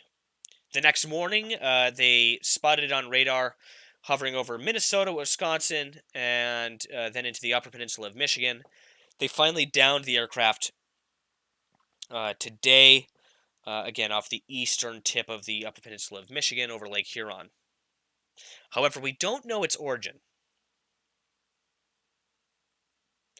Lazy Gamer says the general was specifically asked about word I won't say on the stream at the press conference, and his response was shocking. I never imagined he would even entertain the idea, but he basically said maybe.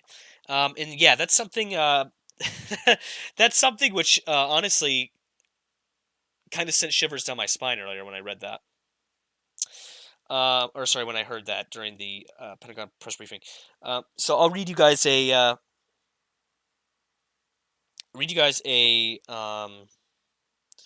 article here. This comes from the Time magazine from earlier today.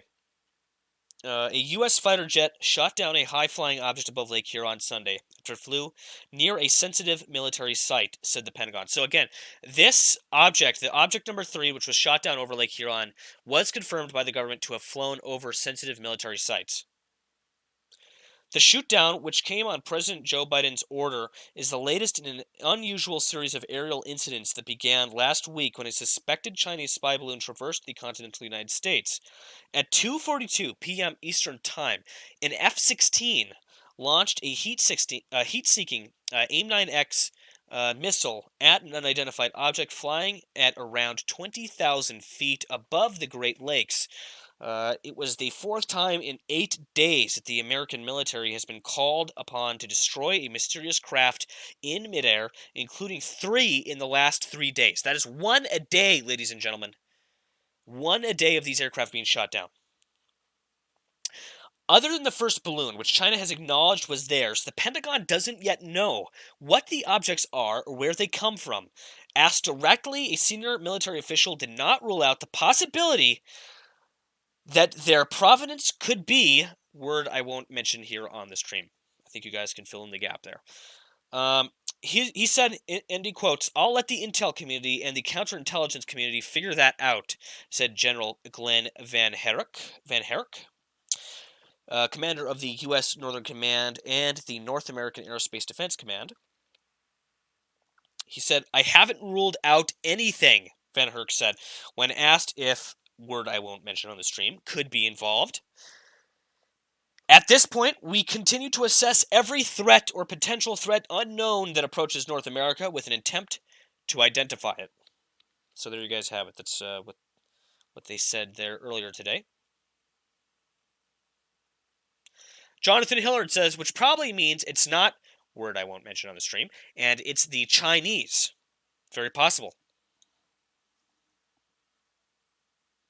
About Standard 56 says, no way the government would utter the word that I won't mention here on the stream. I'm telling you, it's suspicious as hell at Nemico. I think that word is super low. Probably, but probability, but possible. Yes.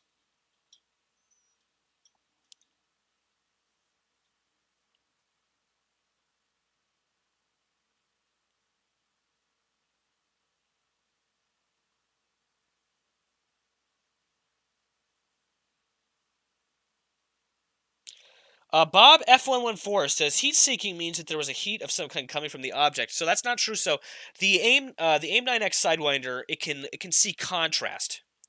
So if the surface of that object, even if it's not propulsion, the surface of that object will be different from the background environment, temperature-wise.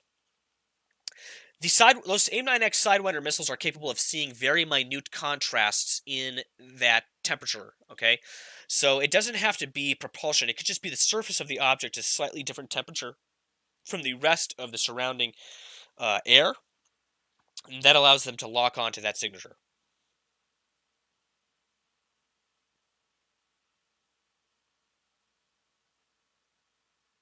Yeah, as Secret Squirrel says, sun reflection off the craft can create that heat signature. Virtual. Hey, Secret Squirrel, are you somehow related to Speedy Squirrel? We have 2 squirrels now in the live chat here. Shenanigans says, Nemico Network, why are you not allowed to say that word? Well, I mentioned earlier that I'm trying to kind of keep a rational, level-headed, fact-based stream here as much as possible, and not get off onto anything too otherworldly, no pun intended. However, I don't think my deep state overlords would very much care for me, using that word.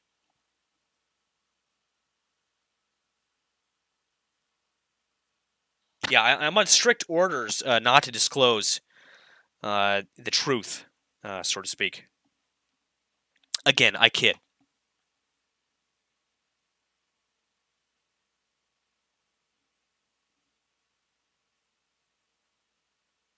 Yeah, I mean, that actually that poses the question: would it be better? Do you guys think it would be better if this was what would be better if this was China or Russia probing our airspace and probing our defenses,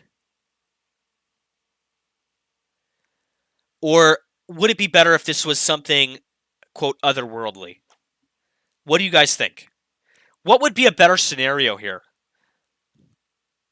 Would it be better that this could be China or Russia probing our nuclear silos in Montana or our air defenses, etc., in lead up to a possible future conflict, or would it be would it be better if this was something else entirely?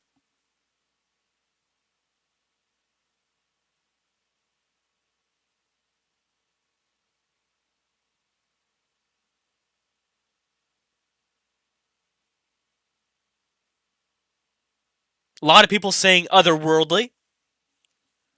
That is a poll question, Shenanigans. God dang, he's on top of it tonight. I'm going to put that up as a poll, guys. All right,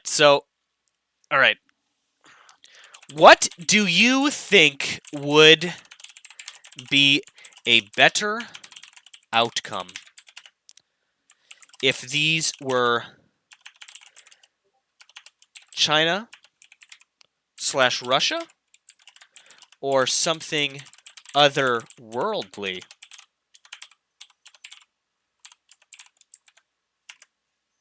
My question is literally one character too long. Oh, there we go.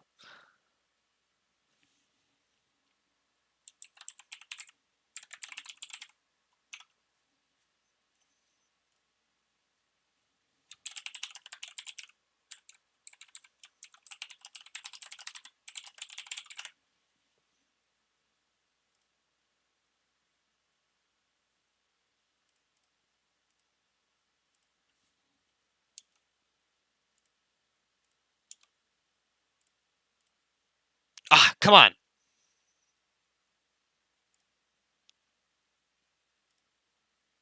YouTube live chat poll.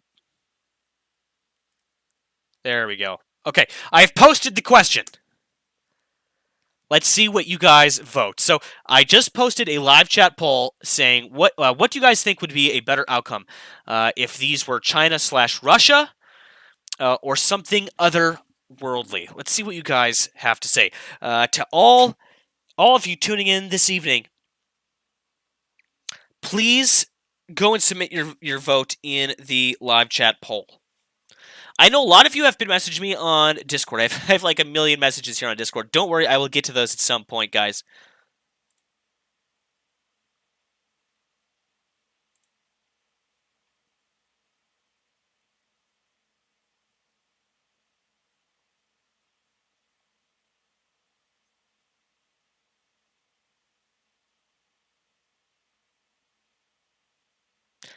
Pineapple, yes. I just read your messages here. He was definitely ahead of the game on this one. He had suggested that I run this as a poll earlier. But we got it going as a poll now. I'm very interested to see. So far, it's overwhelmingly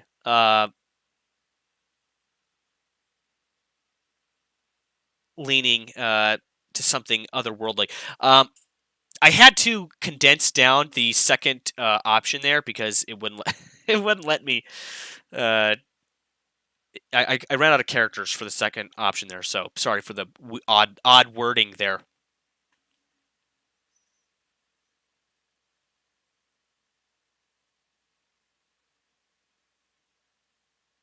Michael Bailey says anything otherworldly would mean we lose, so no thanks. Is that? Do you think that's true?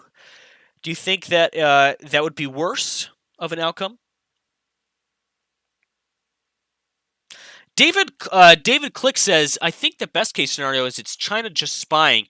They don't concern me as much. However, if it's Russia, they could be probing for possible first strike on U.S. Yeah, that could be concerning.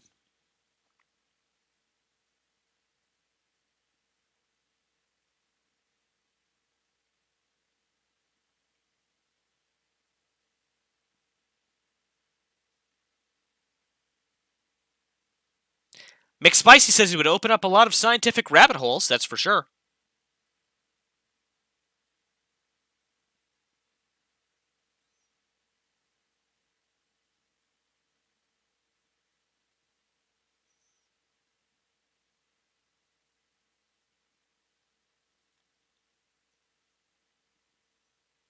Come on, guys, if you haven't already, go over and vote in that live chat poll on the YouTube live chat right now. I see 200 of you that have not voted in that live chat poll. I'm looking directly at you right now through your computer screens. I see you sitting there. I know you can do it. Just go and vote in the live chat poll right now. Come on, you can do it. Head over there to the live chat poll, cast your vote. Let us know what you think.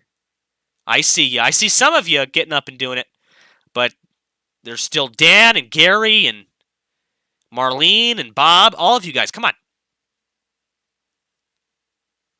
You got to go over there, vote in the live chat poll. Let us know what you think.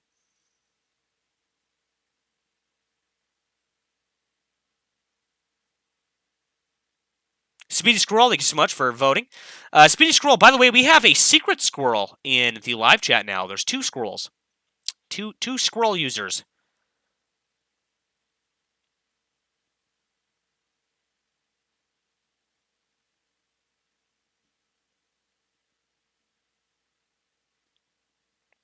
Yeah, I mean, something to keep in mind is if it is otherworldly, we have destroyed 3 of their aircraft. I know, again, we're speaking extremely hypothetically here.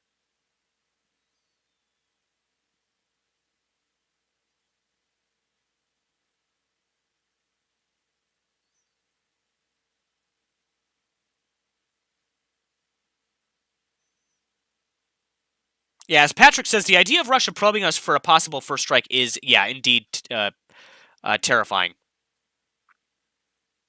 The possibility that China could be probing for a first strike is also terrifying. Equally terrifying, I would say. Russia has that first strike doctrine, though.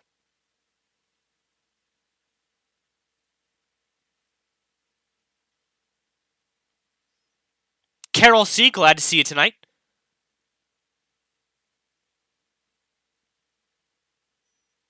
To all my members tuning in tonight, thank you guys so much for stopping by.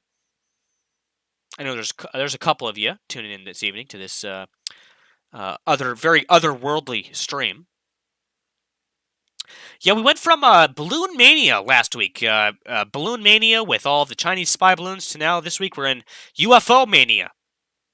We really have, we've really outdone ourselves. Okay, so what's interesting here, guys, is more people are voting. The poll is getting closer and closer to 50%. Go and cast your votes, guys. I know there's quite a few of you that still haven't voted yet over in the live chat. I want to hear what you guys think. Go over there, cast your votes right now on the YouTube live chat. It's super easy. All you got to do is click the button. You know, there's only 2 answers here to choose from. What do you think would be a better outcome if these are China/Russia, or if these are something else entirely, if these are something otherworldly? Go and cast your vote in the YouTube live chat poll right now. Okay, there's only 2 options here. Super easy. And I notice as more people are voting, that outcome is getting closer and closer to a 50-50 ratio here.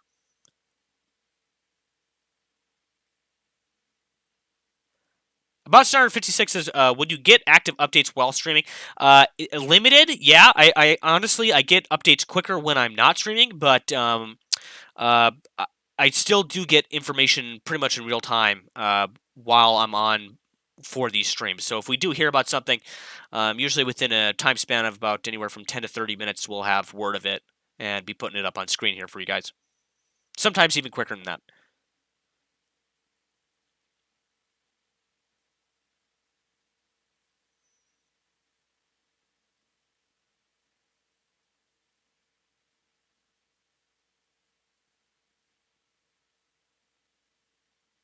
So while the last of you are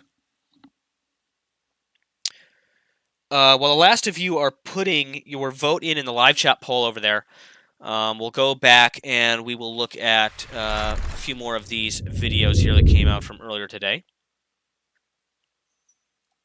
According to the Pentagon, NORAD first detected this latest unidentified unmanned object over Alaska on Friday evening. As they monitored it and tracked where it was going, it did cross into Canadian airspace. At some point today, President Biden and Canadian Prime Minister Justin Trudeau both spoke. They had both been monitoring the situation for the last 24 hours, and they ultimately decided that out of an abundance of caution, they wanted to follow the advice of their military leaders and authorize the shooting down of this object. Now, at this point, once this operation was underway, it was ultimately an American F-22 fighter jet that shot down this unidentified object over Canada. Now, there's still so many questions about what exactly this object entailed, including the size, its origin, and its purpose. And a few moments ago, the Defense Minister of Canada talked a little bit about what they know at this moment.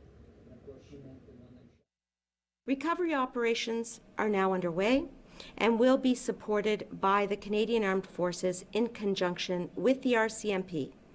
This coordinated operation will allow a further investigation into this object. We have no further details about the object at this time, other than it appears to be a small cylindrical object and smaller than the one that was downed off the coast of North Carolina. There is no reason to believe that the impact of the object in Canadian territory is of any public concern. Now, there's some details that she shared there that they felt were different from the object that was downed just last week. It's also worth noting that the object that was over off the Alaskan coast yesterday and then today, that those are flying at about 40,000 feet. At that point, there's some concern that there could be some impact for civilian aircraft. Now, just to recap, there's this object today. Yesterday, there was another unidentified object near the coast of Alaska that President Biden ordered to have shot down. And then just 1 week prior, we were here talking about that suspected Chinese spy balloon that was off the Carolina coast that President Biden had ordered shot down as well. Now, there still are so many questions about these latest two unidentified objects and who exactly they belong to, whether it's a country, whether it's a private entity. Right now, what the focus will be is on the recovery missions for both the one that was shot down today and the one shot down yesterday to try to determine as much information as they possibly can about their origin and also the purpose. All right, Arlette Saenz, we know you'll stay on top of it. Thanks so much. Joining us now to talk about this, transportation analyst Mary Schiavo. She's also a former Inspector General for the Department of Transportation. Mary, where do we begin? I guess let's start with some of the information that was coming from the Canadian Defense Minister just a few moments ago, because I have, I listened to that press conference and I had lots of questions. First of all, this Canadian Defense Minister said that the object that is, I guess, of interest here in all of this. Really quick, let me interject here. If we go over to our aircraft map, on Flight Radar 24, you can see two aircraft that are on flight paths to go directly through. You have this one here. And this one here. These are directly flying over where this object was shot down. That's why they shot it down over here, because this is a very busy aircraft lane here of travel over Lake Huron. Just wanted to point that out. I was trying to point that out earlier, but we couldn't see an aircraft on the flight radar for that. That was shot down over the skies in Canada earlier today was cylindrical in shape. That is the exact word she used. She said cylindrical in shape. She said it was flying at about 40,000 feet. Going back to the conversation you and I had earlier this evening, you can't have objects flying that low could get in the way of civilian aircraft, obviously. But what is your sense of it, listening to that kind of information, particularly the shape of this object that is very odd? Well, it's very odd, if you're looking for a traditional balloon or an aircraft, but throughout history, there have been many cylindrical flying objects, not to mention dirigibles, and there have been rigid form dirigibles. They don't have to be just a gossamer balloon, so to speak. So the fact that no one has reported that the object took evasive action, it suggests that perhaps it was not being remotely controlled, perhaps it was moving with the winds, etc. But right now, it could be a lot of things, not to mention, as mentioned before, it could be a rigid form of a balloon or other object that have been used both by the United States and other countries in the past. I guess one of the questions that I have, Mary, is why is it, here we are about a day, I mean more than a day after this object was shot down off the coast of Alaska, we still haven't been told any information as to the specifics of what that object was. And, then we have this other object shot down today. It's very peculiar. Right. Well, I can tell you from firsthand experience, since I've been up here working in Alaska for about two and a half weeks on another plane case, air crash case. The weather's really bad. Well, not bad per se. There's just a lot of snow. It's a bit windy. It's very cold. It's very foggy. So between the snow and the fog, and you're trying to land on, they said it was an ice pack, an ice island. Even for our great, aviators and seafarers in the U.S. military, that's tough. And so the weather here is rather obscured, so to speak, and the snow is coming down heavily in Anchorage. So it may just be that they can't get to this object in a safe way, and that this is just a dicey kind of operation to go and inspect it, because what Natasha Bertrand, our national security reporter, was telling us earlier on this program was that the pilots who were trying to fly up close to this object in Alaska yesterday were having different accounts, offering different accounts as to what they saw. So I suppose the elements, to your point, might be a factor in all of this. Right. Visibility is rather poor. I mean, I'm working very close to an airport, and believe me, it's all IFR, instrument flight rule operations right now. Planes that are taking off, they disappear into the clouds very quickly, especially with snow coming down. So the fact that the pilots couldn't identify it, particularly if it was, for example, a rigid form of an airship, a dirigible, so to speak, they wouldn't have had any occasion to see those over the last decade or so, or a couple decades. So I think that they're just having difficulty actually getting eyes on. And the equipment that they use to shoot them down obviously does not depend upon human eyes to have eyes on. They have the ability to do that, with their computers. So I think that the visibility is a big issue up here. All right, Mary Schiavo, thanks so much for springing into action for us. We've added an additional hour of CNN Newsroom this evening. We appreciate it. Paula Newton joins me on the phone. Paula, I guess, you and I had just a brief couple of moments to parse through what the Canadian Defense Minister was saying during that press conference. But I want to go back and reiterate what she said just about 20 or 30 minutes ago, and that is that this object was flying at about 40,000 feet. It was over the Yukon territory, and that it was cylindrical. It was a small cylindrical object, which obviously sounds very strange. But as Mary Schiavo was saying, there might be some perfectly fine explanations for that. But your impressions as to how much information you're getting from the Canadian side of things, we're not getting a whole lot from the American side at this point. Yeah, no, and if Canadian officials wanted to get ahead of this, obviously, because it was shot down over Canadian airspace, and it was up to them to make these kinds of, pronouncements, really, to say what was shot down, exactly what was going on, and the fact that it was shot down about 4.5 hours ago now, and that they were going through the debris field to try and ascertain what it is. I think there were a couple of significant things, and I think, and Anita Anand, the defense minister, saying that it was at 40,000 feet, right? And that gives us some explanation as to why they decided that it had to be be brought down. Now, we're showing a map right now of Yukon. That is a huge territory. She said it was shot down in central Yukon. It's going to take a while to really determine where it came down, even though I'm sure they had line of sight on it, but to obviously pick it up and then analyze it. This is going to be a joint operation. It is obviously Canadian forces right now that are doing that kind of investigation right now, but in conjunction with the RCMP, Canada's National Police Force, and in fact the FBI and U.S. forces as well.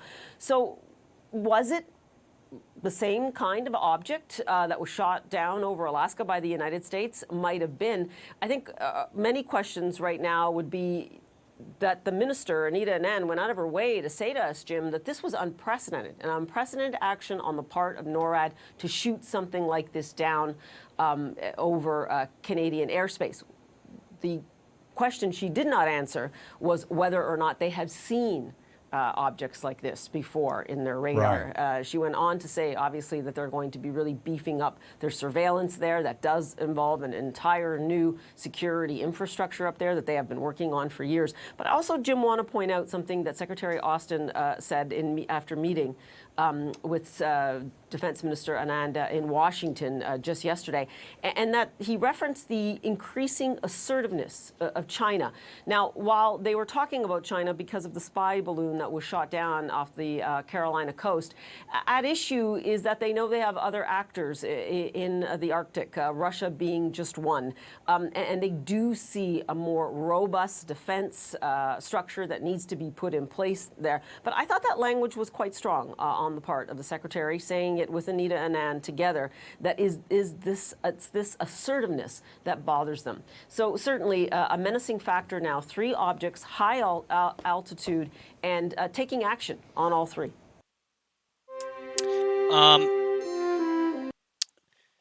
Kesey says, Nemico, could these be all different countries, including us, including the U.S., all tracking or chasing the same thing? Yes, definitely. Most definitely it could be.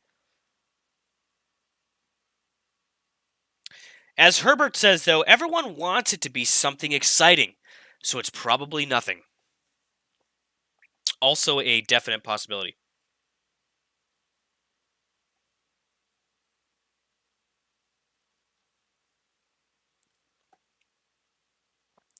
So here, a post from OSINT Defender says NORAD has announced that they will be conducting an air defense exercise on Tuesday over Washington, D.C. Interesting.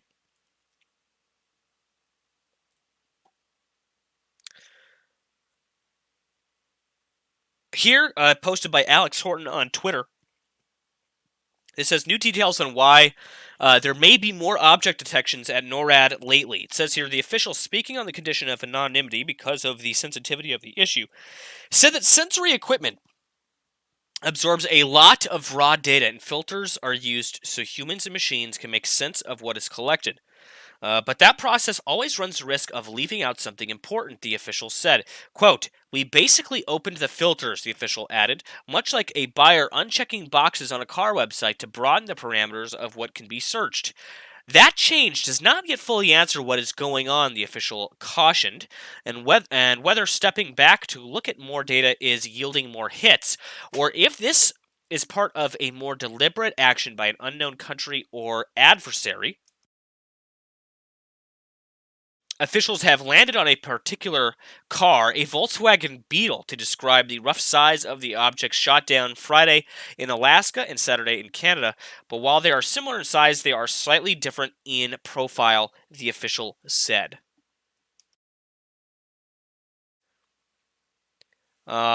A no-fly zone was issued by the FAA, for an area over Havre, Montana. This was last night. The airspace was identified as a national defense airspace. Another shoot-down is most likely imminent, they said at that time when this post came out. It's currently unclear if it's related to an unknown object. We now know that it was indeed related to an unknown object. That was the object that was shot down over Lake Huron.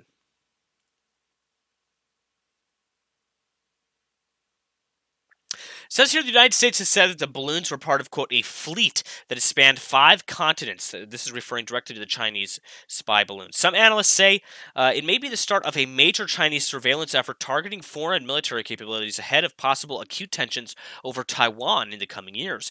Analysts said U.S. and Canadian intelligence constantly receive huge amounts of raw data and generally screened some out to focus on the threat of incoming missiles, not slow-moving objects such as balloons. Quote, now, of course, we're looking for them, so I think we're probably finding more stuff, says Jim Himes, the top Democrat of the House Intelligence Committee.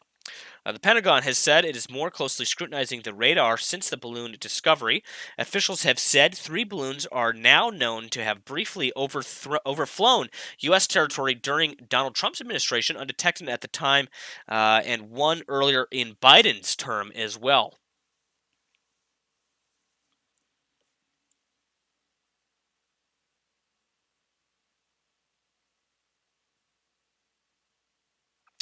So I'm going to go ahead and end off the vote. Actually, I'll give you guys another chance here. Anybody that hasn't voted in the live chat poll, go over there and vote really quick right now. Go do it. Last chance. Last call to vote over on the live chat poll. Get your vote in. Let us know what you think. Again, it's a pretty easy question. 2 answers here to choose from. What do you think would be a better outcome if these were China or Russia probing our airspace, or if this was something else entirely, maybe even otherworldly?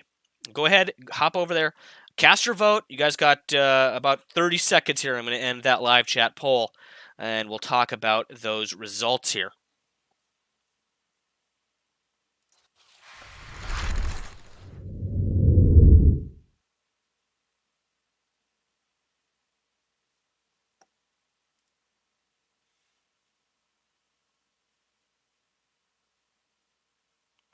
El Nini says intelligence is purposely leaving the public in the dark with video or photographic evidence. Why do they want this to be part of the news cycle? That's a good question.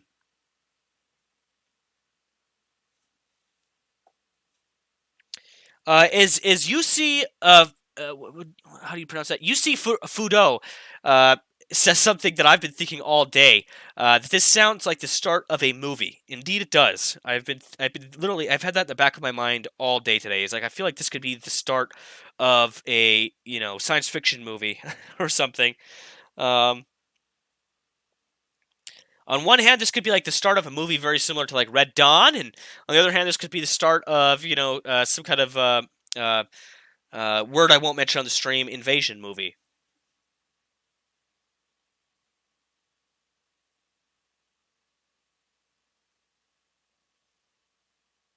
Tedestral says the battle for LA, yeah.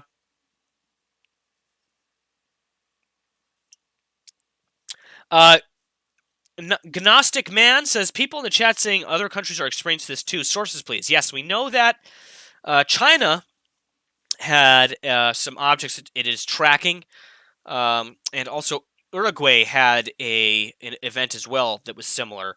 There have been other reports over the course of the day of different objects being tracked in different airspaces. We got Canada, U.S., China, and Uruguay are the ones that I know of. Saros Satari says, Nemico, I was thinking perhaps more on this along the lines of Arrival, just to be on the safe side. Great movie, by the way. Slinky1284, thank you so much for the super chat. Support is always highly appreciated. Says in his super chat, he says, preparing us for something maybe bigger, possibly. That is definitely a possibility. Again, as the Pentagon said earlier, they aren't ruling anything out. They were very specific about that. They were not willing to eliminate the possibility that this is something else entirely.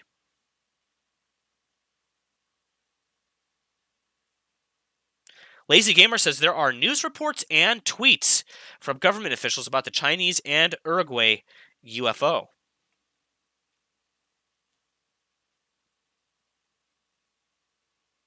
You know what's funny? Earlier today, I realized back when I first started doing a lot of this streaming, the open source intelligence streaming, at the start of the Ukraine war, we had like an ongoing joke that first it was going to be the Ukraine war that I'd be covering, a Russian invasion, and that someday I would be covering an alien invasion. People used to make that joke, and it's kind of funny how that is kind of panned out.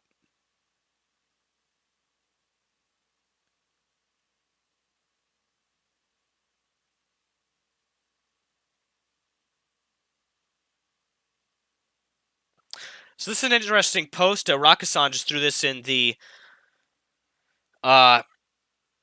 situation room over on the Discord server. I can only view it in Telegram. That is so lame. I hate that, man. I can read you the post, though, guys. It says, the U.S. Embassy in Russia has called on Americans to leave the country immediately, saying U.S. citizens living or traveling in Russia should leave the country immediately. The message emphasizes. And this was just posted. When did that say? Did it give us a date there? February 13th. So literally just in the past, in recent hours here, this was posted. Again, that says the U.S. Embassy in Russia called on Americans to leave the country immediately. The U.S. citizens living or traveling in Russia should leave the country immediately, says the message emphasizes, it says.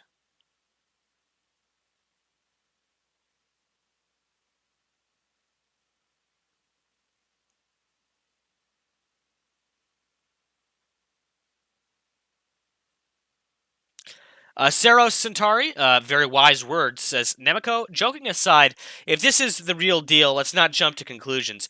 Might just be the equivalent of biologists studying us. Same as us sending in cameras to film wildlife. Very true, Saros. Galantis D says, I think it is a repeated message from the embassy. That could be. Yeah, I know they've given similar messages since the start of the war. This could be different, though, again, with the emphasis of them saying immediately.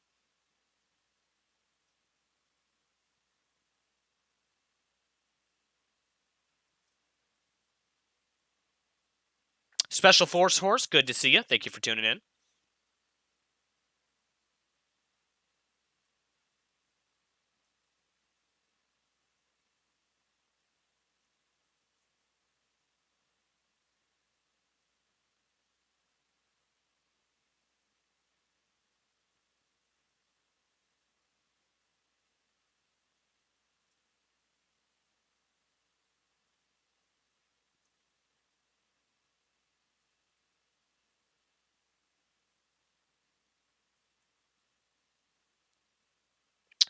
KGHJH says World War III today. I hope not.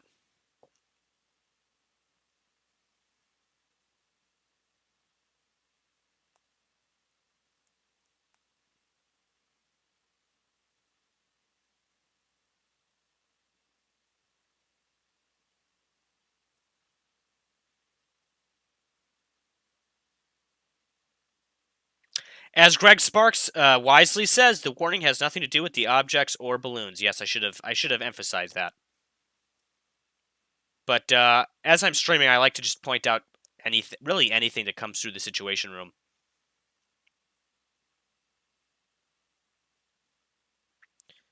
Gabriel says Nemico in February of 2024, OSINT battles of LA. Let's hope not.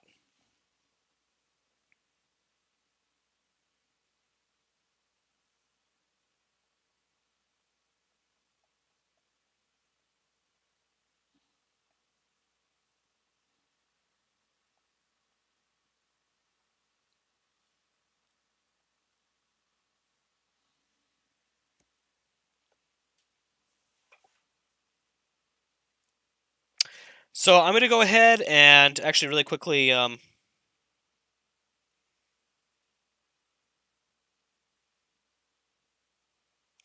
Saros asks a good question, says, Nemico, since I know you are quick on the draw with info, can you possibly find me a source indicating tentacles on Lake Huron object? People keep saying this, yet to have seen a source. I believe that's BS. I have not seen anything on that at all yet.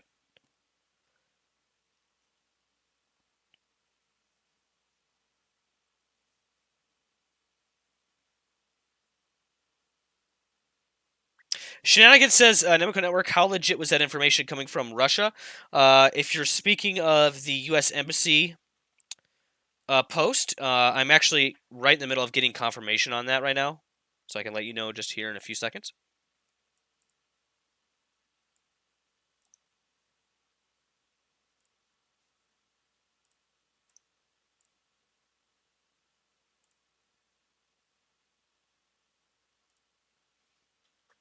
Yeah, so there was a travel advisory posted, geez, how many hours ago? This is 9 hours ago. And actually a post from Reuters 1 hour ago, which I'll bring up on screen for you here. 1 hour ago, last updated, United States tells citizens depart Russia immediately.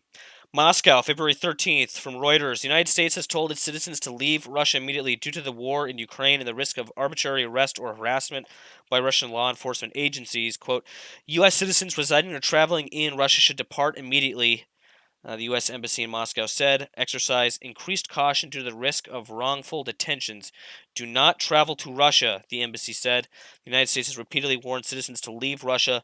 The last such public warning was in September after President Vladimir Putin ordered a partial mobilization.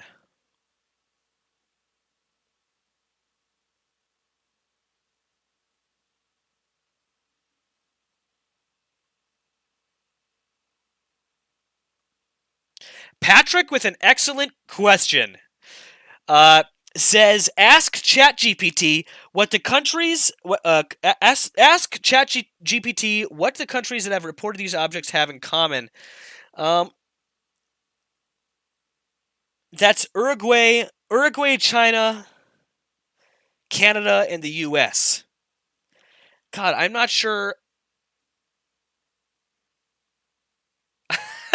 I'm not sure if they do have anything in common. Nevertheless, we could find out.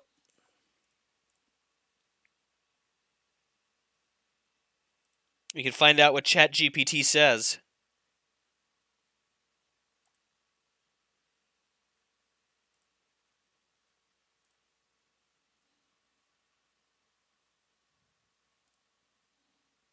Okay, I'm going to ask ChatGPT what it thinks here. What does Canada, the USA, China, and Uruguay have in common? ChatGPT says, Canada, the United States, China, and Uruguay are all sovereign countries with their own governments and borders. They have distinct cultures, languages, and histories, but they are also connected in various ways. For example, they are all members of the United Nations and participate in international relations and trade. Additionally, they each have a significant impact on global economy and play important roles in shaping world events. So, pretty vague answer there from ChatGPT.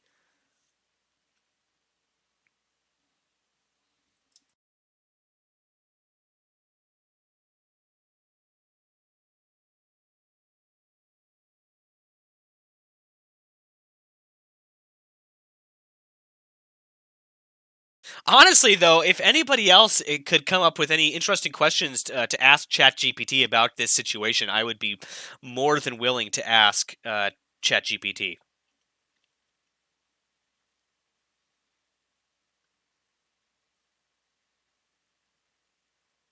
Arnie says, I just searched YouTube. I expect he searched UFO under YouTube, and he says, expected all the regular UFO posters to be posting, but all are major news government reports. Yep, that's when things are getting real, is when you're not seeing all of the tinfoil hat wearing creators, but you start seeing, the government coming out with reports and mainstream news agencies coming out with reports.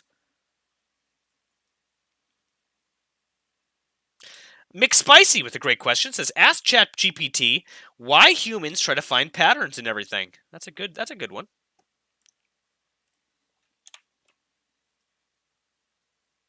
Humans have a natural tendency to look for patterns and make connections in the world around them. This is because recognizing patterns helps us make sense of complex information and predict future events. It allows us to classify objects and events into categories, understand cause and effect relationships, and identify regularities in the world. Additionally, finding patterns can also help us feel more in control and less overwhelmed by the constant influx of information that we are exposed to every day. By categorizing and organizing information into recognizable patterns, we can more easily understand and remember it, which helps us make better decisions and solve problems more efficiently. Moreover, our brain is wired to seek out patterns and make connections as a survival mechanism. By recognizing patterns, we are able to quickly identify potential dangers and respond to threats, as well as locate and utilize resources effectively. This has been an essential aspect of our evolution as a species and has helped us adapt to changing environments and thrive in diverse situations.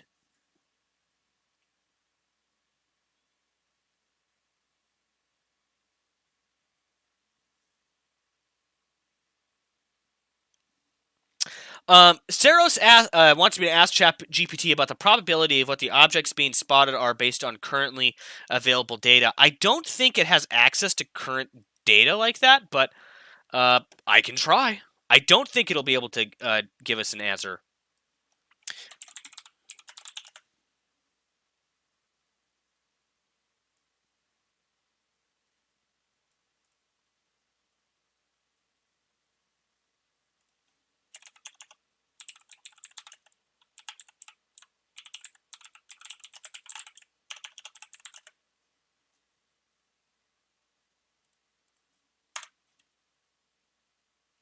It actually gave me an answer. It says the recent sightings of unidentified flying objects have generated significant interest and speculation, but the actual probability of what these sightings could be is still unclear. Currently, there is limited hard evidence to support any specific explanation for these sightings, and most of what is known is based on anecdotal reports and speculation. While some people believe that the sightings could be evidence of, quote, extraterrestrial life or advanced technology, there are many more mundane explanations that have been suggested, such as misidentification of natural phenomena, aircraft, or drones. Given the limited data and absence of concrete evidence, it is not possible to determine the probability of any specific explanation for the recent UFO sightings. Further investigation, including the collection of more data and physical evidence, is necessary to gain a better understanding of what these sightings might represent. Until then, the exact nature of these sightings will remain a mystery. Again, right from the mouth of ChatGPT.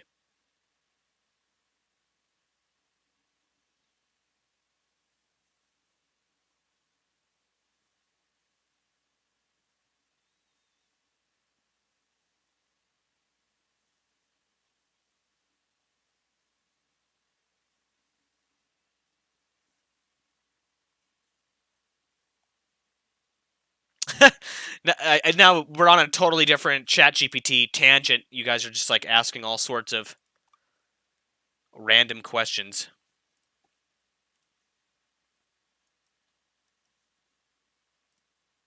For a minute there, we were getting some good questions there.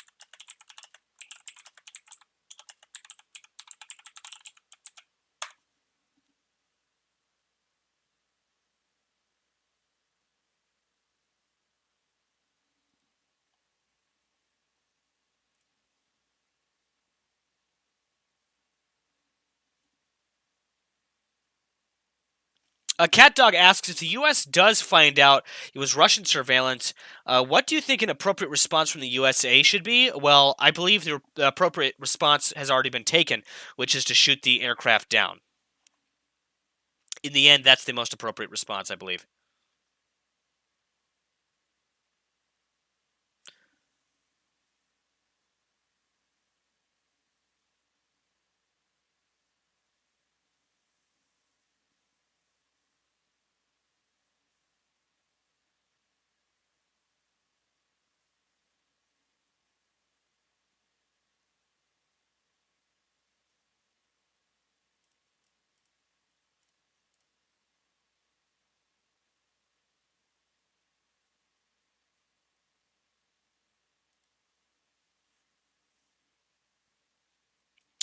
Leon the Dutch says, Nemico, are there some significant U.S. Air Force flights up at the moment?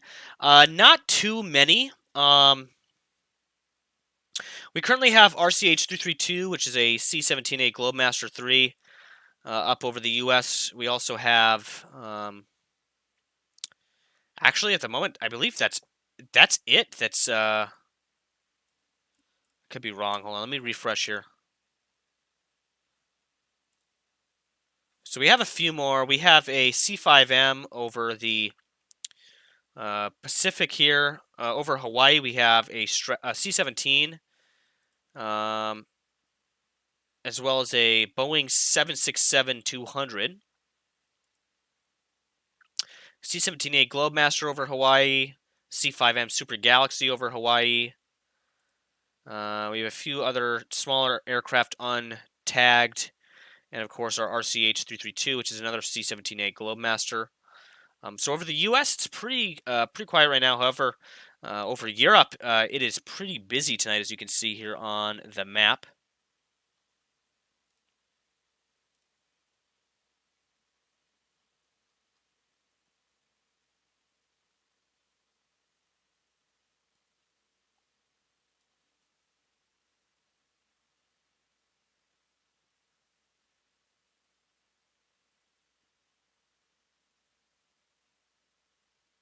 So I'm going to go ahead and end that poll off for the live chat poll.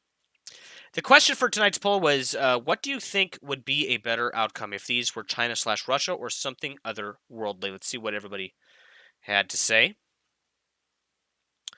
Out of all the votes that came in tonight, 44% of you say that it would be a better outcome if China/Russia were behind this activity.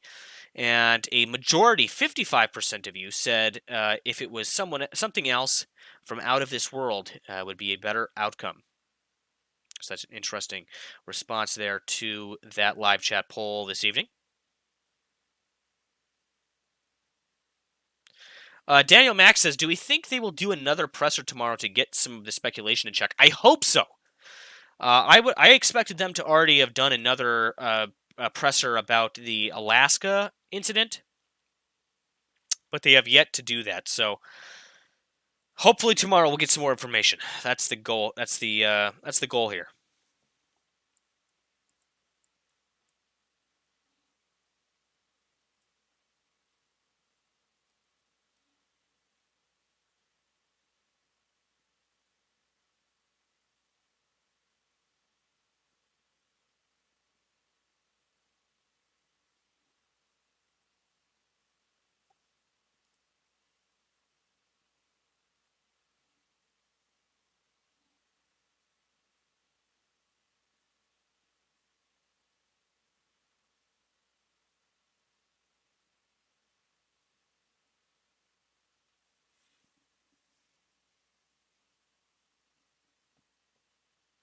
Nessa says, I just really want to know what they are hiding and what they can't tell us.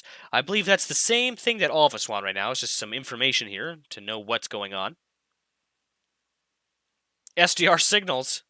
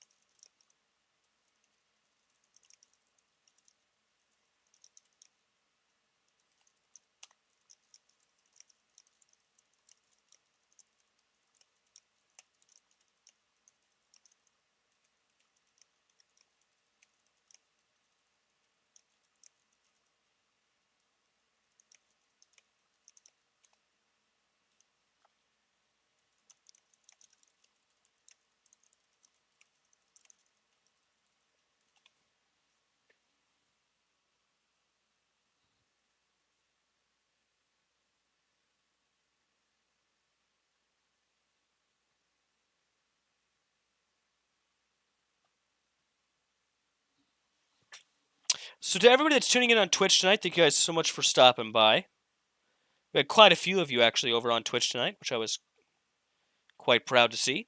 To all of you guys that are Twitch viewers, you guys are awesome. Thank you so much. If you haven't already, hit that follow button on Twitch. So yeah, again, we're just kind of, having a little bit of a discussion stream. We've already gone. I mean, I've been streaming now. I did 2 hours earlier, and we've now been here 5 hours. I've basically gone through everything that there is here. We've gone through all of the facts. We've gone through all the reports. We've gone even into speculation about things. Right now, what we're doing is we're just kind of, we're sitting back. We're processing. We're discussing this in the chat. I'm reading out questions. I'm reading out comments.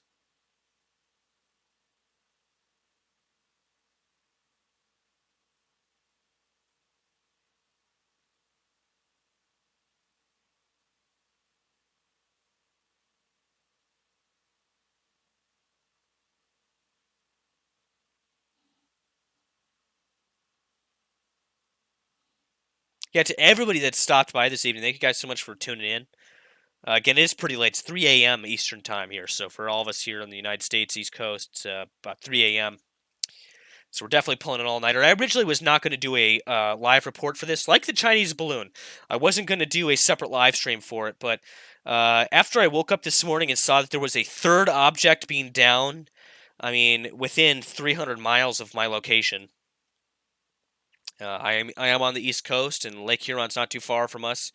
And when I had gone to bed, I was reading about radar anomalies over Montana. The news, had broke hours earlier about the object being shot, the second object being shot down over Canada. The news in our mind about the first object over Alaska was still fresh in my mind. And I woke up to see that they had another object over Lake Huron, and I was like, oh my God, to be like this, what is going on? What is happening right now? And honestly, part of me wouldn't be surprised if I wake up tomorrow and there's more news that needs to be reported about this.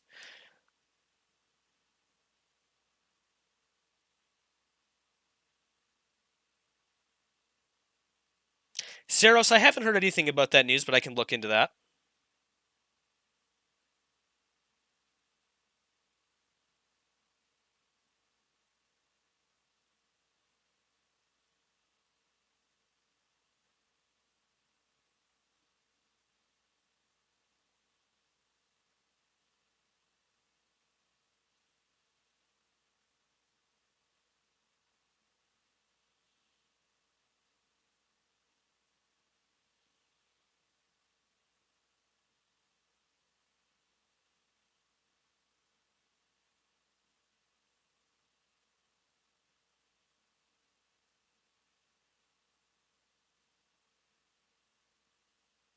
Shenanigans says Nemico Network, something spicy just popped up in Ukraine news. If you can, post it in the Situation Room, and I'll take a look at it.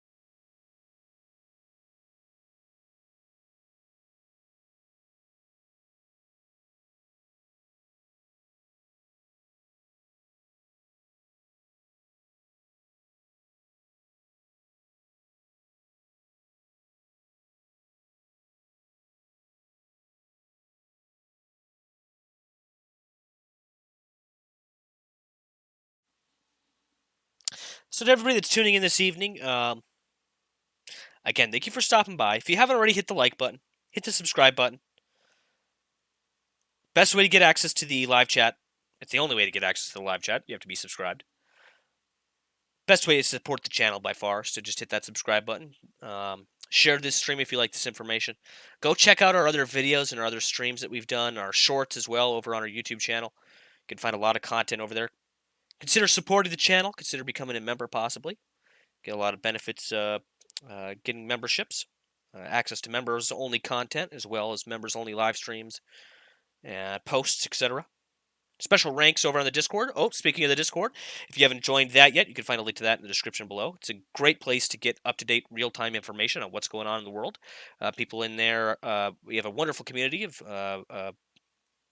we're almost to 12,000 members now over in the Discord server.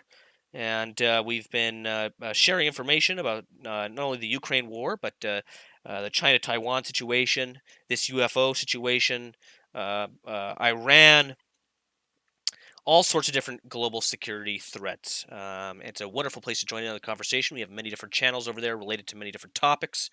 Wonderful place to get information. Wonderful place to join in on the community discussion. Every Saturday over there in the Discord server, some of our community members organize a little bit of a voice chat session in the voice chat channels of the Discord server, where they discuss all sorts of current topics and events, as well as just hang out and chat. For those of you that don't know, we do dual stream to both Twitch and YouTube. If you're following along on Twitch, make sure to hit that follow button. And if you're already on Twitch, you can always hop over to YouTube and hit the subscribe button, or vice versa.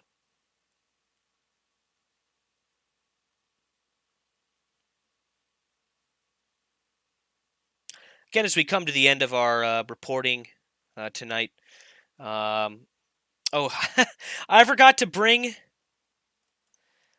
turn this off the whole time. We've been streaming with that big sign there on the screen the entire time. The question arises, should I leave the stream up so you guys can talk in the live chat?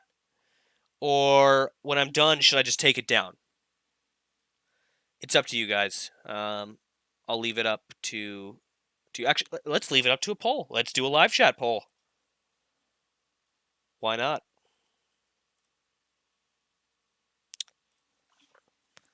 Should I leave up the live stream so you guys can chat in the talk in the live chat, or should I end the stream tonight?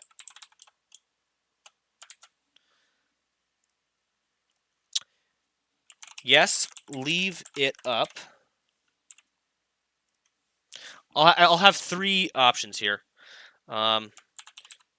Yes, leave it up, but with videos playing. We can get a queue. We can get a queue going of some video content related to the object. We can have that playing on a cycle. Or no, take the stream down. All right, guys. I've put up that live chat poll. We'll give it a few minutes of voting here. We'll try to get to 100 votes. We got 300 people watching the stream right now on YouTube. If we can get it to 100 votes, that'd be a good majority of users here. We're already at 11 votes. Okay. It's going up quick. It's going up really quick. We'll see how many we can get.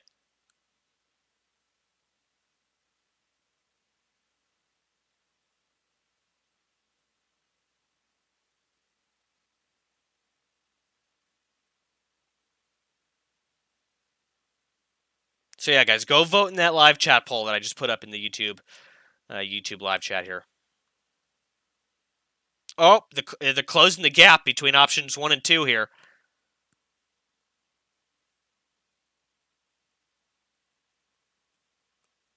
Yes, everyone vote like it's the elections, says the People's Power. Wow, that's ironic. It's ironic that that message comes from somebody with the name The People's Power.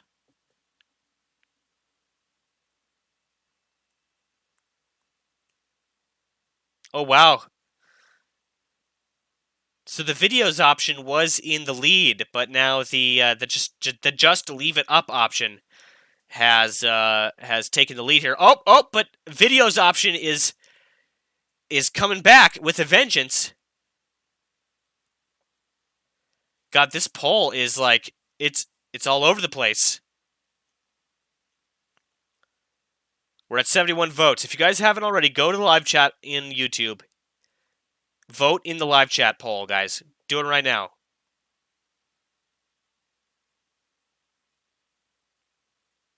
Wasco asks, is there any footage of these objects? No, not yet. Not yet. We need footage, though.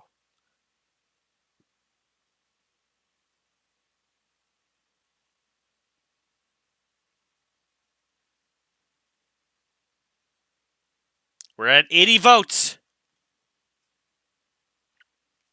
Come on, guys. If you haven't already, go over there to the live chat poll. Go to the live chat poll. Cast your vote in the live chat poll. Yes, I'm looking at you. Yeah, I see you, guy that's not doing it.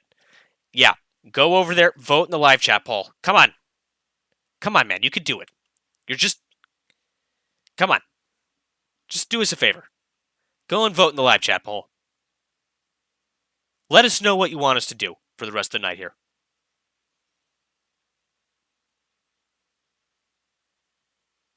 Come on. Yeah, we see you, that guy. Come on. Or gal. I know there's probably a few women out there that are they're not voting in the poll. Come on, guys. Let's go. To all the guys and gals that are reluctant to vote in the live chat poll, come on. I got about 200 more of you that are just sitting there not voting in the live chat poll. Let's go. Come on. Yeah, group pressure.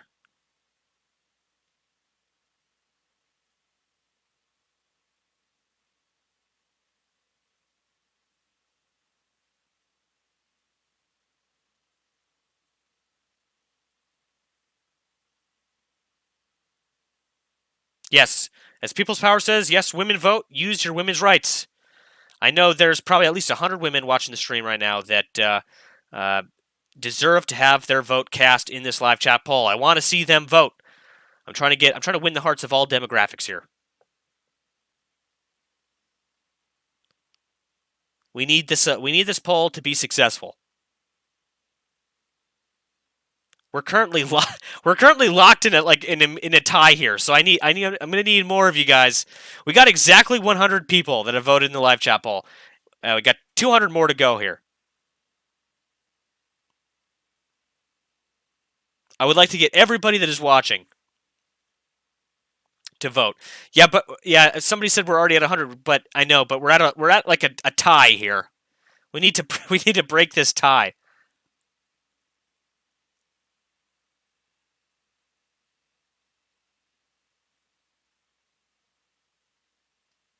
We're getting there.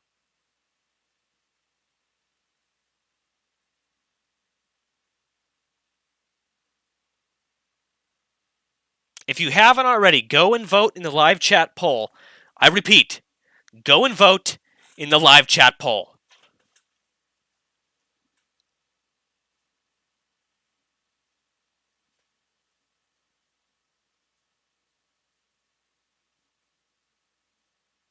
Oh, we're definitely breaking away now.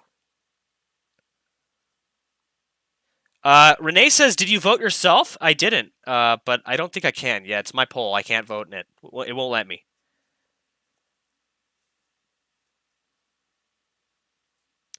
Bob says, "Who'll cast the vote if it's a tie?" I'm not sure, but we did break away from the tie here. But I'm just waiting for an even number.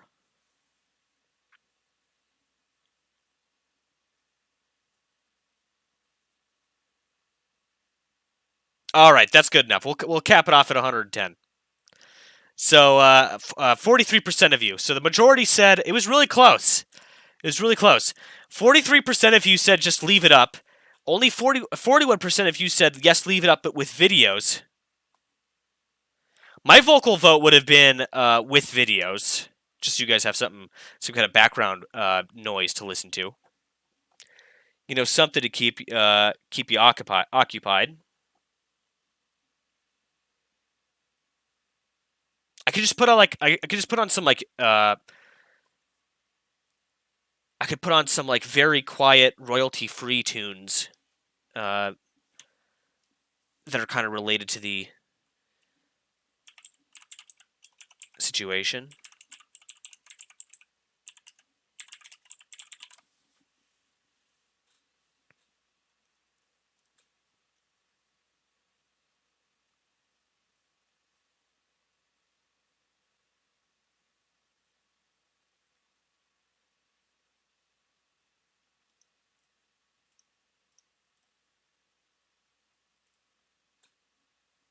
Renee says, just quiet is fine.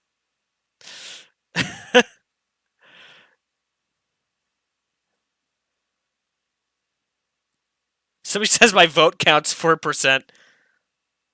Yeah, the Men in Black soundtrack.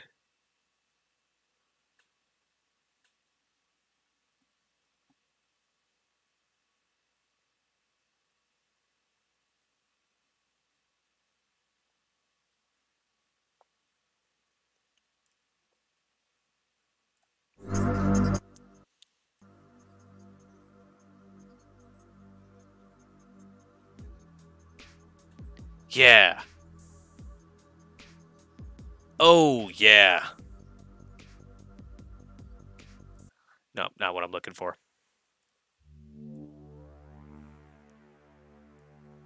Oh, this is creepy. Whoa.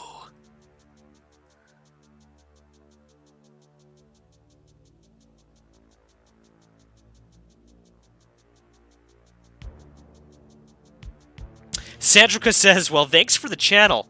I'm going to sleep. Just heard a clunk in the night. Maybe they're deboarding. I live in the woods. Well, Sandrika, I hope you survive until the morning and sleep soundly. I know it's hard for all of us to sleep soundly in these modern times. These very complicated times that we live in.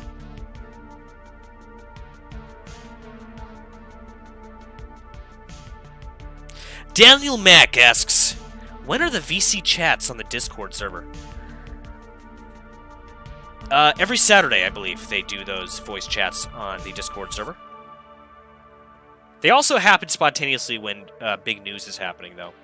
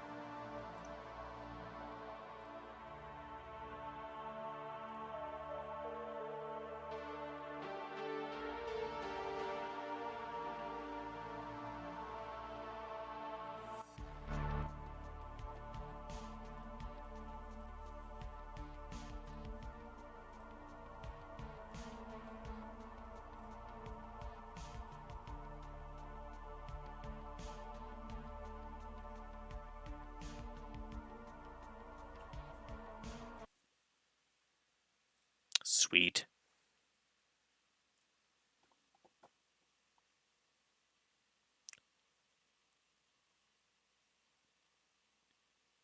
Okay, I gotta add that in as a source.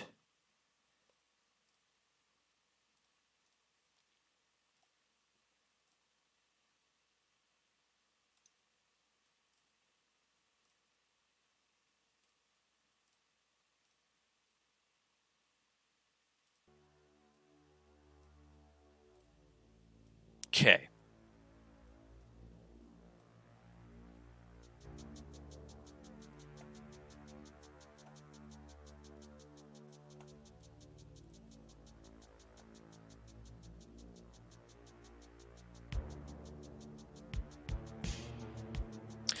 Jason Nickerson says, are we getting like Independence Day aliens or facehugger aliens? Need to know ASAP.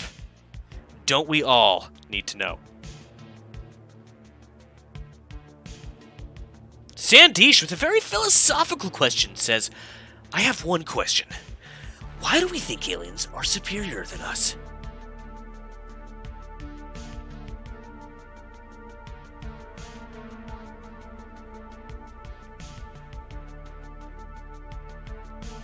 Selena says, you can play the customer service waiting music. I have basically the UFO version of that going right now. It's going to be on a loop.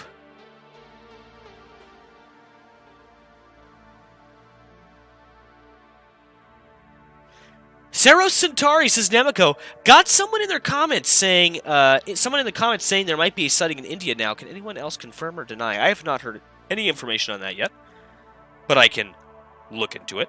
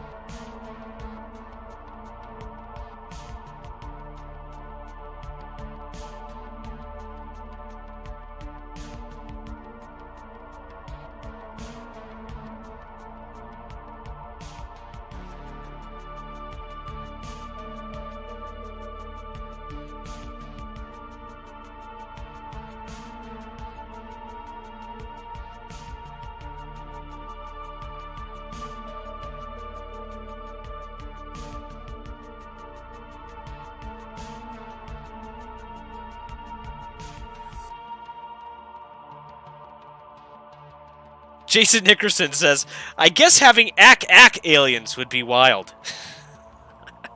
For those of you that get that reference. That was a good one. For those that can understand that reference, yeah.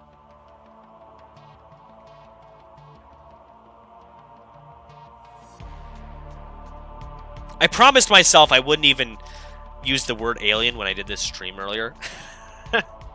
So we've come full circle.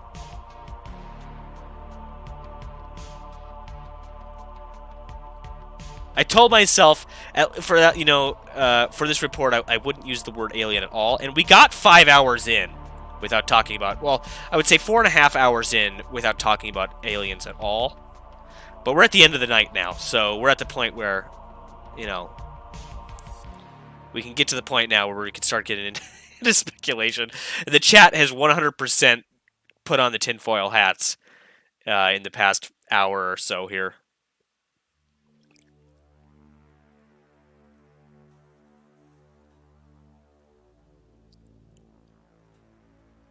Can you guys hear the music, or is it too low, or is it okay?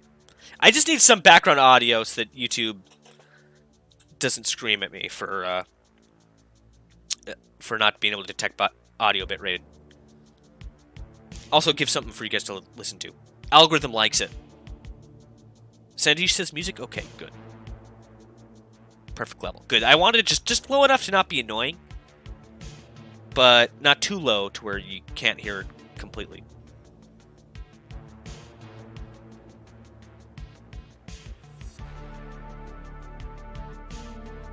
I'll have to get like a mix eventually, but this will do for now.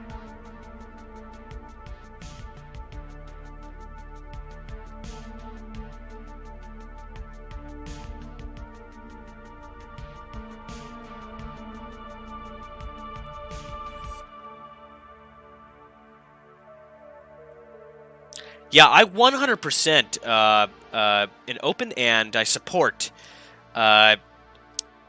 you guys having speculative, sharing in the live chat. I love that. I love reading it too. I love seeing your guys' ideas, what you guys think.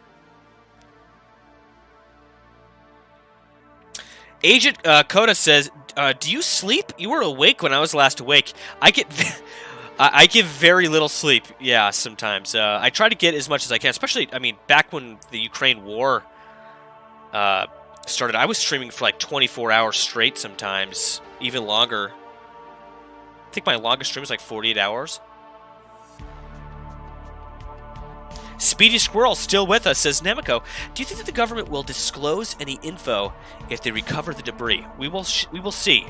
I would imagine they would, because they made a spectacle of the Chinese spy balloon with all those photos we saw of the spy balloon. So I would imagine that they would try to do the same thing, unless there's something else going on here.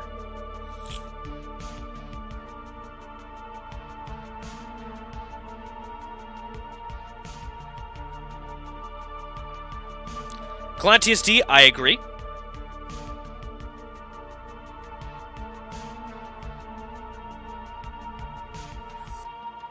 Jason Nickerson, though, says, Bob Lazar has entered the chat.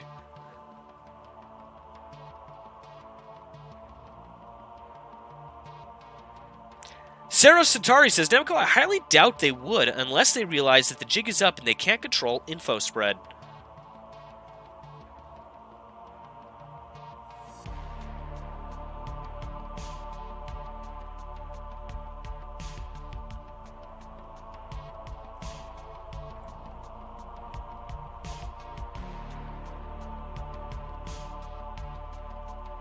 Leon the Dutch says, is there already a statement moment plan from the DoD? Well, I don't know. I mean, I know they've already made statements, if that's what you're asking. I highly recommend going and seeing the Pentagon briefing from earlier, the press briefing. That was enlightening, slightly enlightening. It, as I said earlier, it left more questions, honestly, though, than it gave answers. But it was enlightening in some ways. But is there any news of them giving their next briefing? No, not yet. But we can expect one at some point today. Or tomorrow. We'll see.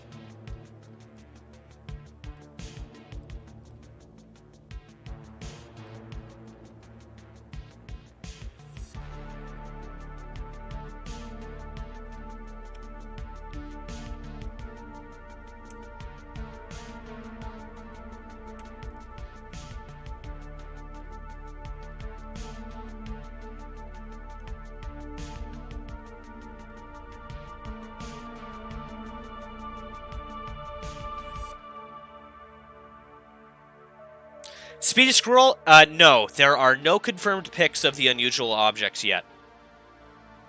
Yet. Big yet.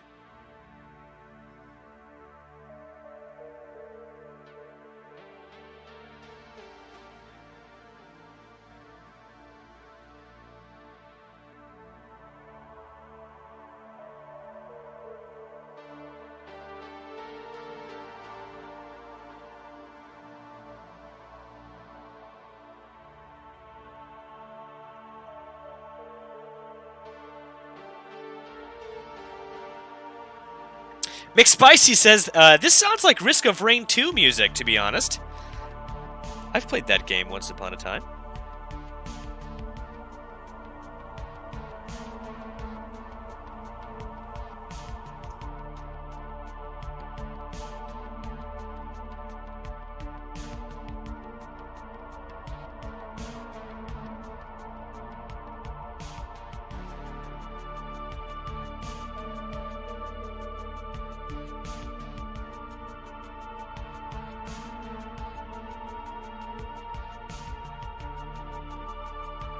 I'm not gonna lie, this track that I selected has a very nice vibe. It grows on you the more times you hear it. It's providing a nice ambiance for our discussions here.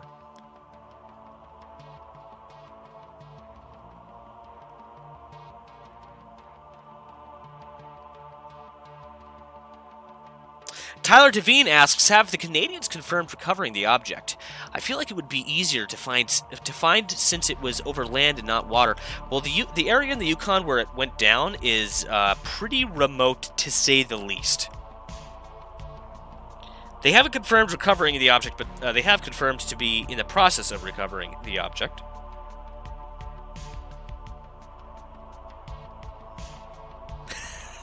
McSpicy says, calm ambience with a bit of urgency to it. Sero says, mysterious, but has a nice drive to it. Enticing. Michael Bailey with, it's definitely a good pick.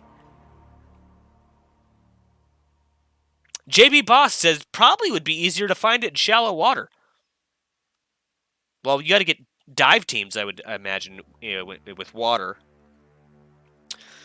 I'm sure they can, they're probably flying over the Yukon, looking visually for the wreckage, and then landing in that area, getting the wreckage. I mean, that's, unless it's on the side of a mountain or something, it might be hard to access, Wouldn't you love to be on one of the teams that are sent to, go and get that, go and recover that equipment? That would be, that's life goals. For me, is to be able to be on a recovery mission for an unidentified object. That'd be awesome.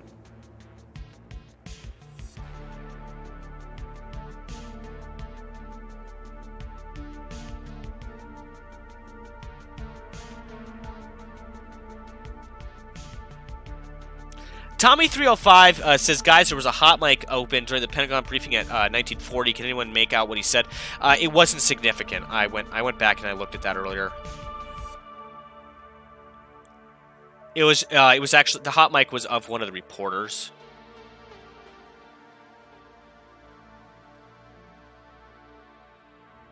JB Boss says, lots of forests with a lot of bears. Yes, true. ZK47 says, this song gives DEF CON game vibes. True. Lazy Gamer says, XCOM is my choice.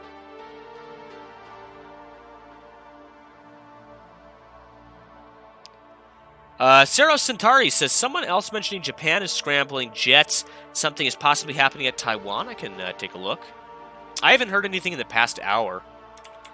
But right around 6 a.m. UTC...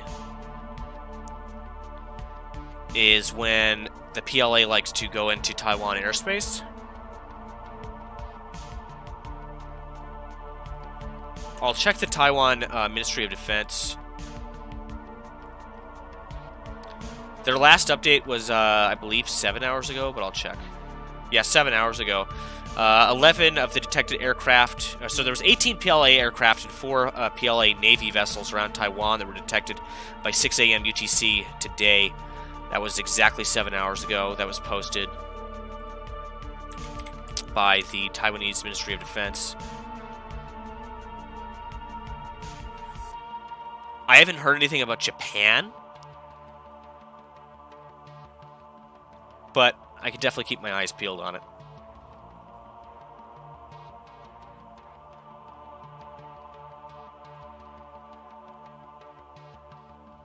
As Lazy Gamer says, we are all delusional at this point.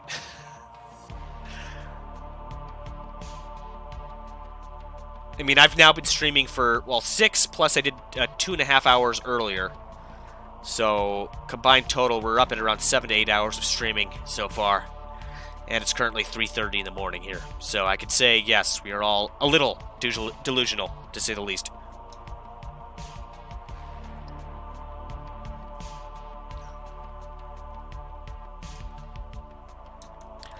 Jason Nickerson says, did we ever get any news or confirmation about a U.S. aircraft being damaged during the towing over Lake Huron? No, there is no information, no reports that a aircraft was damaged, except the aircraft that was shot down.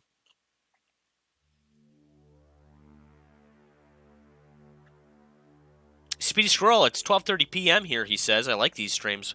Thank you so much, Speedy Squirrel, for tuning in. At 12:30 p.m., so that's just after noon your time then, I guess, eh?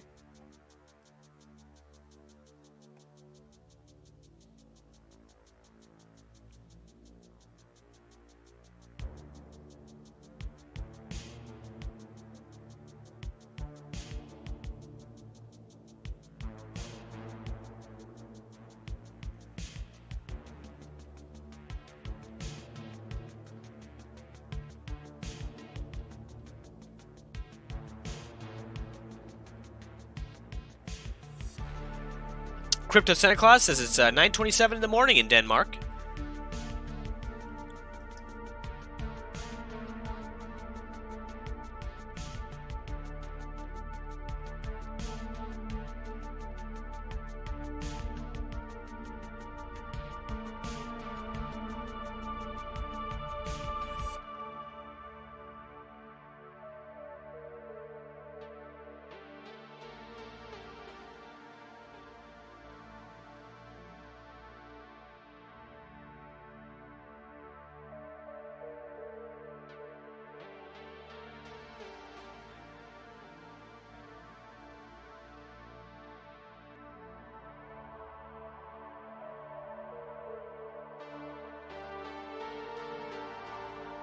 Gabriel with the $1 million question asking why a commercial flight in Netherlands is the most tracked thing right now. I ask that question sometimes on a daily basis when I look at Flight Radar 24.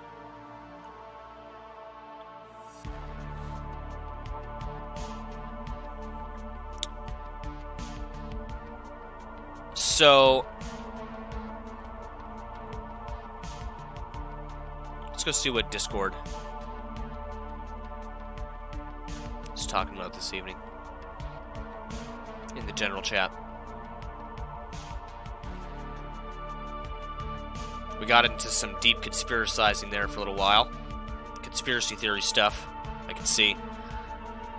People then transitioned over to some Ukraine-Russia discussion.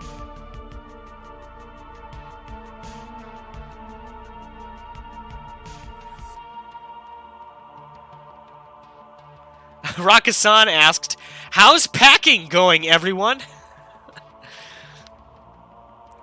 Thomas the Thermonuclear Warhead said, packed about a year ago and have portable water jugs just by the door. Also a community emergency response team kit with me most of the time. I'm not at home, which would be enough to last me a few days. I feel like all of us, I mean, I'm not a prepper type, but I feel like all of us could use a little bit of preparation nowadays. Roxanne says, currently packing extra gear left over from the military. Cold weather gear, CBRN gear, weapons cleaning kits, gloves, boots, etc.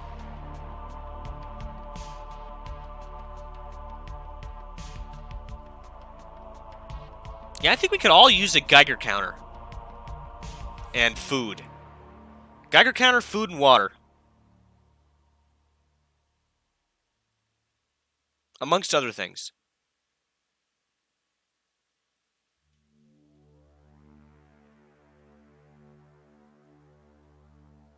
Yeah, to-go bag.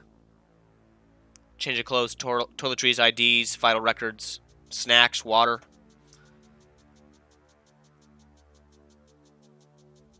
Again, I'm not really the prepper type, but, you know, I think that is some wise advice to give to people. You know, you could always be better prepared. It's better to have it and not need it than to need it and not have it.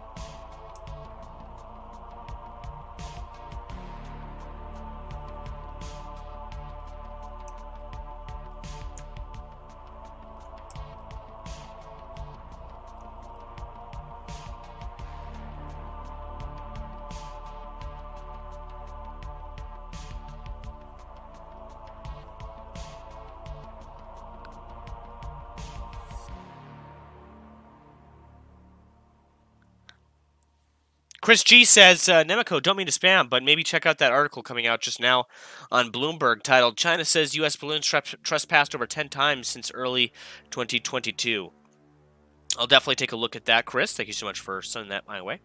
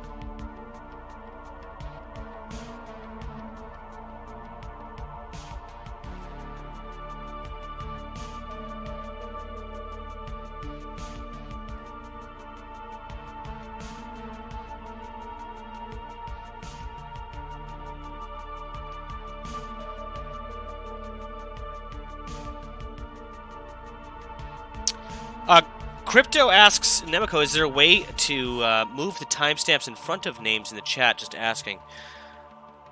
Or to get timestamps? Because I don't think there are.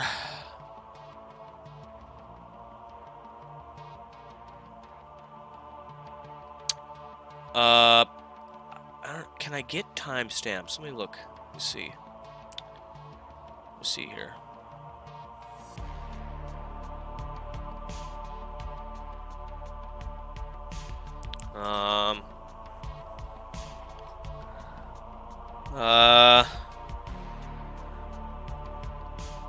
I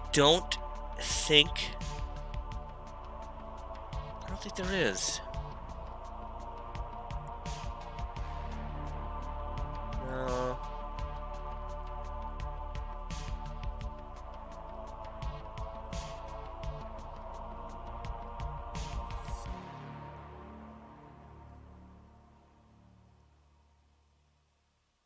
There probably is some kind of way I could do it.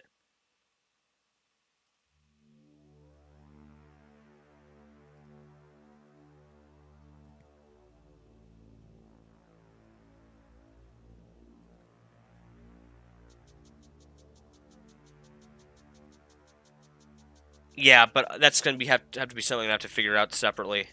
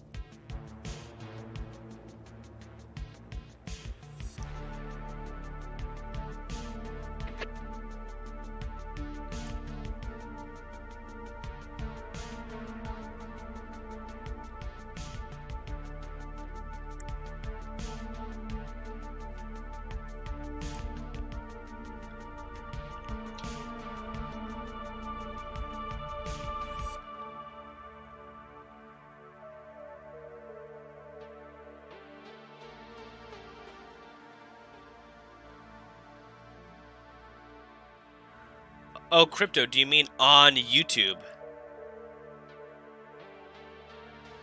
Yeah, actually, on my end, I don't even have... In my live dashboard, I don't even have the timestamps. But I can check. Do they just show up automatically on the stream itself? No, yeah, for me, I don't have them either.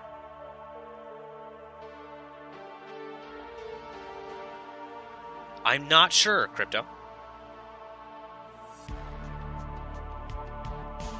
Yeah, Renee says I don't see timestamps on her YouTube as well for messages.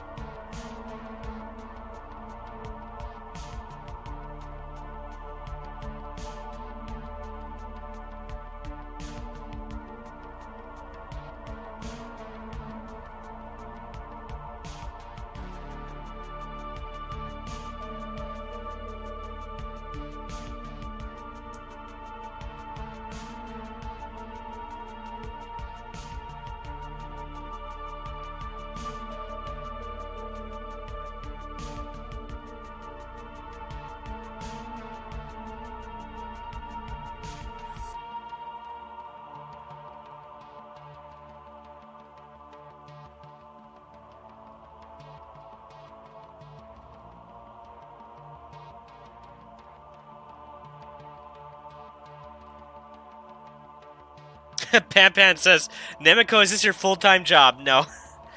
I'd like it to be. Someday, maybe.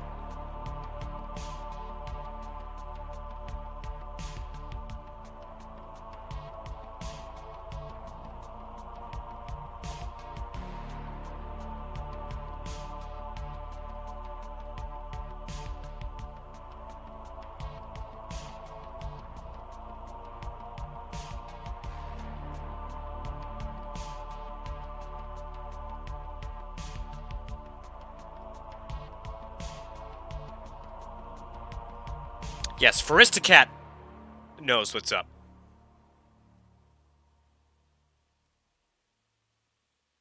As well as Cat Dog. Very wise words, Cat Dog.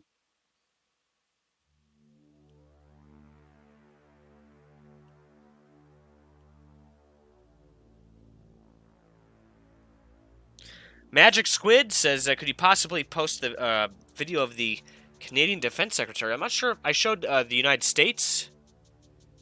Let me see here.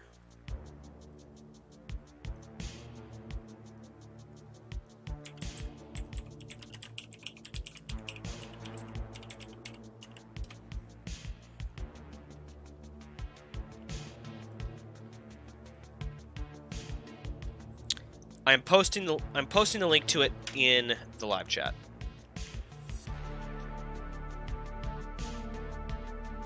Topher, I'm from the East Coast of the United States. Not from Ohio.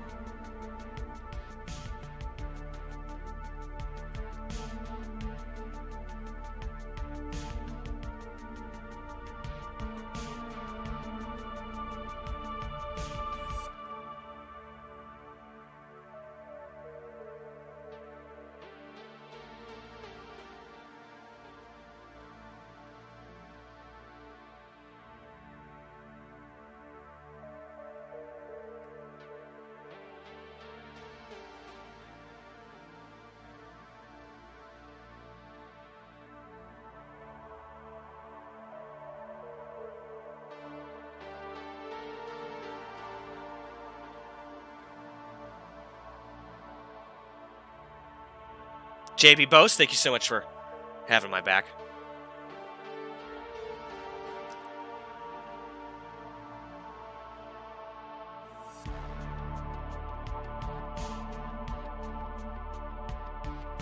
I'm somewhere in the Arctic Circle, deep underground.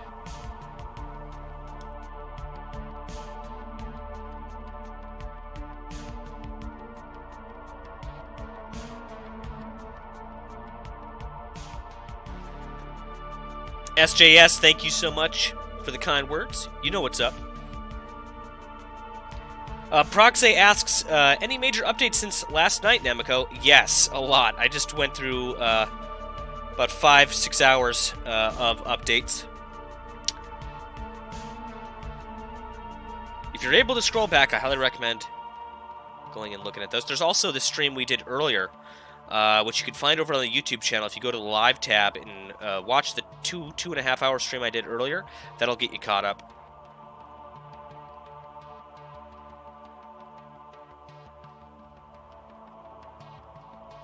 Leon the Dutch says, Nemico, the places where these UFOs have been sighted, are they very significant or special? Yes. We're talking over military infrastructure sites, energy infrastructure sites.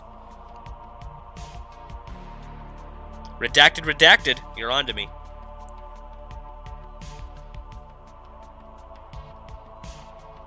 JB, we do not have eyes on Zuckerberg. You're right, that could be a lead.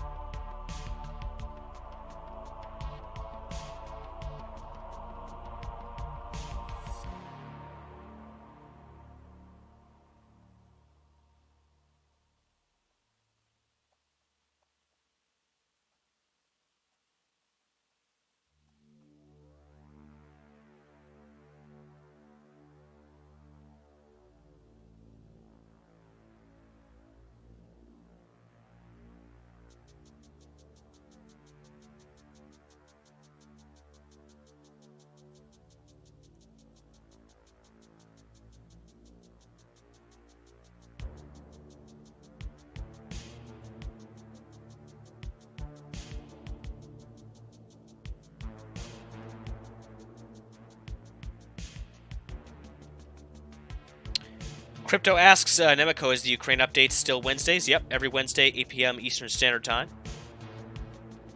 We do the, not just the Ukraine update, but it's the weekly intelligence update, is what we've been calling it. So it's updates on Ukraine, the war in Ukraine, global security in Europe. We cover news about Russia, China, Taiwan, all sorts of different topics. We covered the train derailment last week. We covered the spy balloon last week as well.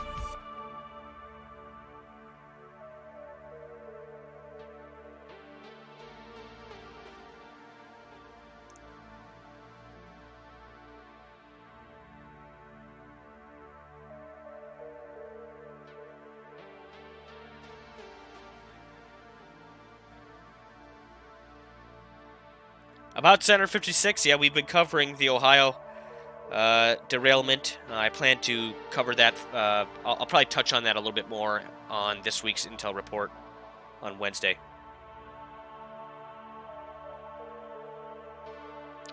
Leon the Dutch asks, what's your opinion on the UFO? I gave a little bit of insight in my own opinion earlier, but I don't know what to think. We need more information. Speed Scroll says some interesting updates on Iran this week. Yep, I'm also going to probably be touching on that in the weekly Intel report as well.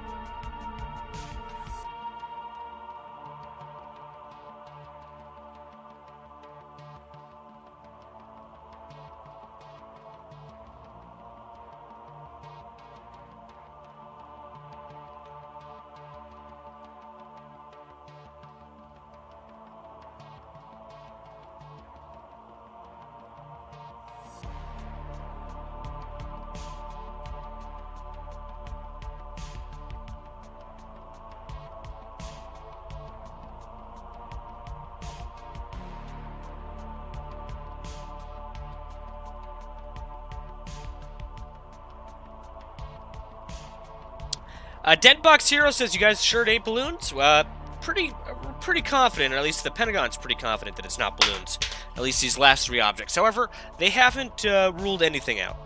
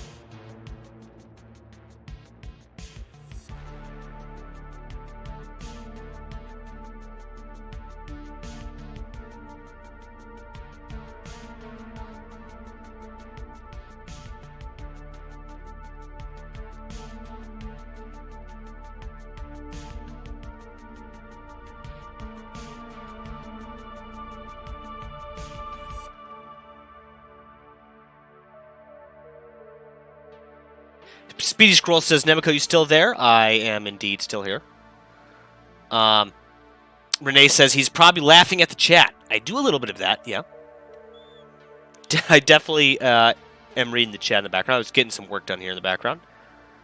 Again, I'm going to be just kind of hanging out here in the background. I might be in and out, but we'll definitely be back here at some point today for another stream, especially if there's more information or press releases that come out. I'll probably come back and do another stream later today on this situation.